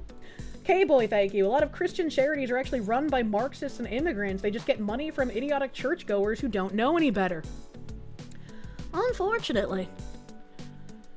The federal government is required by statute to publish a notice in the Federal Register 60 days before ending a TPS protection. Minnesota State Attorney General Keith Ellison also suggested in a post on X that he may seek legal recourse if Trump immediately removes the TPS protections. Trump's announcement of termination of Somali TPS holders in Minnesota is legally problematic. While a president does have a lot of authority to designate and revoke TPS, he cannot legally wield that power to discriminate against an ethnic group or to target a state like Minnesota, Ellison said. This ain't over. Man, all these people look really fucking bad the more fraud gets uncovered. Engage Target, thank you. Your working theory is that many of these organizations are Christian in name only and ran by atheistic, bleeding heart liberals. Many such places started Christian, but were overwhelmed by non-Christian hires. All right, well, since we keep talking about it, I'm going to go to that tab now. Give me a moment. We'll come back to this. We'll come back to this. Where's my tab here? Where's my tab? Oh, I want to get to these goofy tabs, because, man, we need to laugh after this. Ow. Pope Leo the, 14th, slams conservatives for wanting to deport criminal illegal immigrants. God will judge you based on how you treated the foreigners. In the first place, the role of the church is to preach the gospel. And just a couple of days ago, we heard Matthew's Gospel, chapter 25, which says, Jesus says very clearly, at the end of the world, we're going to be asked, how did you receive the foreigner? Did you receive him and welcome him or not? And I think that there's a deep reflection that needs to be made in terms of what's happening. Many people who've lived for years and years and years, never causing problems, have been deeply affected by what's going on right now. The spiritual rights of people who have been detained should also be considered, and I would certainly invite the authorities to allow pastoral workers to attend to the needs of those people. Many times they've been separated from their families for a good amount of time. No one knows what's happening, but their own spiritual needs should be attended to. And I think when you have... Christians are so cucked. I just recently started getting back into Christianity, but I'm repeatedly reminded why I went agnostic to begin with. Sweating face emoji, sweating face emoji, sweating Unfortunately. face emoji. Thank you, Beastly. Thank you, Beastly. And it's like, when you have, like, the Pope saying stuff like this, even if you're one of the, like, not my Pope, get out of here, satanic Pope people, this is kind of like where all of the churches are getting informed from. And so if the top is this paused, you can't expect that everywhere else is going to reject it. Catholics have been accepted as crazy for a long time now. This shit proves it. Their needs, not the needs of the people who pay the goddamn bills. How about stick to the gospel and leave immigration to the secular people, right? Orthodox are bust, all else are heretics. Did I see that Gen Z are attending church more than any other generation? I'm not sure about that. There was a post about, like, oh god, I didn't save it. There was a post about, like, the Zoomer Waffen, and it was that guy who works with Matt Walsh. I forget his name. Oh god, fuck. I want to say, like, Michael Nicholson, but that's not his name. I can't remember his fucking name. Not Ben Shapiro. There's another guy. Michael Knowles, thank you. Michael Knowles interviewed some guy. I don't know who he interviewed. But the guy was talking about, like, the Zoomer Waffen. And basically the pushback was, like, Gen Z identifies as more LGBTQ+ than any other generation before. Like, there are some very, very hard to the right Gen Z people, but I think to call the overall generation hard right is very erroneous. Unless the Pope is calling for a crusade to purge Islamists out of the West, then what he says can be ignored. Gen Z is all over the place. I feel like there are two main factions of Gen Z. There's always going to be the faction of, I don't give a shit, I'm not going to pay attention to politics, what the fuck ever, right? Like, that's in every generation. But the two main factions... I'm so tired of Christians who purposefully warp the words of Christ for personal gain. Christ literally told us to leave Israel and never return. He told us to pick up the sword openly in defense of our homes when necessary. I hate the new Pharisees. Thank you, Walla Walla Bing Bang, my guy. It is very frustrating. It is very frustrating to see repeated over and over and over. But, back to the Zoomers. I feel like there's two factions. They're the faction that have been absolutely and totally propagandized beyond what we were as children, right? We can think of certain phrases and certain things that we were told as good, and we just repeated those things until we grew a little bit older and realized, hey, we've been lied to, this was propaganda, this was actually shit. Gen Z is in a far worse propagandized position than we were, because that is the entire point of propaganda. It gets more indoctrinated, it gets better as the generations go on.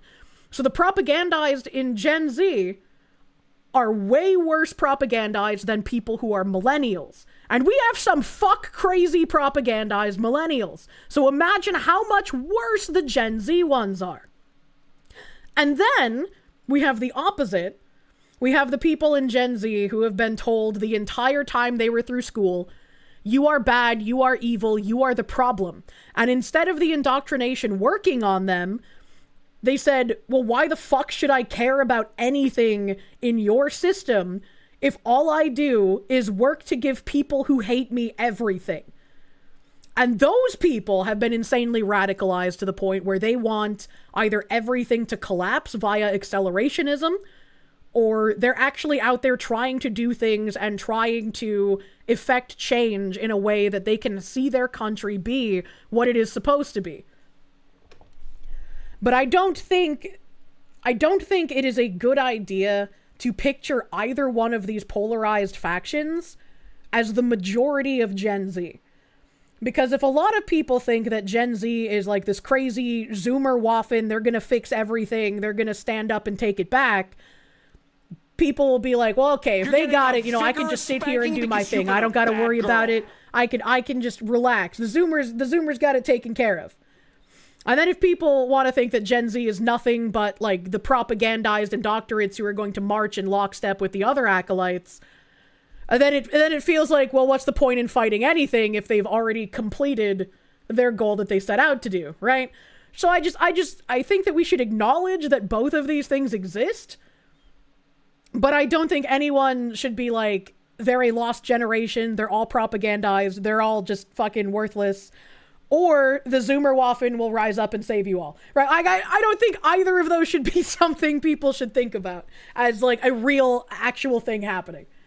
As a Gen Z person who experienced this firsthand at school, you have to fight, you have to do things, you can't just give up on the country. Yeah, exactly. The Zoomers can't even stay off DoorDash for a week. They don't got anything covered. And when you think about the people in our, like, the millennial generation who have been crazy fucking propagandized and are just screeching harpies, ruining everything everywhere in video games, in entertainment media, in politics, when you think of those, Gen Z indoctrinated are worse. And the Gen Alpha after Gen Z, the indoctrinated, are also going to be worse. Keep in mind, the modern audience doesn't exist. It is being created slowly, generation by generation. And this is exactly why we need more of the people, as the pot of frogs is boiling, to be waking up and not fall for the indoctrination. We need more people to have critical thinking. Repeat or break the cycle. You can't have it both ways. 100%. 100%. You're born in 93. I'm pretty sure 93 is still millennial, aren't they? I think it's like 97 that Gen Z starts, right? What percent of your chatters are Gen Z, I wonder? That's a great question. Battleizer, thank you. As a Gen Z who resembles the second remark, you're correct. Yeah. 1982 to 1997, is that millennial? You're sadly Gen Z. 93 is millennial, brother. I would know. A millennial runs 1981 to 96.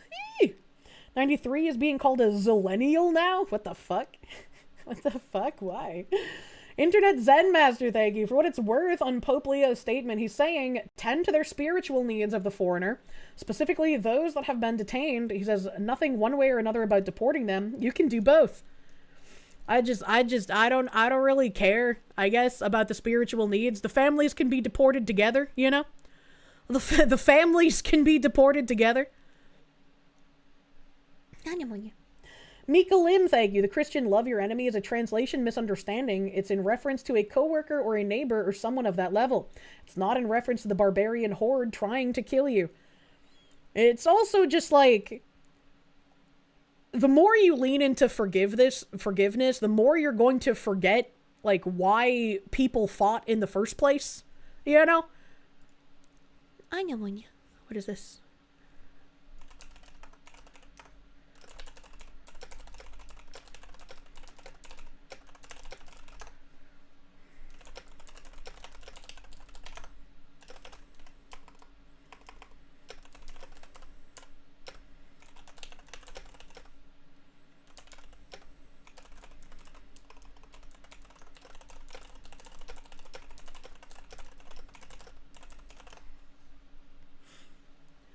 Families deported together can pray together. True. Matto, thank you for the 10 months of Proom. Thank you.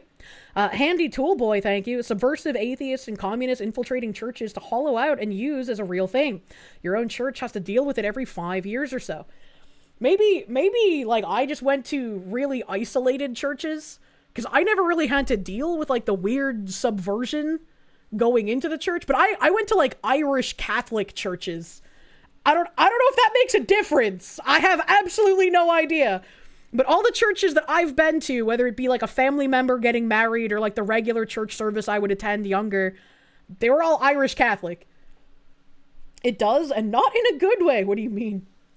All the churches around you are covered in progress flags. There's when I went to see my family for Christmas, I definitely did see a couple of churches with progress flags on them. They were not Irish Catholic though. Kirsche makes cute, silly noises so that she doesn't black pill and fall into the void. That's why I make them, probably. It's my brain's natural defense mechanism. An Italian fox went to Irish Catholic services? Okay, I don't exactly live in an Italian enclave, you know? You're a dumbass and forgot your wallet when you drove out to the grocery store? Fuck, I hate when that happens. You didn't know potatoes could be Catholic. Those are not real churches, true. Engage target, thank you. Throwing it out there that you can still love and forgive your enemies, but that doesn't mean not holding them to the account of justice and law. Oh, man. Oh, man. I gotta ask my mods an olive question. Hold on. Ah, fuck. My Discord's so slow.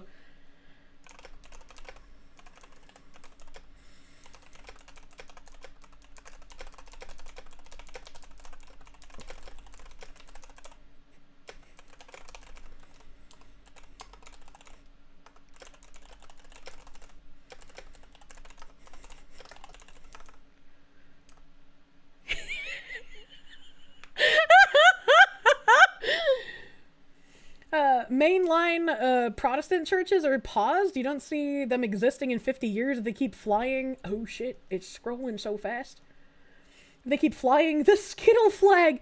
Even as a non-prod, it makes you sad. I genuinely, like, if I just saw a church and it didn't have the denomination posted on a sign somewhere, unless it was like an ornate cathedral and I could be like, yeah, that's a Catholic church, I probably wouldn't be able to tell you what denomination it was. VSK, thank you. I'm on you. Sorry, VSK, I guess I missed your message before. You're currently a sad electrical engineer that is passionate about gun engineering, and you wanted to say that me and Nux have shaped a new landscape that has given you the courage to actually chase the dream you want and start a firearms manufacturer business. Maybe once you get established, you could show me the quality of your work. That could be an interesting thing in the future. Congratulations, my guy. I hope it works out well. This is why Marxists will win. We can't stop infighting. It's now worse because a lot of churches split due to the LGBT plus issue. Oh boy. Dinocide, thank you. As a single guy in your late 20s, you're almost always socially ostracized at every church you try. You grew up a Methodist, sadly, and they compared Jesus to Antifa last you checked.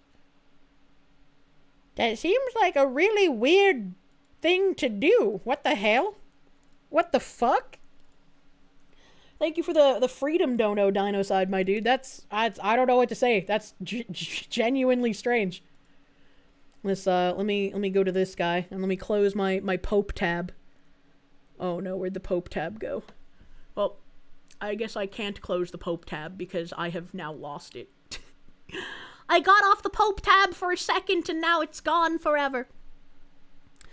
Drew continues in his thread here. A side note of sorts, NPR suggested, I think rightly, given what's happened, that the large Somali community in Minnesota was in part there because of the state's welcoming social programs. Maybe a little more reporting on that was deserved? And it's NPR saying Trump says he's terminating legal protections for Somali migrants in Minnesota. Minnesota has the nation's largest Somali community. Many fled the long civil war in their East African country and were drawn to the state's welcoming social programs.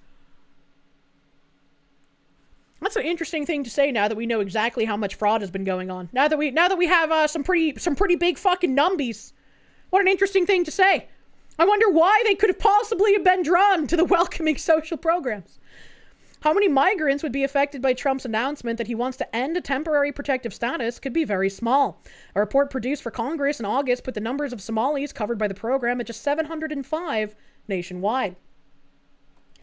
Internet Zen Master, thank you. In 20 years, unless the Protestants drop the stupid progress nonsense, the Catholic and Orthodox, all of them, will be the only ones left, again, as God intended. This is a joke.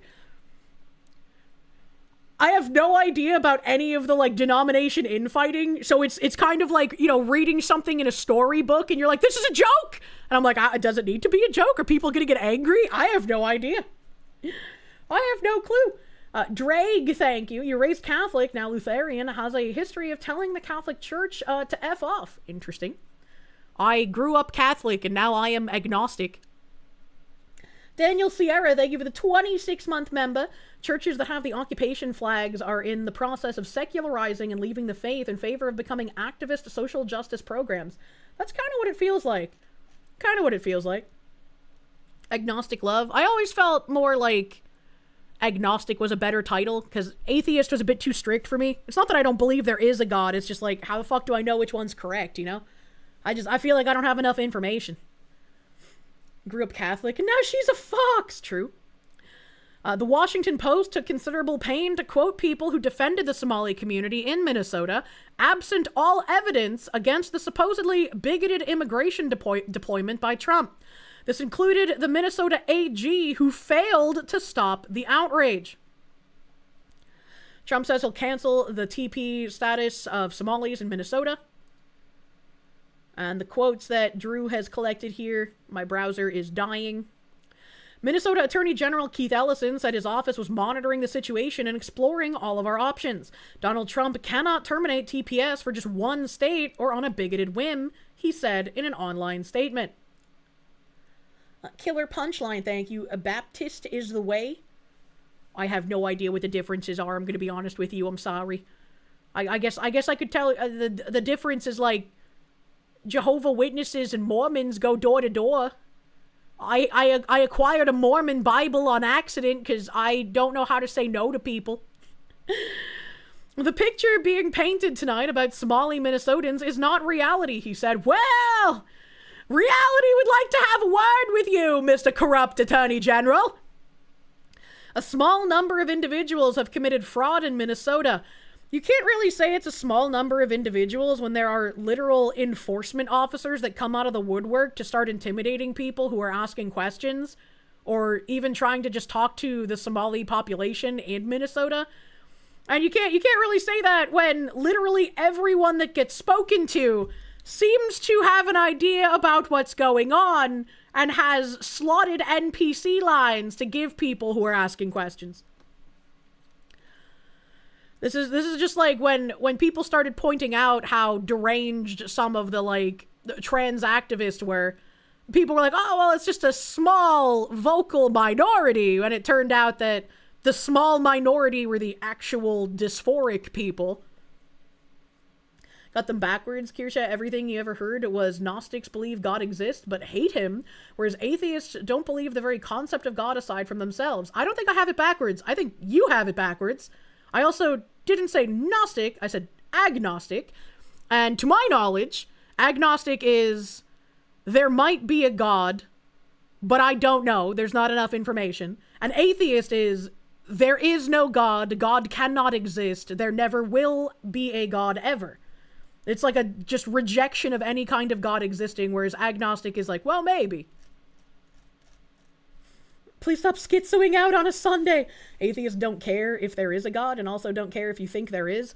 I have had quite a lot of issues, more so from atheists when I say that I'm agnostic than I have from actual religious people. The actual religious people are just like, well, hopefully one day you will come to my faith. Whereas atheists are just like, well, you're not better than me, and actually you're wrong about the definition, and actually you're wrong about everything you think, and why would you be agnostic and not atheist? Like, they're basically the same thing. What's wrong with you? You're a dumb bitch. And it's like, well, that's why nobody likes you, atheists. Every atheist you've ever seen very much cares, yeah? Atheists claim to not care, but many vocal atheists take extreme issue with people that believe in something more. Like, for Christmas this year, my very religious, and she's such a nice lady, and she says things that are very, you shouldn't say that in public. She says some things that I'm like, I would get canceled if I said this on my stream.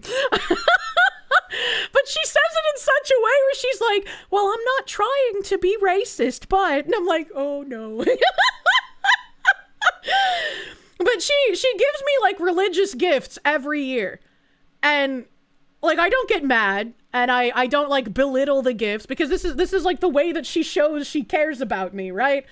Like, I have, like, statues of the Virgin Mary, and I have, like... really nice crucifixes. She's given me jade rosary beads.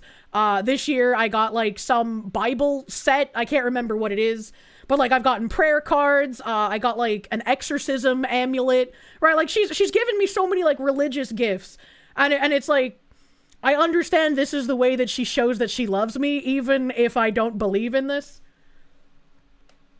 So it seems to you that the ones that are overly vocal are the problem? I can't finish reading that because it's gone. It's gone forever. What the fuck? You want gifts for being a heretic? I can choose a ready guide in the form of a celestial voice. If you choose not to decide, you still have made a choice. The best part of being agnostic is triggering all of our atheism by just existing.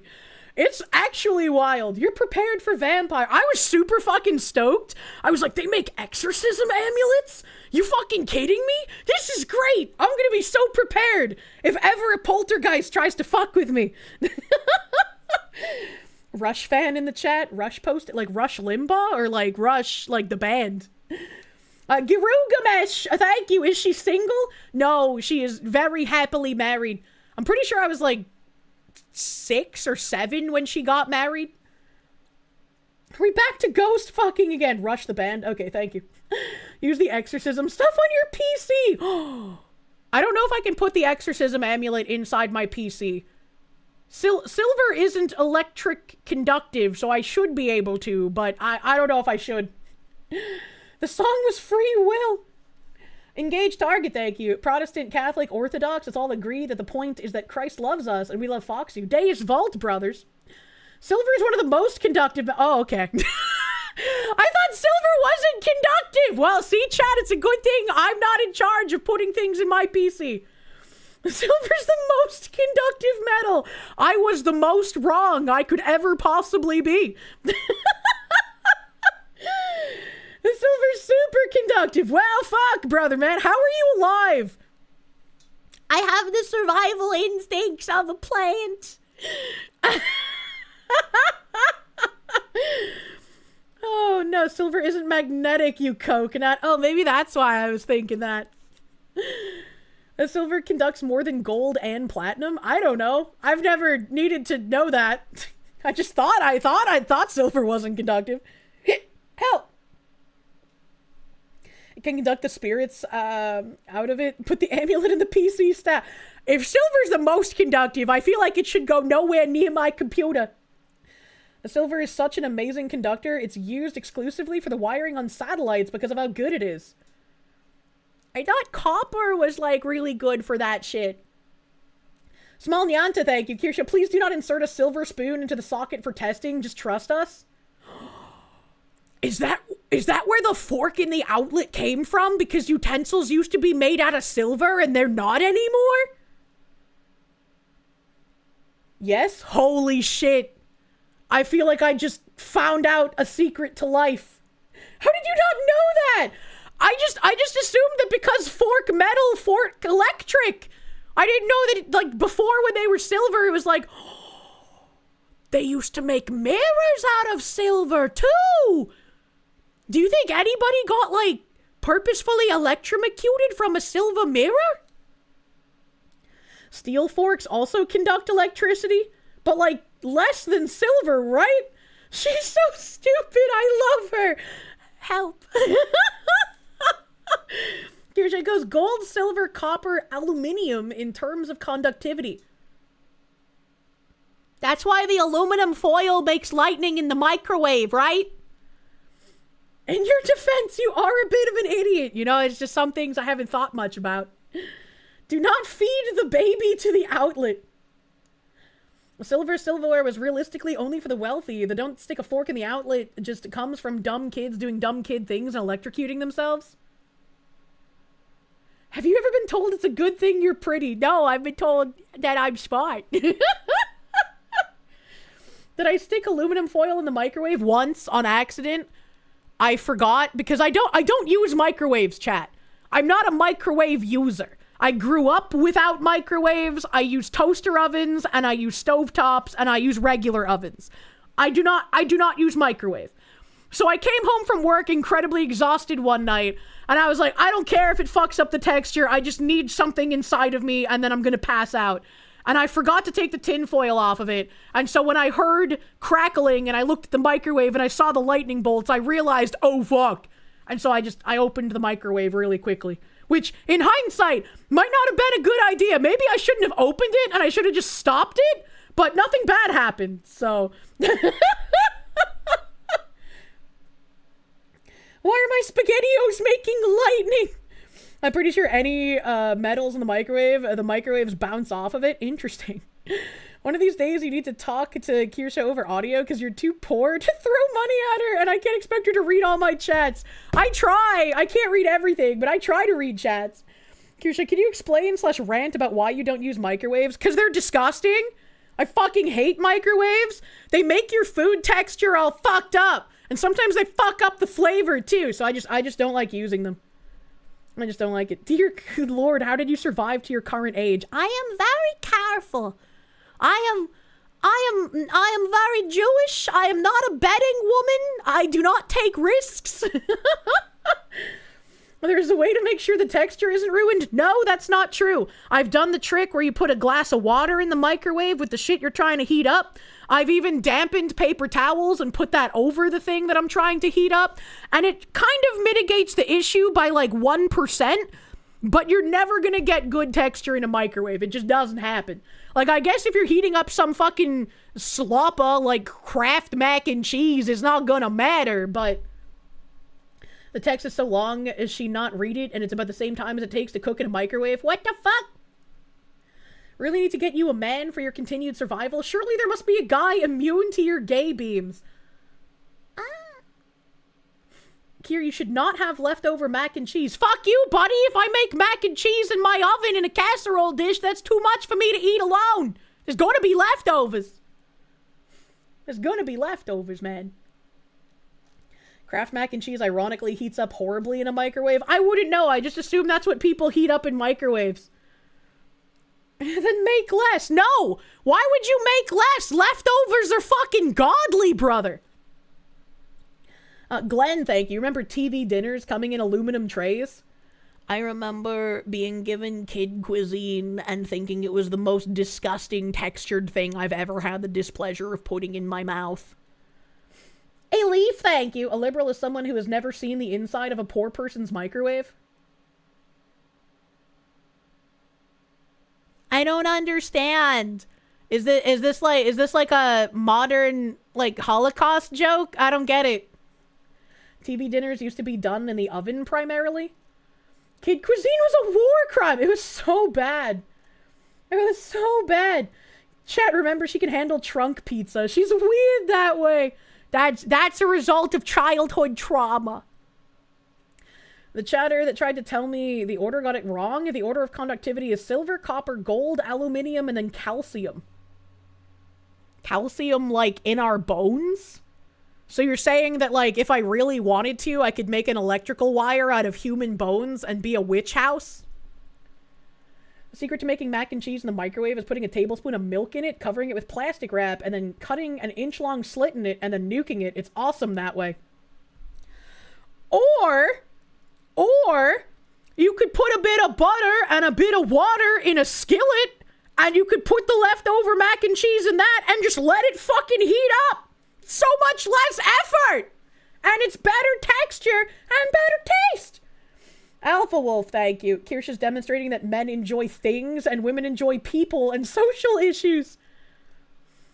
It will forever live in my head rent-free when I read a tweet of a guy talking about women know the AC works, but they don't know how it works. They think that if they turn down the temperature, it's just going to blow cold air indefinitely.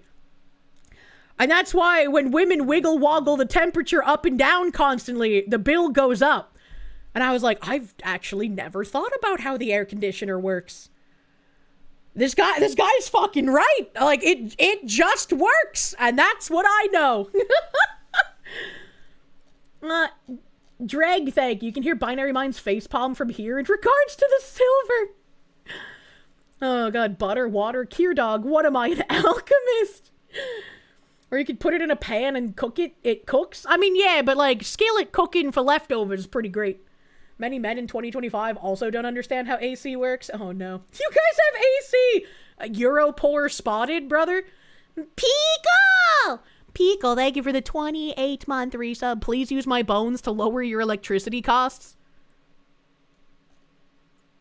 Do you think if I removed the extra bits of spine armor that my spine is growing, even though that would be very painful, I could make my own electrical wires? You have a couple of AC units, but they're in your basement. No, please, I need that! And Peekle wants to take my extra spine. Watchman, thank you. Dunk the silver in some candle wax to insulate it, and also silver being used in mirrors is why you can't see vampires in them. Also wording. Did I tell you guys about getting glass stuck in my hands recently? I can't remember if I told that story of the broken candle or not.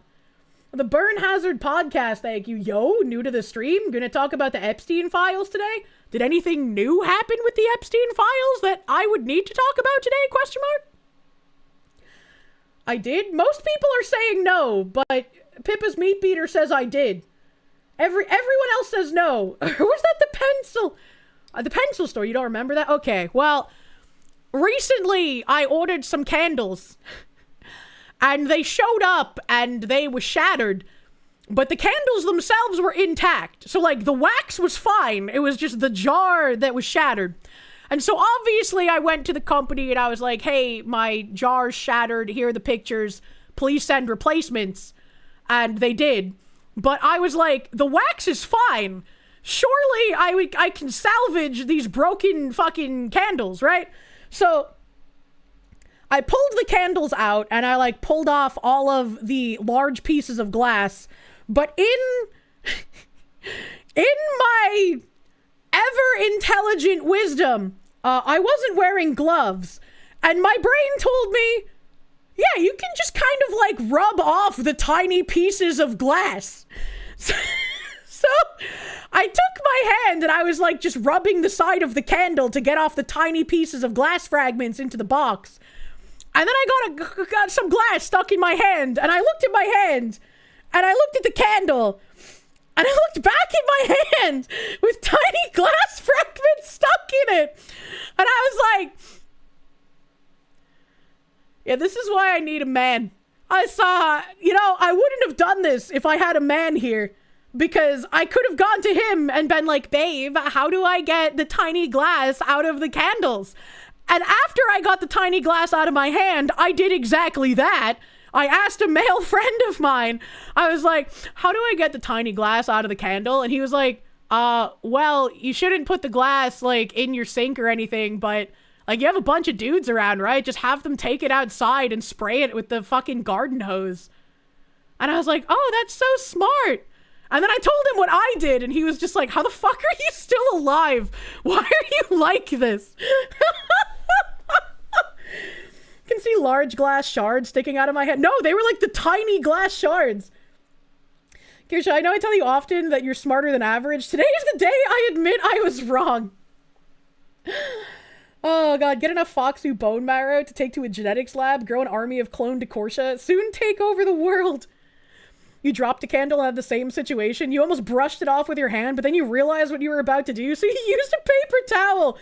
Yeah, I didn't have that. You know, it's fucking survival instincts of a plant, brother. How the fuck is she still alive? You did disinfect the cuts. Yes. I wanted to make sure there wasn't any, like, extra tiny pieces of fragmented glass left in my hand. Chat, one of us has to be immune to the gay curse. Someone needs to protect her. Use the bread to mop up the glass. The most hard dough, the better. Really? Bread? God loves you enough to keep you alive, but not enough to give you more brain cells to avoid doing shit like this. As a woman, you're entitled to your woman moments. I just ask that you not have them when the potential for blood loss from cuts is a possibility. From Embedded Glass XP, ensure you have it all removed. Glass won't show up on anything, X-ray or anything else, so any dust is in there forever and will slice into muscle fibers. Ask you how you know. Oh, I know. I was very careful. If you put bread in brown sugar, it keeps it from turning into a brick.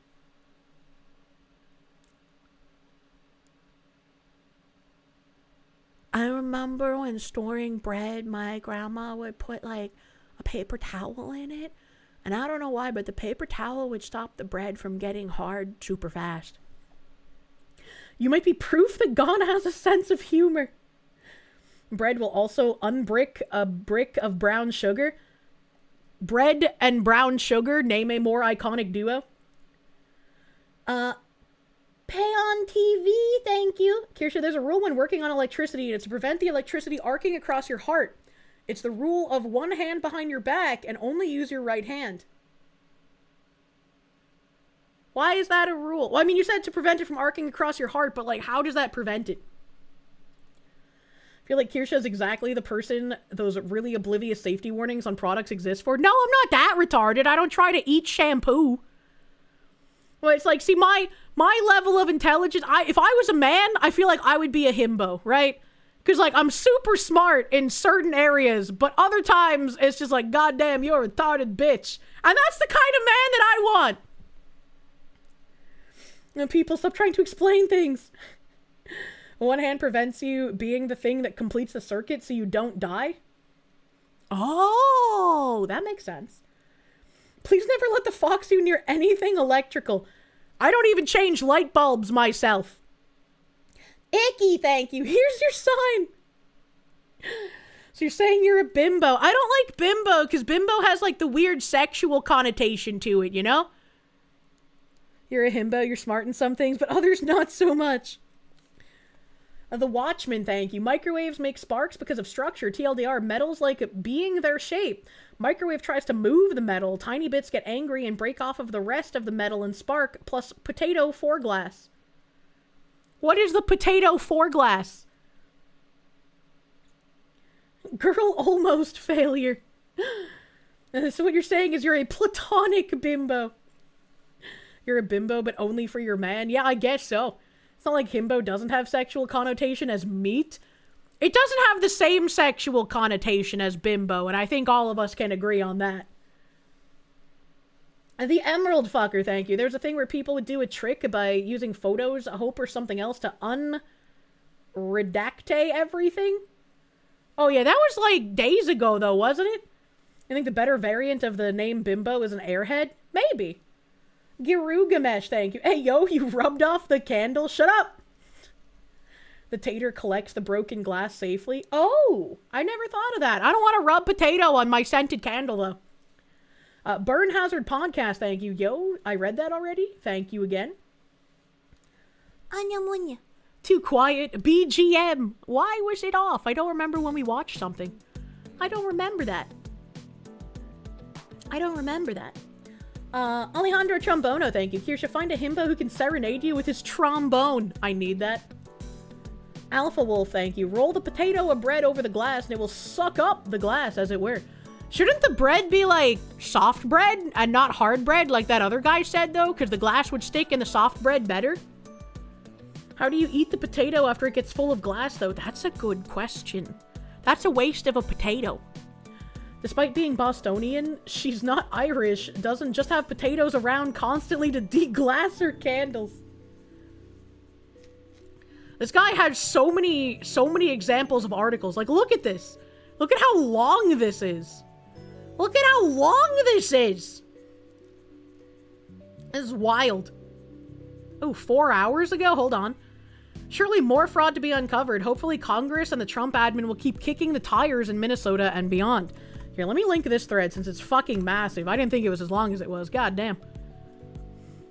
The Oversight Committee saying this is outrageous. Tim Walz let foreign criminals exploit American taxpayer dollars and seems to have looked the other way. We're investigating the Somalian fraud ring in Minnesota. The truth will come out. Aliens.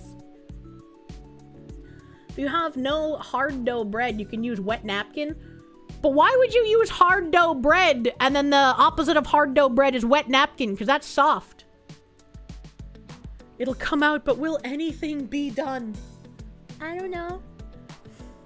You did that? Took the glass out made chips and said to Gary, a best friend, it's just glassy? What? What? Do you use the potato or bread to get glass out? Please remember to throw it away. Please don't eat the glassy potato. That would be bad.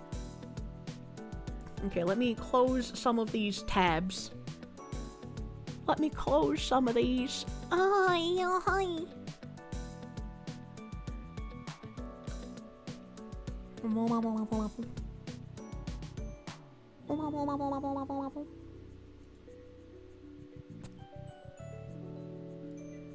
Let's see here.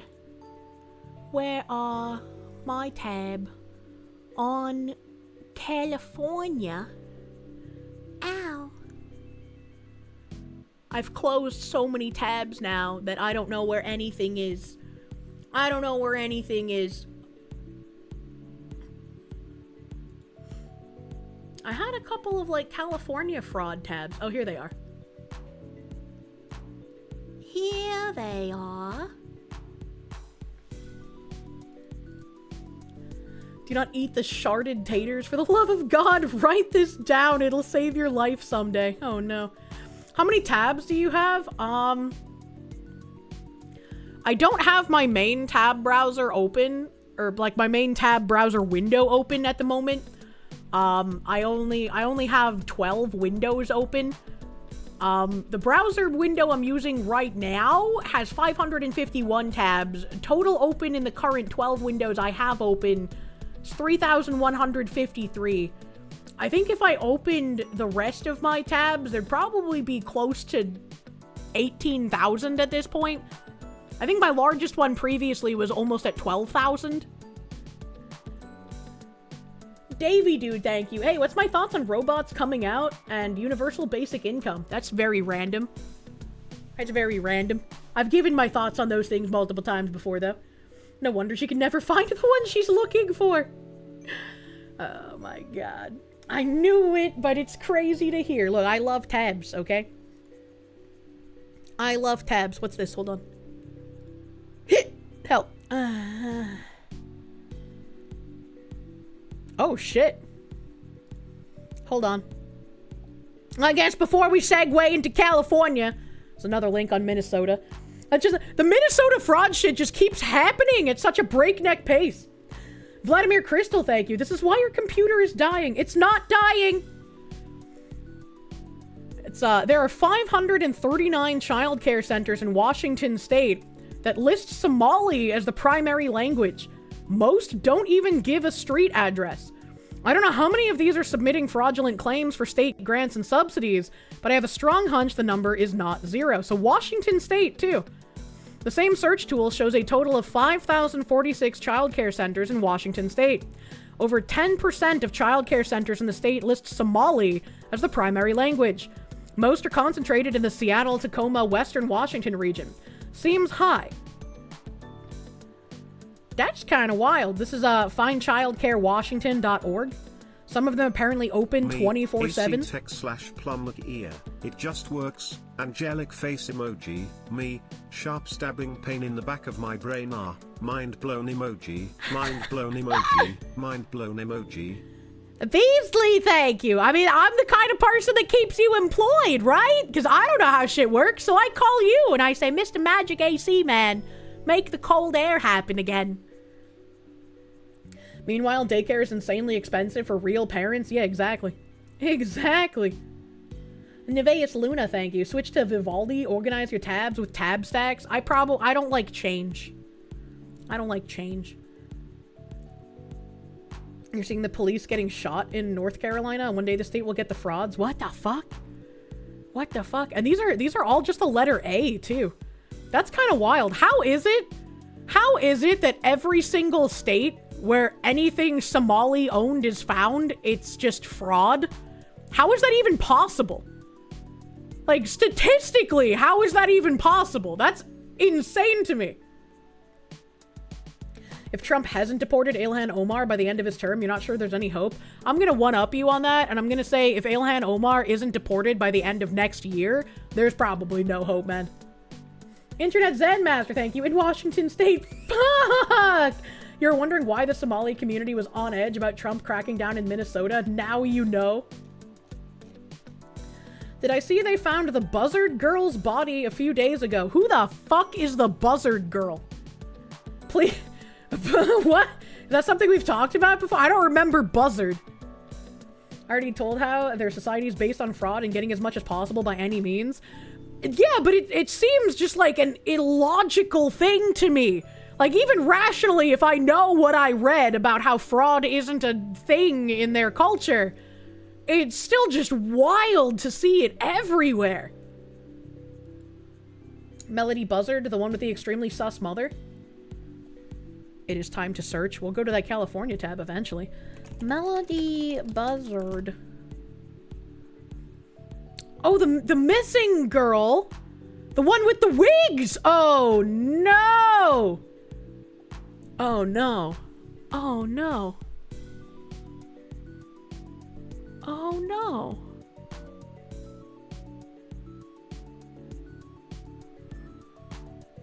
So this is...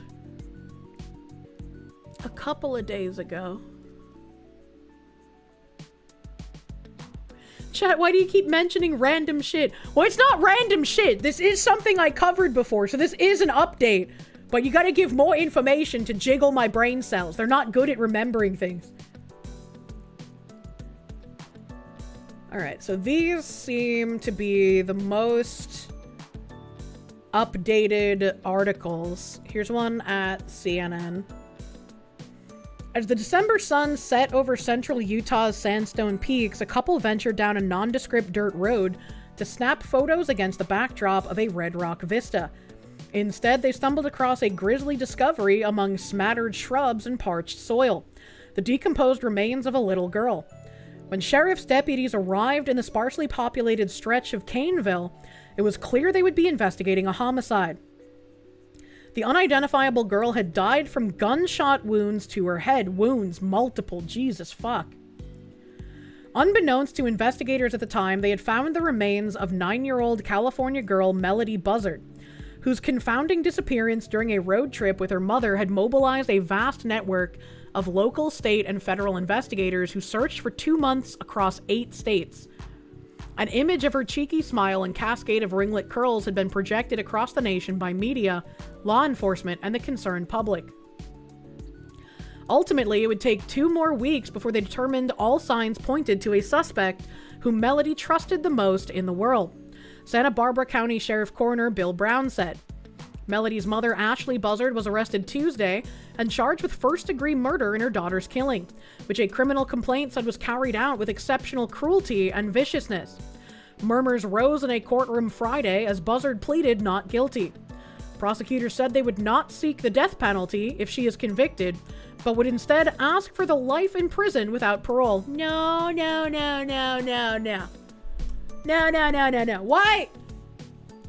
Why would you not seek the death penalty, Why should taxpayers pay to keep a woman who murdered her daughter alive, allegedly?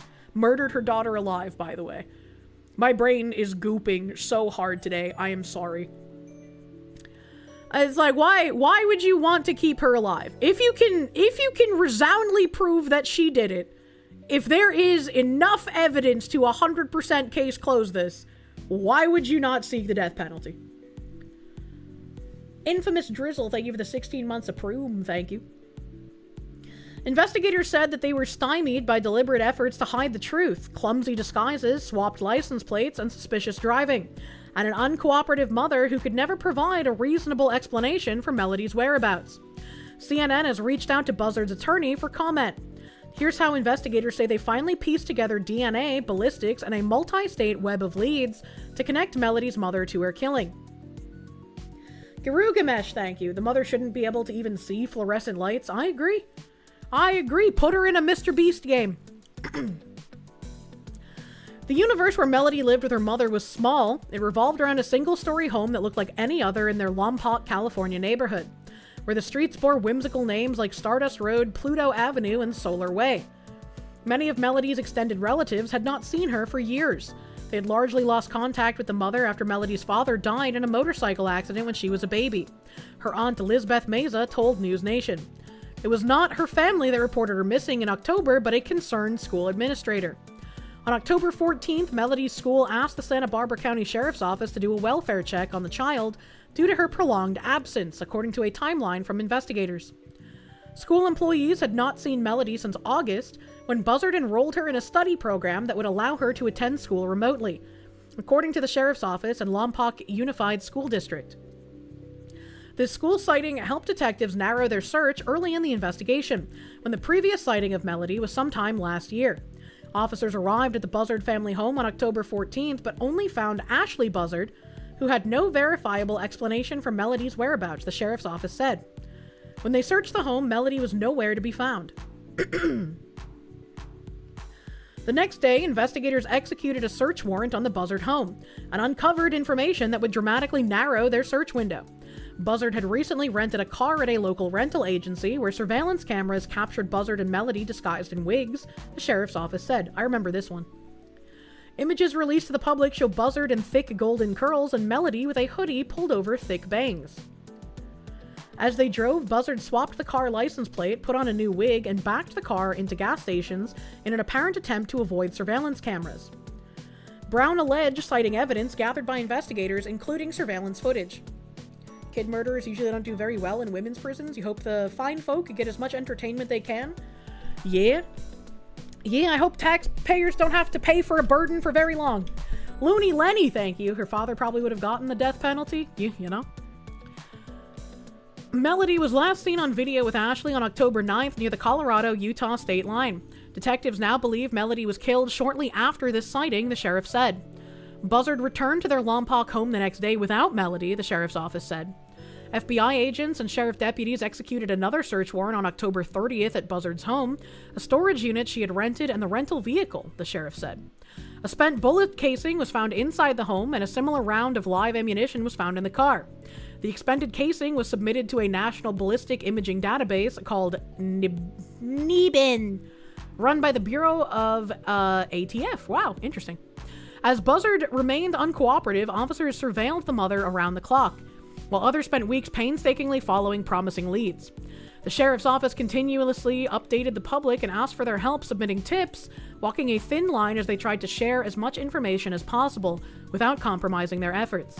All the while, officers were hoping against hope that she would be safely found. Despite the relentless search for Melody, the discovery of her remains was an unlikely accident. Her body was found in the rural community of Caneville, Utah, where a handful of homes are separated by long stretches of land and wrinkled stone outcroppings. The couple who mistakenly found her had pulled off a state highway onto an easily missed dirt road.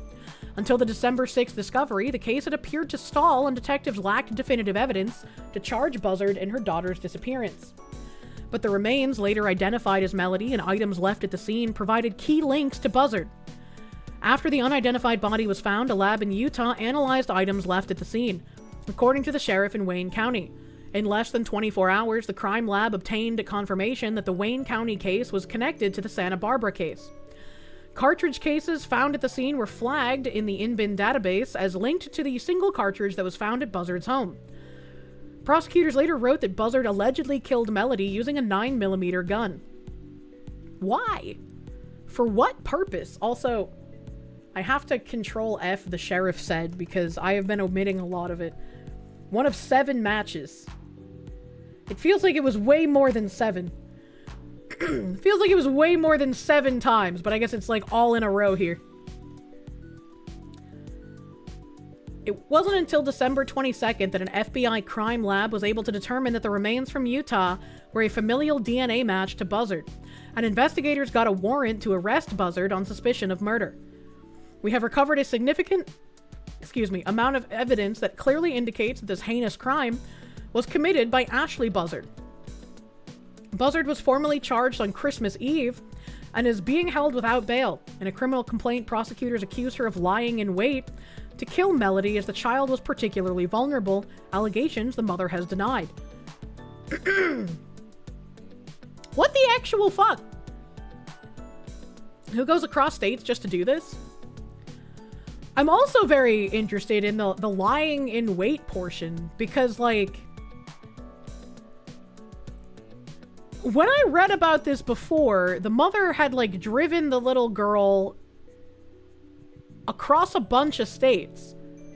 So did she just, like, dump her in some abandoned area and then, like, hide in the trees or some shit?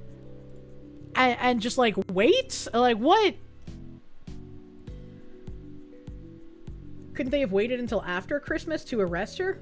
Why? Why would she deserve to have a Christmas if she allegedly murdered her daughter? Makes sense trying to cover up the crime. Weeks of premeditation. Renting a car was stupid, though, instead of buying a beater for cash. I mean, she changed the plates a bunch, so that kind of threw them off her trail for a bit. Though investigators believe the killing was planned before they embarked on the road trip, they have still not located a weapon or been able to pinpoint a motive. Everybody's asking themselves, why did she do this? How can you do that to a baby? Melody's paternal grandmother, Lily Dens, told CNN affiliate KSBY. Brown said Tuesday that the ruthlessness of the killing and the degree of alleged premeditation are difficult to understand. This level of criminal activity is particularly shocking, given the calculated, cold-blooded, criminally sophisticated premeditation and heartlessness that went into planning it. Mapping Buzzard's movements across states required coordination from more than a dozen agencies, including FBI field offices in 7 cities. FBI Special Agent in Charge Patrick Grandy said, "As the case goes to trial, the FBI will continue to assist local law enforcement through lab analysis and by pursuing remaining leads." Grady encouraged the public to keep reaching out with information that may help investigators. The sheriff said the mother has remained uncooperative after her arrest, adding there was no change in her attitude and her demeanor. During Buzzard's arraignment on Friday, a judge granted a temporary restraining order that will prevent the sheriff's office from discussing any details of the case that have not already been publicly released. I mean, this kind of unfortunately makes sense, right? Because if the sheriff has more information, you wouldn't want to, I guess, what's the word? Sorry, my back has been, like, in so much pain. I've been fidgeting, and so my brain is unable to think. Yeah, you don't want to compromise the jury. That's the word I'm looking for. You don't want to compromise the jury, because if too many people have, like, too much information, it's harder to get a fair trial.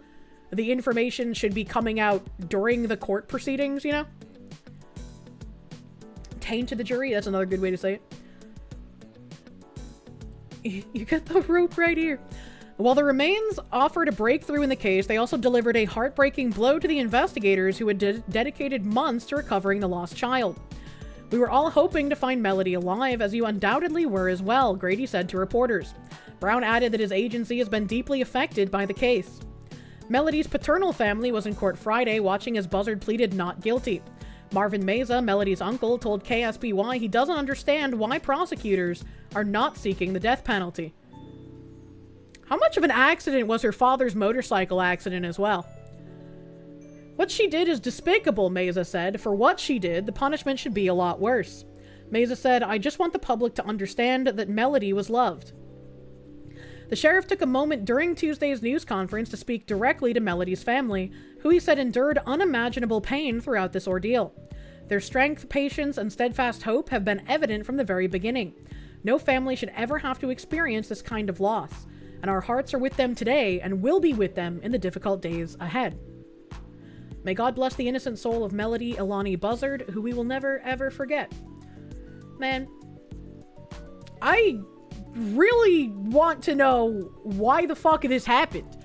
Like, why this much premeditation? Why this much trying to, like, obscure the fact that you were doing it? Like, what? Why? Especially if they had, like, an extended family that seemed to love the child. Why not just give the child to the extended family? Your mom once tainted an entire potential jury pool when she said she couldn't serve because her husband had arrested the accused 6 months prior for the same crime. Oh, fuck, dude. He's truly on that. Hang that bitch now. I have the rope right here energy. Love him for that. Raiders of the Lost Shark, thank you. Swear the amount of absentee and absolute mental parents you've seen this year is pushing you more and more toward parenthood. Why are these people allowed to bring innocence into the world? I don't know, Christmas. Man. Even parts of Tasmania got snow that day. Oh, heck yeah. Congrats on the snow. Thank you, Arismador. I hope you had a Merry Crimbus. I will be doing a short, late stream on New Year's to ring in the New Year's with you guys. Hell yeah.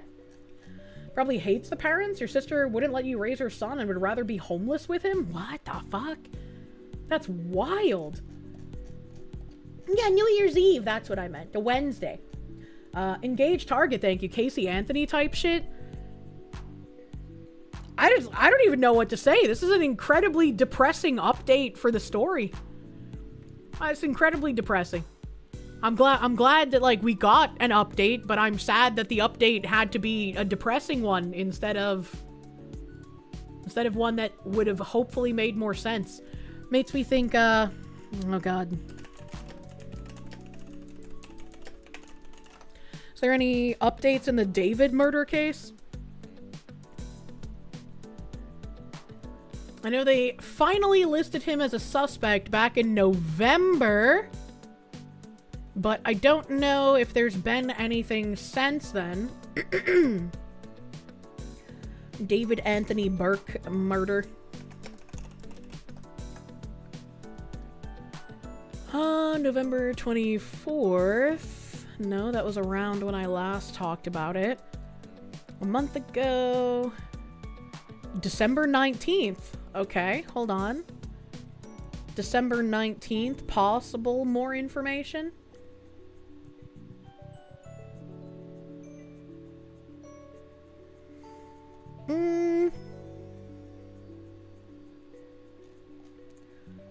I don't think this is really relevant. I don't know if this is really relevant, but I'll read it. I'll read it. Ryfile, thank you. The mother did it out of spite. Probably hated the shit out of the child's father's family. But why? For what purpose? And even if you hate the father's family, like, the child did nothing wrong in that case. You know? It wasn't a murder. Women just do that, obviously. Some good news. Ubisoft has just suffered a serious jack that stole all source codes and broke the Rainbow Six economy. What? Ubisoft is fucked hard? What the how did that happen? B. Prince, thank you. You're asking for a logical explanation from a probable psychopath? I just like... I know there's no understanding the actions of a psychopath like that, but as human beings, we always try to figure out some kind of why, right? Sometimes the why is just... Sometimes people are just evil. But it's like... It's something that's incredibly difficult to wrap your head around. The Ubisoft stuff is overblown on Rainbow Six. If the source code stuff is true, though, that's great. Which do you think is worse? Rated by far-left lib parents or super conservative Mahjong homeschooled parents? What? Trillions of digital revenue lost by Ubisoft? You have no sympathy! Every once in a while, Kirsche finds a mother worse than her own, and she gives thanks to any god that could exist that she got the one she did. I at least survived. Tencent's getting aggressive in their acquisition campaign. Interesting. Interesting.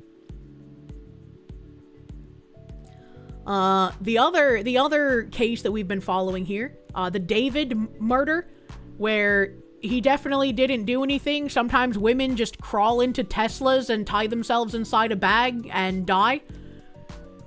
A burn cage incinerator was found in David's home that can reach 1600 degrees Fahrenheit and incinerate human bones. I don't know why you'd really need that. I mean, obviously he didn't use it because her body was found. But like, I don't know why you would need that, I guess. A burn cage incinerator that reaches up to 1600 degrees Fahrenheit and can supposedly cremate humans was found at musical artist David's Hollywood Hills rental home. 20-year-old singer, whose real name is David Anthony Burke, was deemed a suspect in the death of Celeste Rivas Hernandez, 15, last month. She was found decomposing in the trunk of his impounded Tesla on September 8th, one day after her 15th birthday, while David was on tour around the country. 9 days later, homicide detectives raided the $4.1 million Hollywood Hills rental home where Burke had been staying and seized several items of evidence. I think what's absolutely crazy is, like, this is a guy I had literally never heard of before until this murder investigation. And this guy is renting a $4.1 million Hollywood home? Who the fuck is this guy? Who the fuck is this guy? Wouldn't that mean she was 14, not 15? Yes. The way that they, like, have worded things have caused some people to get greatly confused about her age in this process.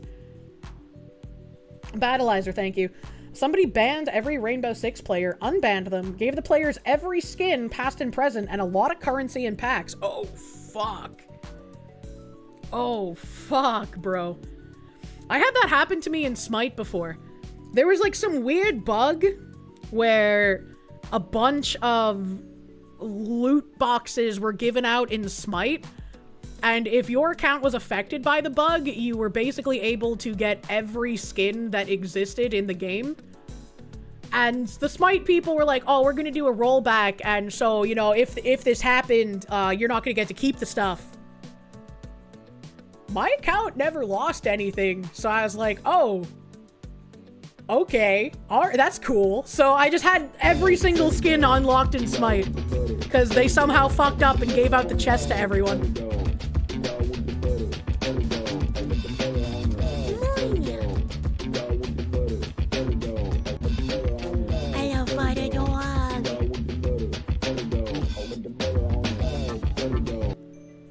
Okay, did a quick deep dive into the Somali daycare thing in the Seattle area.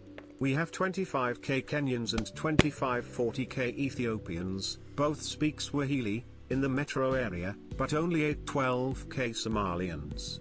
The amount of Somali-speaking daycares is sus AF. Release ICE on them. Time for you to make some reports on those daycare centers. I would say at least go to them in person if they're in close proximity to make sure they fit the fraud description. Just in case, you know? And if they fit the fraud description, definitely send in some ICE reports, man. I need more sauce. Thank you for the raid. Welcome, Raiders. Welcome, Raiders. I don't know if there's somebody else you can report them to besides just ICE. Because, like, it feels like if you tried to report it to, like, local government oversight people, like your governor or something, maybe nothing would get done. I have no idea. I just don't trust the politicians if there's this kind of mass-scale fraud going on.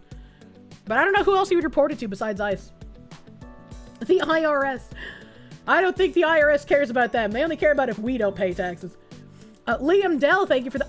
Needs more context. They were banning people whose names made up the lyrics to It Wasn't Me. What the fuck? Maybe some kind of DOJ thing? Maybe? Correct, the governor will do nothing. Reporting ICE will be difficult in Washington state as it's a sanctuary state after all.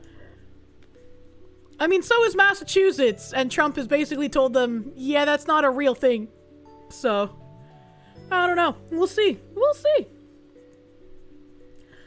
Todd, thank you. Hello, Kirsche. Maybe FBI? It's also fraud. Yeah, maybe try the FBI.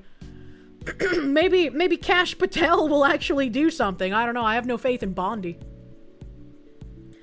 You read into it a little bit? Hackers gave billions of in-game currency to people in Rainbow Six and spammed memes across the server. This was a distraction which they used to steal the source code of every Ubisoft game. You know, normally I'd feel bad, but I don't think it could have happened to a more deserving publisher at this point. Cash App Patel will go on another podcast. The residence owner, Mladen Trifunovac, hired private investigator Steve Fisher after the search to look into whether the teen girl had ever stayed at the home. Now, Fisher said that a burn cage with enough power to turn a dead person's body to ashes had been found at the ritzy Los Angeles spot, once occupied by Burke. Given that Celeste Rivas Hernandez's remains were ultimately found in the Tesla trunk, the presence of an incinerator at the same residence associated with that vehicle necessarily raises questions about intent. Yeah, I mean, like, I guess you could use this to safely burn, like, cardboard and shit. Like, there's, like, a pizza box back there. But you also could just have a normal fire pit and burn it a little at a time. Like that's what I know normal people do. Raiders of the Lost Shark, thank you. Literally the Key and Peele skit. You don't need all that for a pizza box. David, whose real name is David Anthony Burke, was deemed as a suspect. Why did they use this picture? That's random. Fisher said the burn cage was delivered to Burke's rented home under a false name. The deliveries had been accepted at the Hollywood Hills residence. That's even fucking weirder. What the fuck? What? Why? Why would you have it delivered under a false name? The private investigator called the items found in David's home things that you would expect to find on a farm rather than in a home in the Hollywood Hills. Fisher said one of those items was a burn cage incinerator advertised to burn at 1600 degrees. Human cremations are typically performed at approximately 1400 degrees. An incinerator is not legal to use within city limits and serves no legitimate purpose at a residential property in the Hollywood Hills. Fisher pushed back against arguments claiming that the incinerator could have been a prop for a music video. He asked, why would a 55-pound burn cage be delivered to a private residence instead of directly to a prop designer or production house? Why would it be ordered before departing on an extended world tour? And why was it never used in any video production? All good questions. Though the burn cage pictured by Fisher was never used, he said its mere presence raised questions about David's behavior and intent. I feel like there's a lot of evidence pointing to behavior and intent, like writing a song about killing this girl, having matching tattoos with this girl, the girl being a minor. Oh, I don't know. Come the fuck on, he did it. Too much shit is lining up. He was gonna cremate her when he was like, yeah, let me just stick her body in this car for now and I'll cremate her when I get back from the tour. I was like, what a deranged line of thinking, potentially. We think it's important context, Fisher said, even if not criminal. The incinerator attached to Fisher's ex-post appeared to be from the DR Power equipment. Its box read, professional power done right. Burke's Tesla had been abandoned for days near Doheny Place and Bluebird Avenue, just blocks from the 4-bedroom rental home. The singer's manager, Josh Marshall... Sorry, that spot on my back is kind of making my vision blur. I was trying to stretch it. The singer's manager, Josh Marshall, signed the lease in February 2024, the same month that Celeste was first reported missing from her family's home in Lake Elsinore. Trifunovic previously told the Daily Mail that Marshall had asked to terminate the lease after Los Angeles police raided the home and subsequently began moving out both his and Burke's belongings. Like everyone else, I want to know who's responsible for this and how a little girl's disappearance could slip through so many layers of responsibility. The homeowner added that you never imagined for 1 second that a property you own could be dragged into something like this. Burke was determined a suspect in Celeste's death last month, TMZ reported, although he had not been charged with any wrongdoing to date. With the rampant speculation surrounding her death, the LAPD obtained a court order forbidding the LA County Medical Examiner's Office from releasing any details about the teen girl's autopsy. Her case was also removed from the medical examiner's website. I really hope that this is specifically to try and, like, nail this guy to the cross for this. Because otherwise, I don't know why you would do this. In a prepared statement, Chief Medical Examiner Dr. Ode Ukpo pushed back against the order. The practice of security holds is virtually unheard of in other countries and has not been proven to improve outcomes in the legal system. We're dedicated to serving our community with full transparency. However, the law precludes us from doing so while the court order remains in effect in this case. The general manager of Burke's record label, Robert Morgenroth, spent the entire day speaking to a grand jury in Los Angeles about Celeste's death. The manager was asked why he didn't contact the authorities, though the exact context of what the initial incident he would have contacted them over wasn't immediately clear. And this is, the burn cage discovery, I guess, is the only update. This person is not aware of the rumors around Hollywood and the whole horrific speculations about draining the blood of the innocent. I don't think this is one of those cases. Payounin TV, who is he? R. Kelly? No, he didn't pee on her. I guess that we know of, at least. Dark Wolf Ball, thank you. Someone asked you, how much do you think the government waste is? 70%? You learned big government is basically a mob gang back in the military years ago. You want to fix fraud? Find people who cannot be purchased. Finding people who cannot be purchased is a pretty difficult thing. Lots of people are willing to give up on principles for a price. Internet Zen Master, thank you. The problem is a lot of the addresses are just insert city Washington, insert zip code. They'll be hard to track down. You skimmed through 20 A names and a third had no street address. This is alarming. That's incredibly alarming. That is incredibly creepy. I wonder if I could look through stuff in, like, New Hampshire. I can't imagine there's too much in New Hampshire, but there's gotta be some, right? Really think the government waste is only 70%? Ooh, looking through Massachusetts, that's gonna be wild. Massachusetts has gotta have a fucking lot. Either find people who can't be purchased or find people who have really weird prices. What is the total... What is the total amount of money the United States sent to Israel in 2025?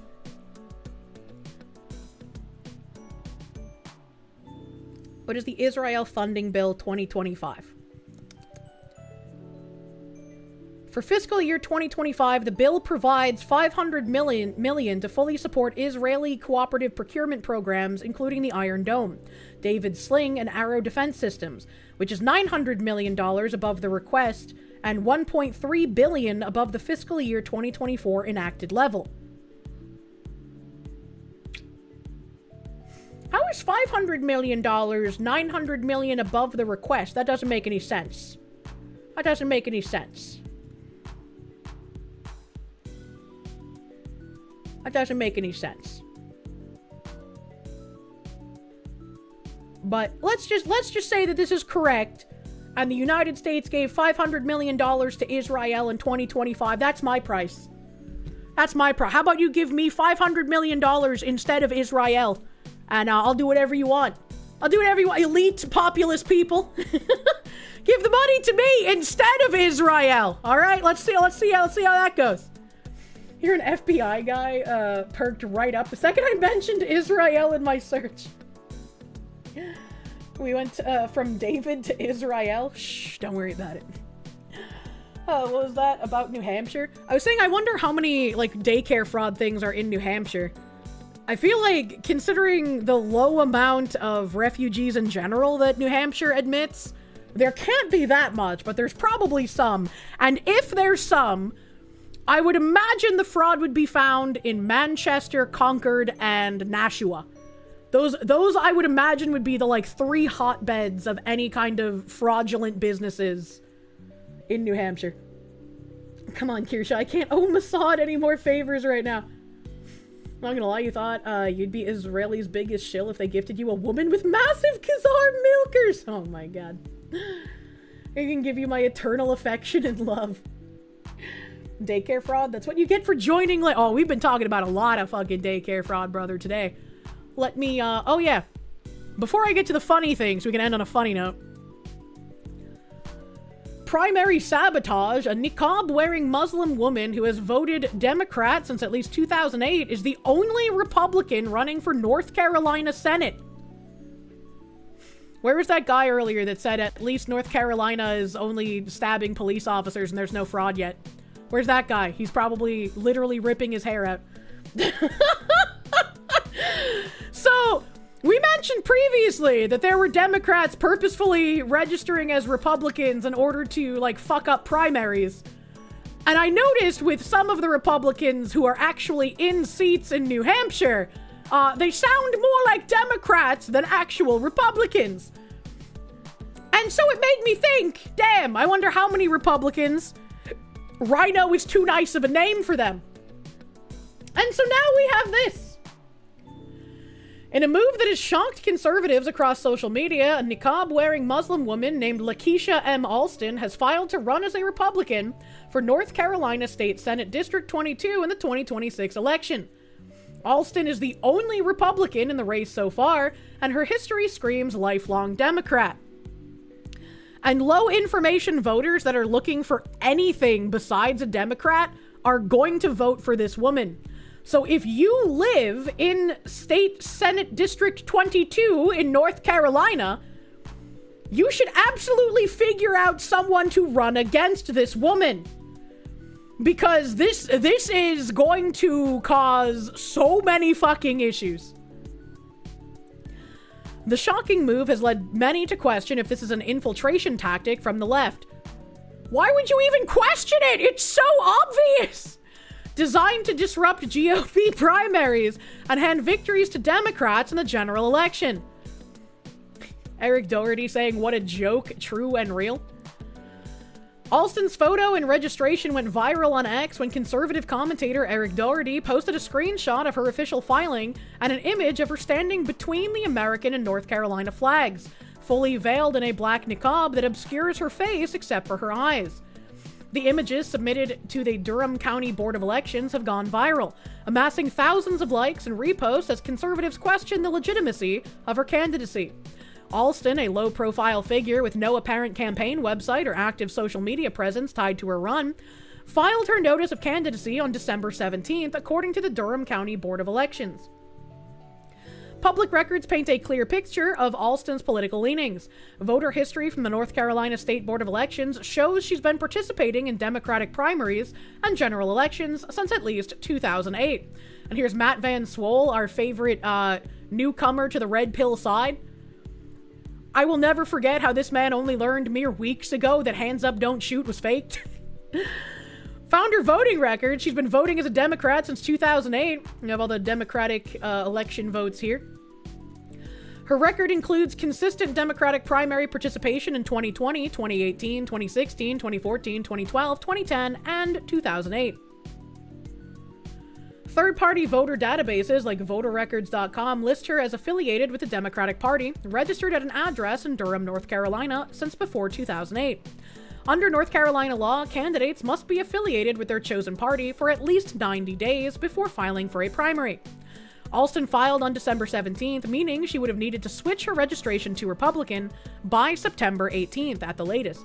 This suggests a recent party flip conveniently after the 2024 elections, where she still voted as a Democrat. Unaffiliated voters aren't even allowed to file in party primaries, so she couldn't have pulled this off without formally aligning with the GOP. Alston hasn't publicly explained her shift, and attempts to find her campaign platform yield nothing. There are no websites and no policy statements. Her X account, Lakeisha Alston 1, appears to be abandoned with just 2 followers and an outdated profile picture from 2012. District 22, which covers parts of Durham County, is a solidly blue area, currently held by Democrats. The Democratic primary already has 2 contenders, incumbent Sophia Chitlick and Daedriana Freeman. North Carolina's semi-open primaries allow unaffiliated voters to choose a party ballot, but the real vulnerability is in low-turnout primaries where a single questionable candidate can dominate. If Alston wins the GOP nomination unopposed, she could force Republicans into a no-win scenario, where they must either back a candidate with a Democratic track record or watch the seat go uncontested in the general. Man.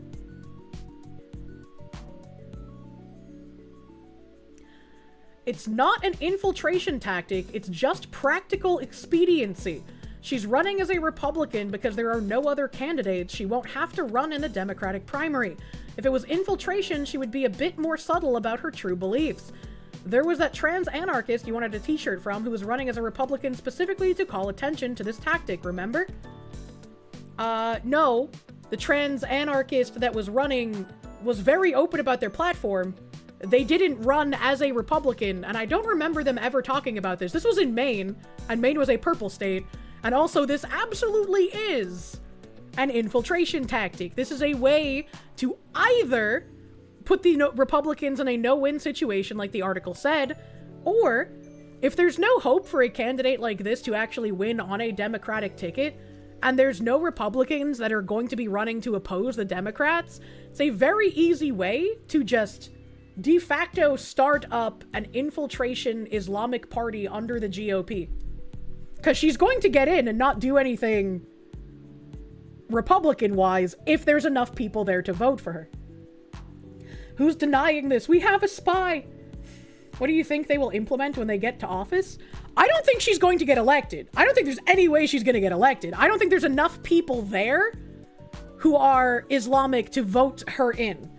So I think it's just going to be a way to basically put the GOP in a down bad position. She can still get in and have a place on some committee to do something or other and start handing out contracts to her family members. That's a good point. That's another good point. So I really hope, I don't know how many people in this area in North Carolina I have in chat, but like, even if I have someone in the Durham area that doesn't have time to run, please find other people that you can get with and have an effect on your local elections. Even if there's no way to take the district from the Democrats, prevent something like this from happening. She's hoping for the Learning Center out of state funding to pour in. Also a good point. Garugamesh, thank you. Rhinos and dinos still being a thing in 2025. Sorry, you're too far south. Oh no, brother. They'll totally be used for her funding, legit and honest. True, campaign funding? Easy money dollars, bro? I wonder how many, like, scam fucking campaign runs we'll start seeing popping up here. The niqab and burqa is banned in quite a few Muslim countries, but not in Somalia. Interesting. I know. Where did I finish reading? I don't remember. This is somebody else talking about the open primaries. With no other Republicans stepping up yet, Alston could sail through the GOP primary unopposed on March 3rd, becoming the automatic nominee. The North Carolina Republican Party has yet to comment publicly, but calls are mounting for them to investigate and encourage a true conservative to enter the race before the filing deadline. You guys have until March 3rd. Durham, North Carolina, District 22. Fucking hope you get someone in there, man. This one probably won't get in because people now know about her. How many other fifth columnists are running in unopposed district, banking on the no campaign needed wins by default from down ticket R vote method? If you have never voted in local elections, you might not understand just how many seats go unopposed. In Georgia, I lived in a decently red district, and there were probably like a good 12 or so local seats that were Democrat-run unopposed. 0 conservatives running for any of those seats. So there's quite a few that they can get into. Tons of seats are just incumbent as well. Yeah, absolutely. D-Knight, thank you for the 20 gift members on the YouTubes. Thank you. Thank you. Someone needs to jump into the fucking race and run for the office before this person wins. Yeah, hard agree. I don't think she's going to win anything after the primary, but if no Republican runs against her, she's just going to win by default. And that's going to create a lot more issues. And so it's like, I very much think, and I hope that there are people in this area who will get involved locally. So many areas could benefit from more people getting involved in their local politics, especially if you're someone who is angry, who is upset with how things are going, and you want to do something about it. Locals are stupid. So many people, yet no effort is made to tell anybody anything. Yeah, you kind of have to struggle a bit to find out information for stuff. Don't think she'll get in? You said the same thing about Jay Jones? No, I did not actually. I said I had no faith that he wouldn't get back in. I would have liked for him to not win, but like, I had no faith in the Democrats, especially after the governor doubled down on her endorsement of him, and nobody was condemning her. Raiders of the Lost Shark, thank you. Wait till Amazon AI brings woke politics into conservative North Carolina. Oh boy. D-Night, thank you. Your gifting debt has become too high. Please accept half my Christmas money as compensation, fellow honorable chatters. What do you mean, gifting debt? There's no debt. There's no debt. I hope you had a good fucking Christmas, D-Night, my dude. I'll see you for a bit on New Year's Eve as well, hopefully. Not your area, you lack the funds to do a run yourself, but you'll try to talk some people in Durham?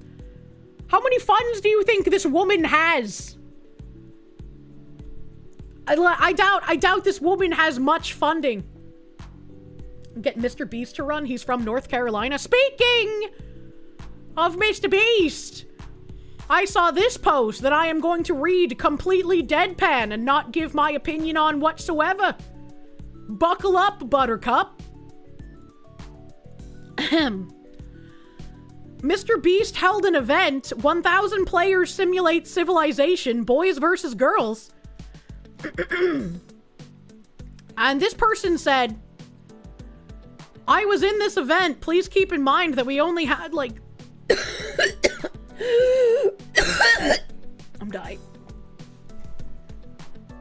Please keep in mind, we only had like 3 to 6 hours of server time each day. The girls' side fell apart for some reason. 1, we unironically had Russian guys use AI images and deepfakes to cheat their way onto the girls' side, and then just start mass murdering every girl they could see. This went on for IRL days out of a week-long competition. But wait! Some guy named Quacko, I don't know who either of these people are, said... Hold on, my browser's not getting rid of his profile. As a winner from the guy's side, I want to defend Mr. Beast and his team, as most of what this girl said is coming out of jealousy from not winning. I'm going to respond to every claim. And in response to that first claim, he says, most of the girls who got killed before the wall drop were killed by Foxily. I don't know who that is either. The staff were very helpful in reviving people who died in unfair ways. The girl continues, number 2, these guys also left signs around our side of the map with swastikas and sexist messages. Quacko retorts, while this is true, most of this got resolved in the first day or 2, and you can't expect Mr. Beast to be responsible for the actions of 1,000 different people. And if this got resolved and the people who were doing it were taken care of, I don't really see the issue, especially if this was early on. It got taken care of. They got expelled, according to that guy. Number 3, the woman says, one girl on our side, Makio, whoever that is, independently looked into the socials of all these girls who were murdering other girls and found their YouTube channels and reported it to staff. I think it's important to note that there wasn't even a way for us to report things in the Discord server until she and other girls mass pinged the staff for this functionality in the Discord server. Quacko retorts, number 3, there was an active reporting system since it started, and I know this because a few of my friends and allies who died by lag or another unfair way on day 1 were able to report it and get revived. The woman goes on, number 4, I'm not sure if it was ever confirmed, but there were also reports of girls selling their accounts to guys as well, so the guys could sabotage the girls. Quacko says, this is most likely not true. The guys' team was already competitively better, and I don't think even if that happened, that the outcome of the event would have been different. And if they already had, like, Russians making AI image and deepfake woman accounts, why would anyone need to spend money to buy a girl's account? Like, if the fake AI accounts were getting accepted, why would you spend money? That doesn't make any sense. Number 5, the girls' side had trans girls on it. There's nothing wrong with this, all caps, except after it became common knowledge that there were Russian guys pretending to be girls and rumors of girls selling their accounts to guys, a lot of the girls began reporting and targeting our trans girlies as infiltrators. just because of the pitches of their voice. And it started this huge fight on the girls' side about transphobia and such. And I think, regardless of everything else said, number 5 is a very poignant example of why the boys' side would have won anyways. This guy said, number 5, quackers. Not gonna speak on this topic too much, but yeah, like 30% of the girls' side weren't biologically female, and that definitely served a part in not keeping the girls' side unified. It's probably for the best you don't speak about that too much, Mr. Quackers. Number 6, so many girls died to traps set by the fake girls. Which ones? It took the staff days to look into it, determine if those traps were set by fake girls or real girls, and return these girls from their wrongful deaths. But by then, the event was almost over. These girls were returned, had next to no time to prepare for war, much less time to make connections and alliances with their fellow girls. Newsflash, women cannot build society. I think one of my least favorite pushbacks from chat is whenever I say that men are the architects of society and women are the ones who are supposed to maintain it. There's a bunch of people who get really mad when I say that men are the architects. I don't know what to tell you. Men are the ones who build civilization. That's kind of just how it's been throughout history. I don't know why that makes you upset. Max Defect, thank you for the biddies. Not much, but you hope I had myself a merry little Christmas. I hope you had a merry little Christmas. Sorry you haven't been online much. Work is annoying. Stay bright and based. And good night. Ma! I'm sorry you're having to work giga overtimes, dude. I hope you get some rest soon. Men build things to make women happy. True. You need to see the boys versus girls survivor show video on YouTube. Is that the one where, like, the women were given pigs to cook and they kept them as pets? GS Wolflet, thank you. They should have played Civilization 4 instead. True. Bear Grylls threw men and women on an island to survive. The men thrived and basically partied. The women nearly starved to death. Yeah, I remember. Black Pigeon Speaks had a good video on how men are the architects of society. YouTube deleted it, though. Jesus Christ. Jesus Christ. So, number 6, Mr. Quackman said, the time the wall dropped got delayed by a few hours because girls kept complaining. They had no time to prepare. Everyone on the server had more than enough time to prepare, and you should have been preparing since day 1.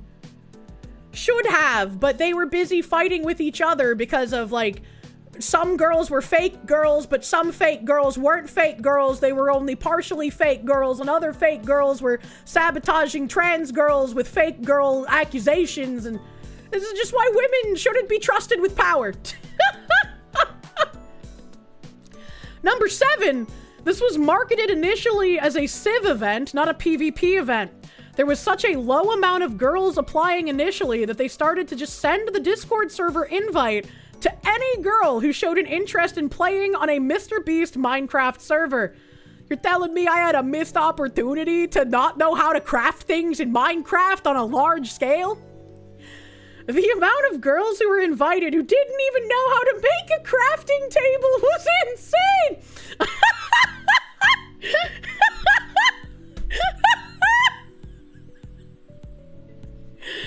Oh god, this just gets so good!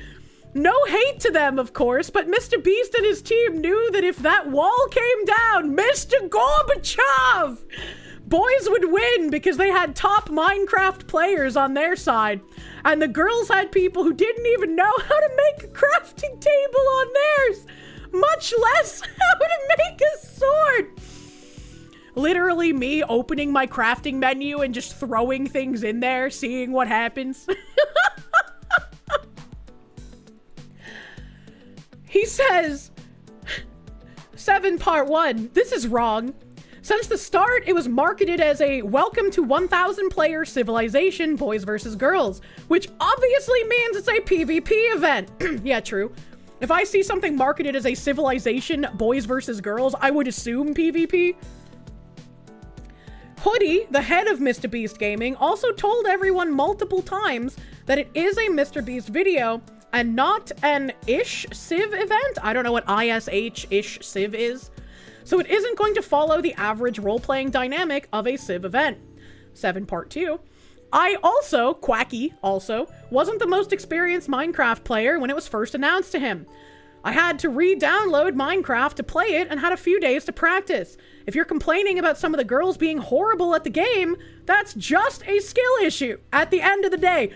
I love that this guy pulled out the fucking skill issue. Holy shit.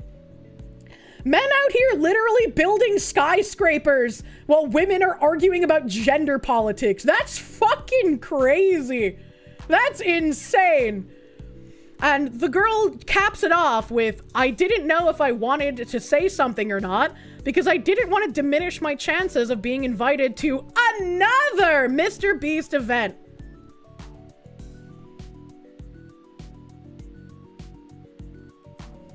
Okay. This is like just a problem in any kind of like sphere of influence. Is like I don't want to speak up about things that I feel are wrong because I don't want to lose my opportunity to gain clout in the future. If you genuinely feel like something is wrong, you should say something about it. And if it is wrong, people will take your side typically. Not always. Sometimes when whistleblowers say things, everybody swarms them and tries to take them down because you have upset the status quo too much. And if you upset the status quo too much, you're in danger and you must be gotten rid of. I can't bounce on that, Dio. It was horrible, but I got clout, so I wanted to stay silent. Yeah, it reminds me of that fucking guy who cried about the lights in that one Mr. Beast event. And all he was trying to do was like jumpstart his comedy career off of it. But he wasn't funny. D-Knight, thank you. You're both immensely entertained and entirely saddened by this. All of this is within Minecraft. Send me to the next world now. Cloud chasing seems like it has a bit of a codependency bent. A little bit. RM, thank you. This is why you, as a woman, stay away from almost all other women. Not to mention most are boring. Not you, of course. You're saying I'm one of the good ones. I always try to make lady friends because I want more, and I feel sad not having like a ton of lady friends. But it's like, you know, I've learned the lesson over and over again, and I keep burning my hand on the stove. Women know about other women, and they fucking hate each other. So it's hard to find lady friends. Engaged target, thank you. Your dad always said leftism is inherently a woman-created thing traced back to the 19th. Your mom would get mad, but couldn't refute it.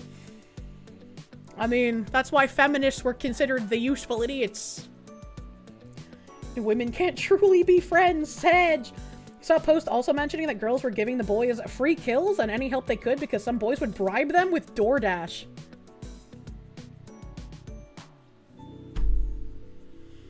You're really gonna kill the competitive spirit and sell out the rest of your sex for some fucking chicken tendies, lady? What the fuck? What the fuck? Why are women? Nobody else is speaking up, and I'm just seeing too much hate on the girls not to say something. I wish they would have said something about all of this in the actual video instead of leaving a vague thing in their description about cheaters being banned. This has 9.4 million views. Screenshots posted by the girls in UGF server from the event. The signs were originally in Russian and were translated.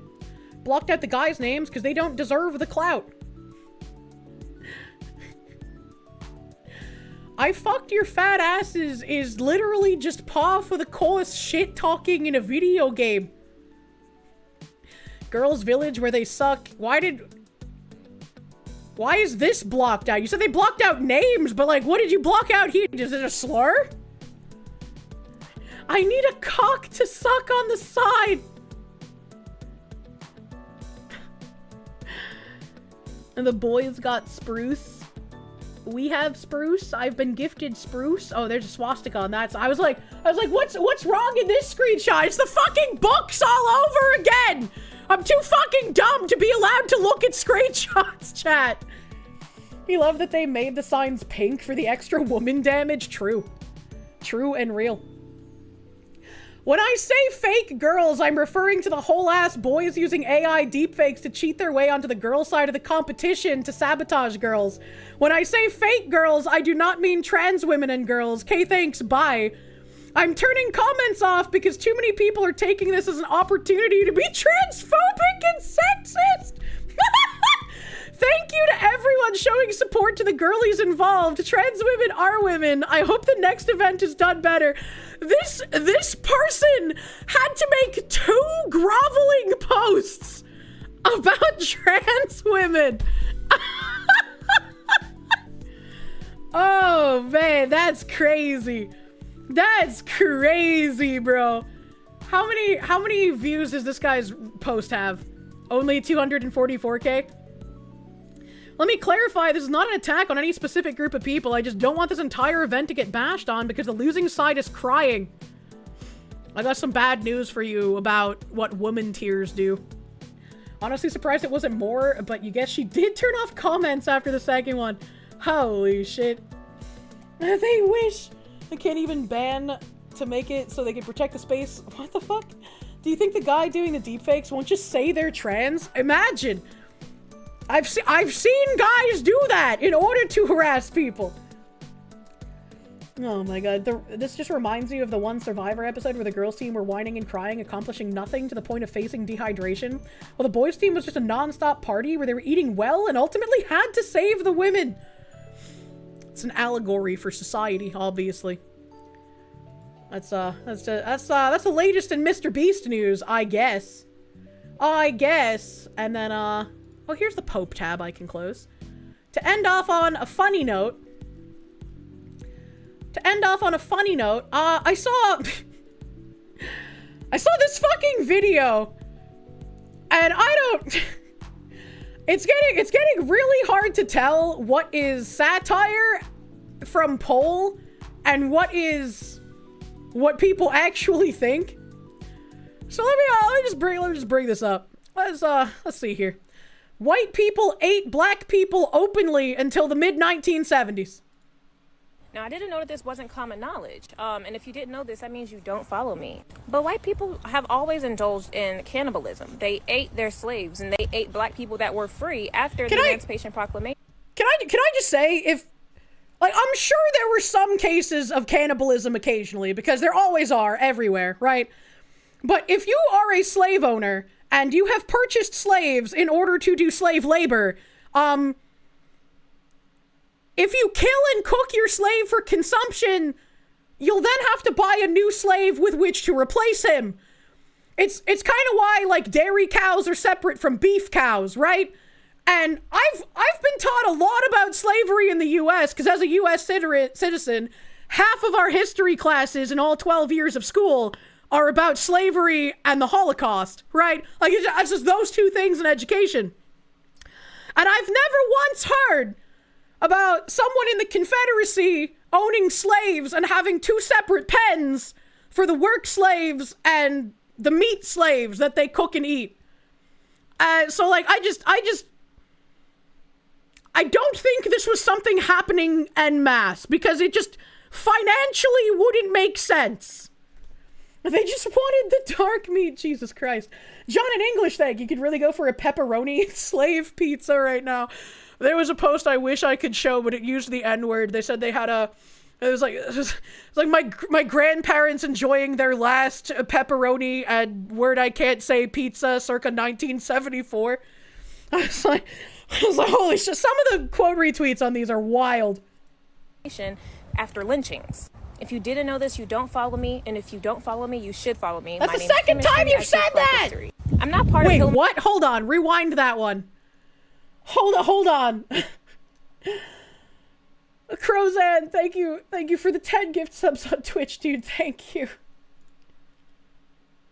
Hit play, browser, you whore. Come on. Play me! And if you don't follow me, you should follow me. My name's Chemistry. I teach Black history. That's not real, right? I'm being pranked right now. This is like a poster on poll. This is one of those, like, white women are built for BBC poll posters, right? I was like, there's no way. There's no way this is real. Her name is not chemistry and she doesn't teach black history. I can't believe this. No. This has to be a troll. That's too on the fucking nose. I'm not part of Hillman Talk. I just do this for fun and out of the passion that I have for spreading black history. And just like everything else on my page, I'm not just feeding you a bunch of bullshit. Want a lapel like mine? Donate $10 or more using the link in my bio. I'm gonna have to look this woman up. There are a plethora of books that you can look into that proves that this is a fact. Books like The Delectable Negro. I'm sorry, which what? covers recipes of how to eat black people. Another. Hold on.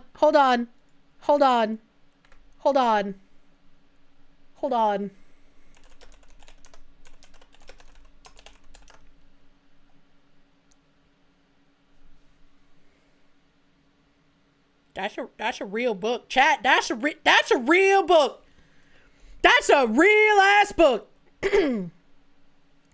The Delectable Word I Can't Say by Stephanie Woodard explores the historical reality of white people cannibalizing enslaved Africans, a taboo topic dismissed by scholars, revealing it as brutal punishment and ritualistic terror used to dehumanize black bodies during the slave trade, challenging narratives of pure superstition and linking black survival to resisting these horrific consumption fantasies. The Delectable Word I Can't Say, Human Consumption and Homoeroticism, does it talk about the buck breaking too? Within U.S. slave culture is a 2014 book by Vincent Woodard. Okay, hold on. All right, hold on. The AI overview said Stephanie Woodard, but the overview said Vincent Woodard. Who is Stephanie and how is she related to Vincent? What is happening? The book explores the homoeroticism of both literal and figurative acts of human cannibalism that occurred during slavery in the United States. Chat! What is figurative human cannibalism? How do you figuratively cannibalize someone? This book, I want to say, this book was published in 2014 and it has an 8.6 out of 10 for a rating.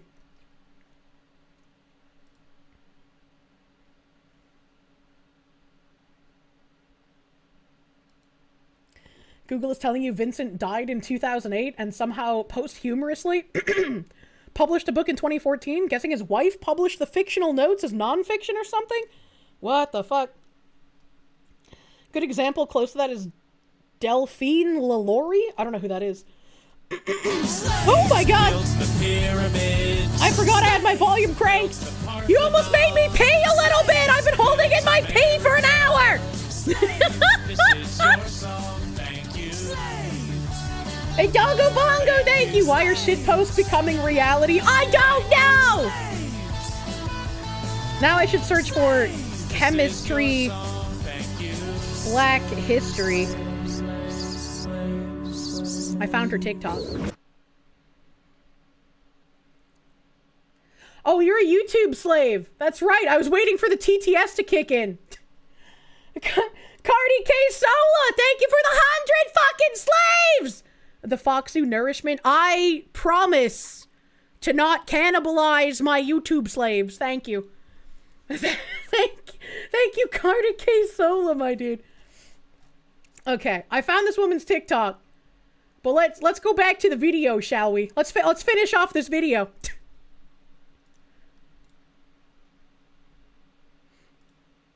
Come on, browser. A book called Edible People, the historical consumption of Negroes and foreigners, and I believe it was like the cannibalistic trade. And that's just two of many. But yeah, if you want to know more about the topic, if you scroll down on my page, I have a video called White People Ate Black People. It's very, very informative. So go ahead, learn you something, follow me. I teach Black history. Also tap my link tree. I have a nonprofit, a YouTube, all that good stuff. A nonprofit? For what? Why does a TikToker have a nonprofit? They actually believe this nonsense. Again, I'm sure that some people ate some slaves. Like, I'm not going to say it never happened, right? I'm sure some people were fuck-ass crazy, and it happened, like, occasionally. Siphoning money. and call you crazy, but wasn't cannibalism more prevalent in Africa than it was in the colonies? And it's still prevalent in Africa today! Again, nonprofits are just scams now. Someone said a law was passed in the mid-70s to criminalize the practice. Democrats voted to continue it. And the person that posted this video responded and said, "Let me explain black culture to you, internet nobodies from nowhere. We do not give a fuck about no lawmaker bullshit.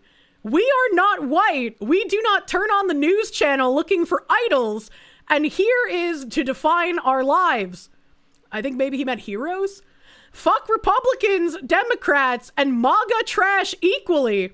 The Native Americans discovered you smallpox-infested fucks eating each other, shipwrecked on the beach off the boat."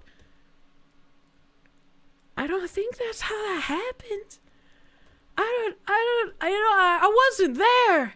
I don't think that's how that happened, baby. In Europe, it was common practice to eat your dead. You dumb, high IQ fucks thought eating rotted, maggot-infested family members was a healthy practice. I mean, I guess you could call Casa Marzu a family member if you really want to. Eating mammals was a trend. Yeah, eating mummies was a trend. Yeah, you're right about that. Wendigos are a native monster for a reason. I think he needs to read real history books. High IQ herb things. What the fuck is she talking about? I have no idea. Like, this just came out of nowhere. This guy was like, a law was passed in the mid-70s to criminalize the practice. Democrats voted to continue it. I don't even know if that's real or not, but like, what kind of response is that? Literally hadn't been a thing in any European thing since way before the Roman Republic, like literally Neolithic Europeans. Again, there's definitely cannibalism that goes on occasionally in Europe, even in like current times, right? We had that German guy who got arrested even though he obtained consent from someone to eat them. You know, like, cannibalism does happen on occasion. You can't say it never happens. It's not exactly common, but it does happen. There was cannibalism during the Holodomor. Yeah. We ate a minister way back. Cavorting druids. Well, yeah, there was, oh god, everything's so fast. There's zero basis for the crap written in those books. During Jamestown and the starving period, which was a rough time for harvest, the settlers resorted to eating one another to survive the winter. Yeah, like cannibalism has happened on occasion. It's not exactly something that people do all willy-nilly, I guess, unless you're throwing a fucking Donner party, right? Like, it seems like you need to up your game on funny chats, since all have been misses. Good night, Foxu in chat. You two have things you need to do during the daytime hours. Lay the foundations for the world you want to see, people, or some shit like that. Hell yeah. Girugamesh, thank you. India has a massive human consumption problem. Cannibalism has long since been taboo since way before the European slave trade. It was never widely practiced in civilized society. Yeah, just bloodletting, you know? Just drain the blood from people and drink that. Drink the blood. Compare the percentage of the amount of instances that happen between the two. It's not even close. It's not. It's not. I thought this was funny, and I also thought, hold on, let me see. Let me make sure I'm bringing up the right tweet here. Yeah, I also thought this was funny. This guy said, "Damn, you'd think white people were the villains of the world the way these people act about us. Meanwhile, I'm at home taking a shit, finding out about how we apparently eat black people." And someone responded, "You may not, but many did and do." And he asked, what white people are still practicing cannibalism? Many races practiced cannibalism hundreds of years ago. Coincidentally, most modern day practices take place in Africa, Papua New Guinea, and India. Crazy. And I still remember that CNN reporter visiting that cannibal Indian tribe and eating human brain in the interview. And then this person responded, "One can infer, especially when there are an unusual amount of blacks missing each year in America, never to be found again." This man's name is Logic is Key, and he's purporting that if a black person goes missing, in America, there's some secret network of white cannibals that have kidnapped them to make them into a succulent Chinese meal. What? This is absolutely a poll plan. Yeah, like, it has to be, right? There's no way Yakub made people do it. And then there was also this post. This guy, the racist origins of chicken fingers. And once again, we go back to the I cannot tell if this is a poll shit post or if this is something that's been posted on Facebook that is generally believed. Because I have a folder of these kinds of images that I have saved off of Facebook many years ago that people without a hint of irony were posting as complete fact. In early 19th century America, a common punishment for disobedient slaves was to have a finger removed. Slave owners, who would often engage in cannibalism, would then cover the finger in egg and flour, fry it in beef tallow, and eat it. Soon after, to outsmart the slavers and save the other slaves from mutilation and humiliation, kitchen slaves would secretly substitute the human fingers with chicken breast, washing, seasoning, and frying them, coining the term chicken fingers. Like and share if you've learned something new. How were the white slavers simultaneously incredibly intelligent, but also dumb enough to believe that the chicken breast was actually a human finger? And also, what if they saw the slave that was supposed to lose the finger later? Wouldn't they be like, hey, yo, hold up, why you got 5 fingers still? I thought I ate one of those. This entire thing is beyond retarded. Zymimaru, thank you. Jordan Peele has this new movie plot. True. They can do the, like, oh god, what was it called? Spirit cooking? They can do a new rendition of spirit cooking where instead of the global elite, it's actually just white people cannibalizing black people. Certainly learned something new. There's a new category of people who need therapy. I did find that lady's TikTok. And she has 508,000 followers, 5.9 million likes. It looks like, unfortunately, her name is actually Chemistry, and she does teach Black history. A real call to action for America. All right. Y'all have got to be tired of seeing videos of influential people with a big platform, coming on their screen, yelling at their phone, talking about what this administration is doing. With no plan, no call to action at all. This ain't gonna be your average video, so stay tuned. And typically, my videos are for the Black community. Ow. This is going to be something that's addressing the entire country, right? People that are tired of this administration. And if you think Trump is still the issue and it's just him, I need you to wake the fuck up and realize that it is a lot bigger than that. That man is just the face, and we all know that. So this is going to be a call to action. I have a few things. But first, I want to start with taxes file exempt. If you can, file exempt. Why are you paying taxes? It doesn't work when you know that where way. your tax dollars is going. But turning around, confused and mad that that's where they went. You knew where they were going to go. You know where they're going to go. I mean, like, I agree with her. I would love to stop paying taxes, but you can't just file exempt. I'm all for people to not pay taxes. Yeah, like, I get on board. Like, yeah, don't pay taxes, but it doesn't work like that. They will come for you.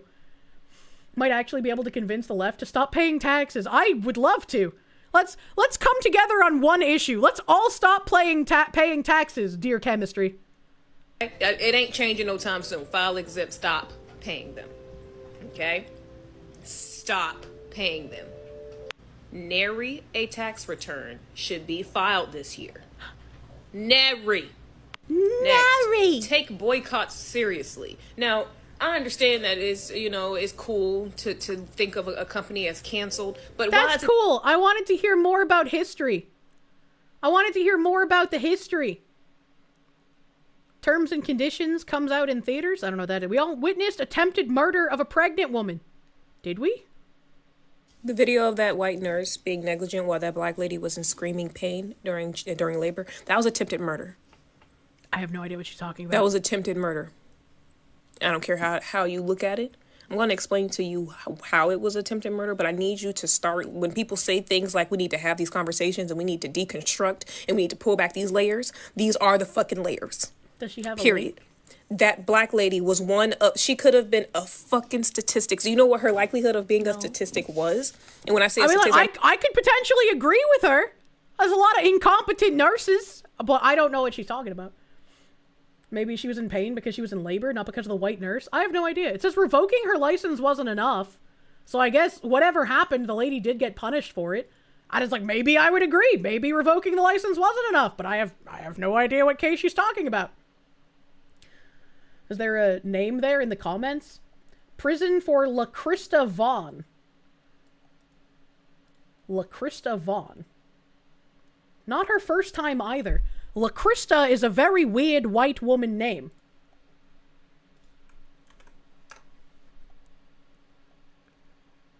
LaChrista Vaughn are nursing. I'm so pissed off. This is why black women die. The horror of nurse LaChrista Vaughn. These are all from YouTubers.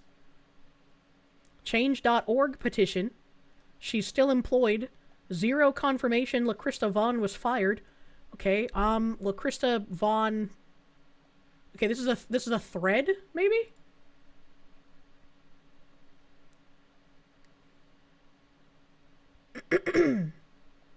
This is someone trying to sell a book, so I'm not going to trust them. LaChrista Vaughn negligence, maybe? I guess I'll bring up the change.org petition, because that's like the only thing I can really see. Oh, okay, MSN has an article, hold on. MSN coming in fucking clutch, brother? Okay, alright. Hold nurse LaChrista Vaughn accountable for negligence and ER triage. I'm initiating this petition to bring immediate attention to the actions of nurse LaChrista Vaughn, whose conduct in the emergency department has raised serious concerns about patient safety, proper protocol, and professional responsibility. Recently, a laboring patient in severe distress arrived at the emergency room seeking urgent medical attention. Instead of being transferred immediately to the labor and delivery unit, as is standard practice across hospitals and required by maternal care triage protocols, this patient suffered delays in receiving the necessary care due to decisions made by Nurse Vaughn. Negligence could have resulted in catastrophic outcomes for both mother and child. In the U.S., the standard triage protocol dictates that laboring patients should be promptly assessed and, if necessary, moved to specialized units without delays. I have no idea what proper triage for pregnant women is. Hospitals implement these protocols to ensure the safety and well-being of patients during critical medical situations. Failure to adhere to these protocols compromises patient safety and can lead to avoidable tragedies. In light of these events, it is essential that a full investigation be launched into Nurse Vaughn's conduct. We demand that the hospital administration thoroughly review her conduct in the ER triage and assess her adherence to established protocols. Furthermore, a reassessment of her professional qualifications and license by the state nursing board should be undertaken to ensure that she is fit to continue practicing. The gravity of this negligence cannot be understated. Every patient deserves competent, respectful, and timely care. Okay. Who is LaChrista Vaughn, Nurse Karen that went viral for demonic stare and treating patients with negligence? Well, I wouldn't really say she went viral, considering how hard it was to find anything about this. A video recorded inside Dallas Regional Medical Center has drawn widespread criticism after appearing to show a nurse delaying care for a woman in active labor. The footage has reignited long-running concerns about racial disparities in maternal health and pressures placed on frontline staff in busy clinical settings. The nurse, identified online as LaChrista Vaughn, had been labeled Nurse Karen by some social media users. Yeah, I don't know why they put LaChrista and then in parentheses the same exact thing but with a lowercase c. It's kind of weird. Who argue that the recording reflects deeper failings in patient care. The clip circulated rapidly on TikTok and Instagram, attracting millions of views and extensive commentary from healthcare workers and campaigners. Dallas Regional Medical Center has said it is reviewing the incident but has not confirmed whether any disciplinary action has been taken. Neither the hospital nor Vaughn has issued a detailed public statement addressing the footage. D-Knight, thank you for 20 more gift members on the YouTubes. Thank you. Well, thank you, D-Night, my guy. Thank you. Big, huge. Neither the hospital nor Vaughn has issued a detailed public statement addressing the footage, and questions continue to be raised about what the clip shows and how it should be interpreted. The TikTok clip posted by the patient's mother shows Carrie Jones in a wheelchair crying out in pain as she appears to enter active labor. A nurse identified by viewers as Vaughn continues intake questioning while Jones pleads for help, and her mother later said they had already been waiting more than 30 minutes. At one point, Jones tells staff the baby is right there, and she was moved shortly afterward, and her child was born 12 minutes later. The newborn was monitored for 24 hours as a precaution, and the mother's caption accused staff of prioritizing paperwork over urgent care. A separate video circulating on TikTok appears to show Vaughn in another incident involving an unconscious man reportedly experiencing seizures. In that recording, staff appear to lift the man before placing him in a wheelchair. The footage has not been publicly addressed by the hospital. Little confirmed information has been released about Vaughn's professional background. Publicly visible social media profiles indicate she completed a Bachelor of Science in Nursing at Western Governors University in Texas and is a mother of twin boys. Her social media pages have recently attracted a high volume of critical comments in response to the viral footage. Dallas Regional Medical Center has not confirmed whether she remains employed there. Viral, 129 likes, by the way.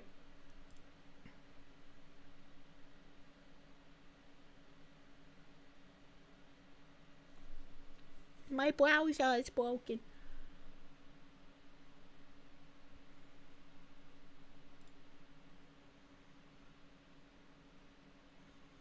Damn, that's a 2-minute 11 video? A 2-minute and 11 video? I am so far fucking overtime, but I wanted to, like, actually give some time to, like, see what this was going on. I was hoping to, like, find a funny video to look at on that woman's channel because she was spouting crazy nonsense. But instead I found a possible nurse negligence case. I have no idea what's going on with this. And I do not exactly have the time at the moment because we are way past 8 and I have so much to do and I've already gotten a bunch of DMs because I'm late for something already. Make it an all-night stream, let's go! I can't! I want to know more about this fucking nurse situation though, because like if she has been negligent, then she's a danger to still be working there.